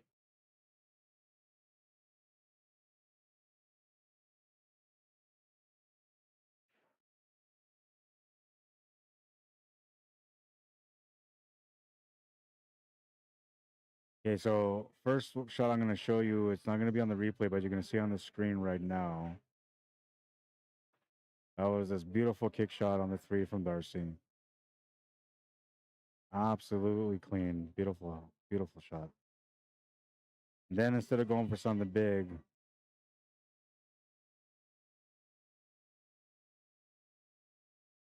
he went for a nice safety and he got it snugged up to the 6-ball. Beautiful safety. And now Barry McLean with a reply, trying to get out of trouble here. Let's see if his knowledge is any good to get that kick shot on the 5. He's not comfortable with it. So he's moved his aiming point a couple of times here, so it's a good time to reset. He doesn't have a natural line to get on it, but he can make it work with some spin. That's what he's looking at right now.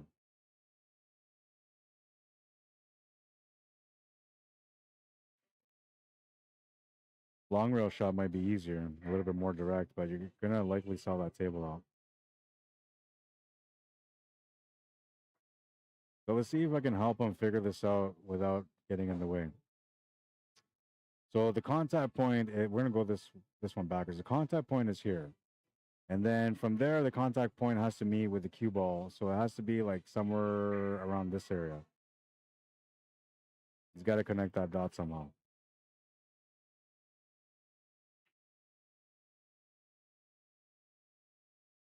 Pretty close. He just missed it.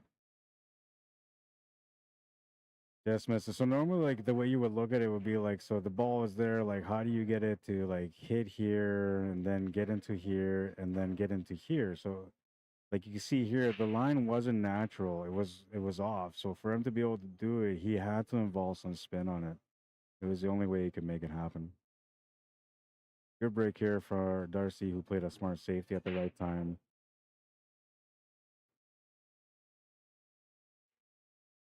Been battling the right way all day long so far today. He's got a little bit funny here on the 7 ball, but he's got a good chance to get out here on this one to make it a 1-game deficit. There's a little bit of push here. Oh man, it's ended up right on top of the 9. The only thing he didn't want to do. Now he's kind of forced into a weird shot, man. He's either got to try to kick this or he's got to try to back cut it blind man style because you can't really see the contact point here. So this is a blind man shot. You basically pick the spot on the 9 that you're supposed to contact the cue ball on. And from there, you do your absolute best to hit that spot. That's all you can do. It's really tough to do.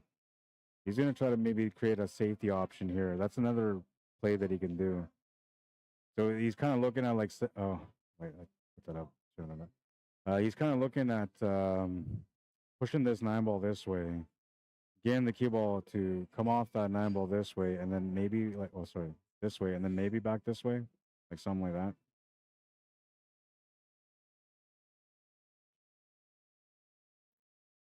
Now he's going for the kick shot. That was huge. He was all in on that kick shot. He needs some luck now. And I'm not sure that's going to count as luck. He's turned the table over. It's not the easiest 9, but it's a makeable one. The higher the experience of the player, the better the chances of that player being able to get out. And I feel like Barry should be good for the finisher. This is to get out of the bracket and to eliminate Darcy Gilks from the tournament. Which Darcy was one of my picks as one of the guys that should be able to get through because he's a really good player, but he didn't get through. Another guy that I thought for sure would get through was Shannon Ducharme, and he did.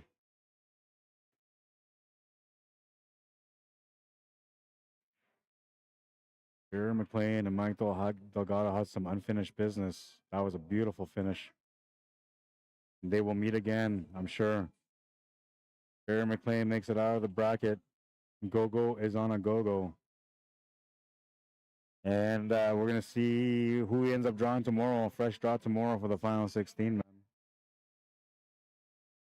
Sometimes you got to go out big, and he went out big here. I thought he was going for a cut, but look at this, man. Perfect bank to the pocket. Avoided the scratch, too. That's a finish, mate. That's a finish. All right, so now I got to go find out what's up with the bracket. Give me a minute. I'll be right back, man. Let's reset that clock. Let's stop it and reset it. It's been a good time so far, though. Some really nice shots, man. Darcy, man, this shot was a beauty. Where is it? This shot was a beauty, man. And it wasn't just that one. He had a couple of good shots. But this shot, like, I was impressed with this one. So clean. Just like I was impressed with this one from Barry McLean. Because I honestly thought he was going to go for the cut. But absolutely perfect on the bank. Realized that there might be a scratch. Hits that horn. He's like, okay, I'm good to go. Really nice finish. All right, I'll be right back.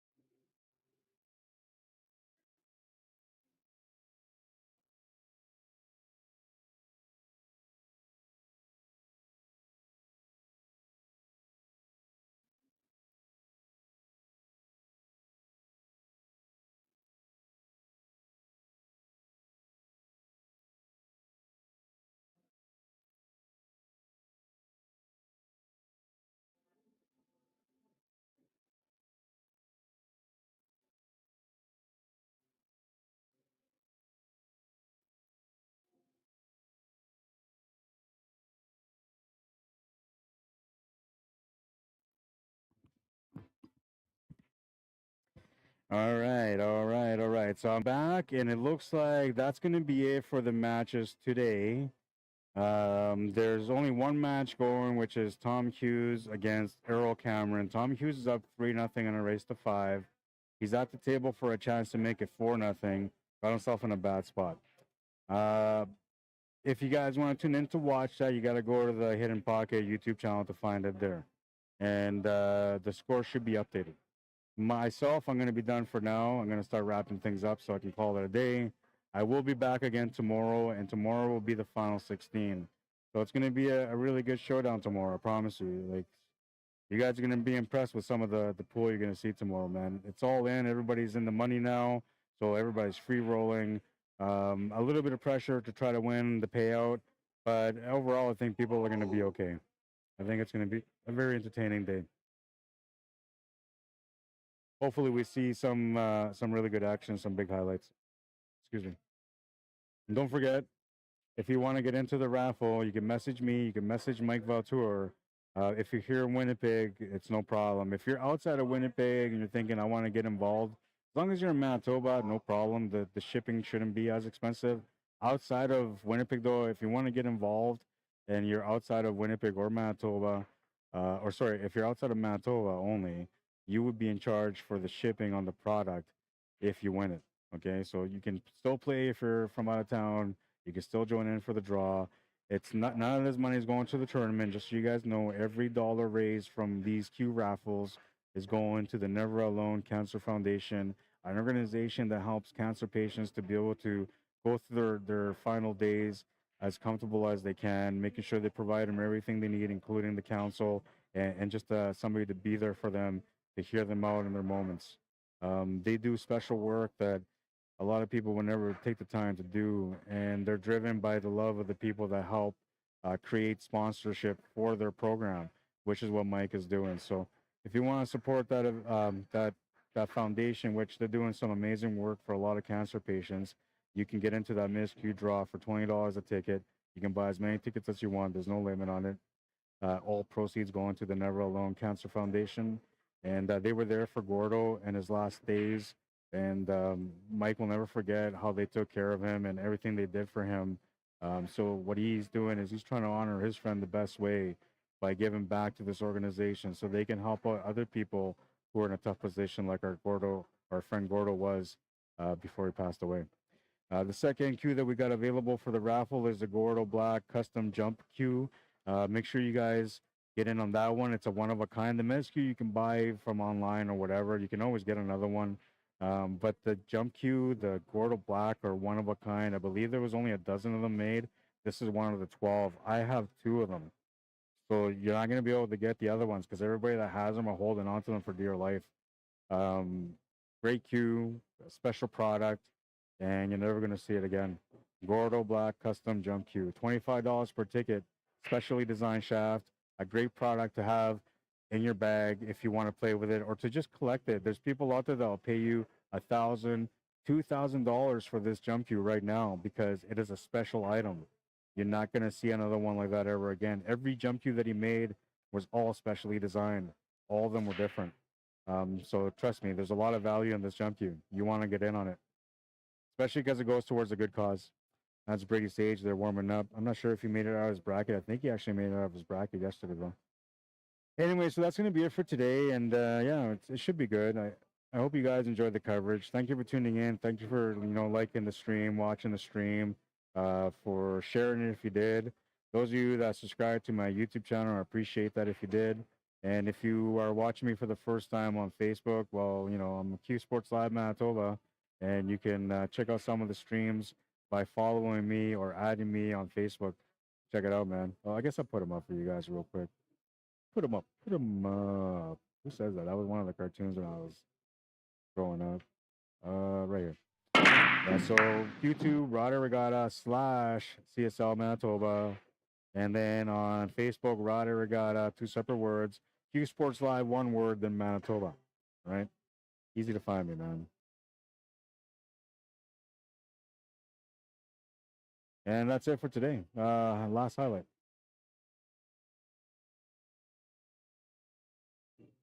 It's a beauty from Barry McLean.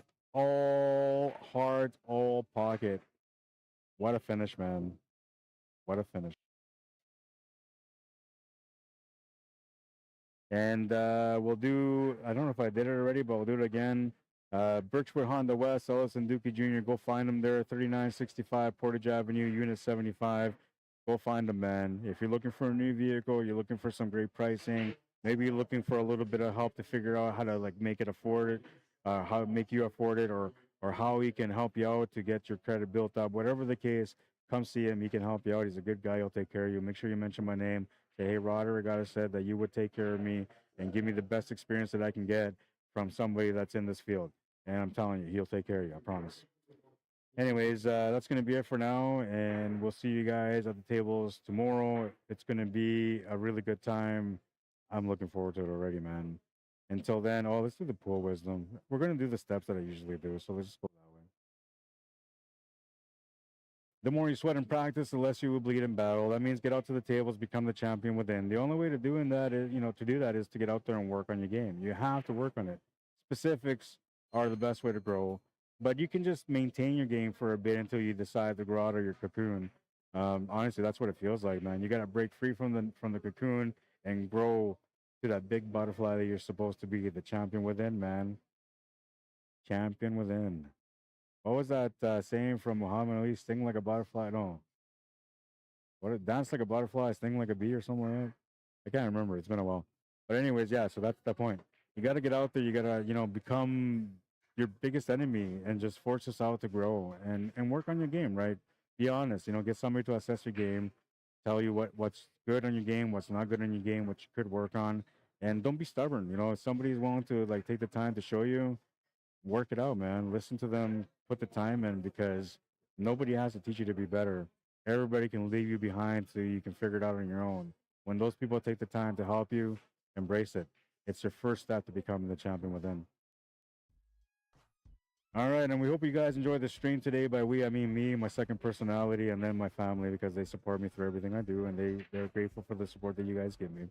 But I hope you guys enjoyed it. Don't forget to check out Clutch Shot, Billiards Apparel, Locked and Loaded on Facebook. Clutch Shot, you can find them at clutchshot.company.site. Jamupapparel.com is where you find Jam Up. And if you want to message me for any reason, even if you got to advertise an event where you're not going to hire me, I'm okay, man. CSLmanitoba@gmail.com. Send me that poster. Send me the details. I'll share it with everyone, and we'll get your event going, man. All right, that's it for now. So let's do the shout-outs as we get out. I usually do. I don't think there's going to be much of a shout-out here, but we'll take a look. What's up, Rod, is the last thing on YouTube. And nothing on Facebook, so we're out of here. We're out of here, man. Thanks for tuning in. Thanks for watching, guys. We'll see you guys at the tables tomorrow for the final 16 of the second annual Gordo Black Memorial Tournament. It's going to be amazing. I promise you. See you guys tomorrow, 12:30 p.m. Don't sleep in, man. You're going to regret it. Cheers.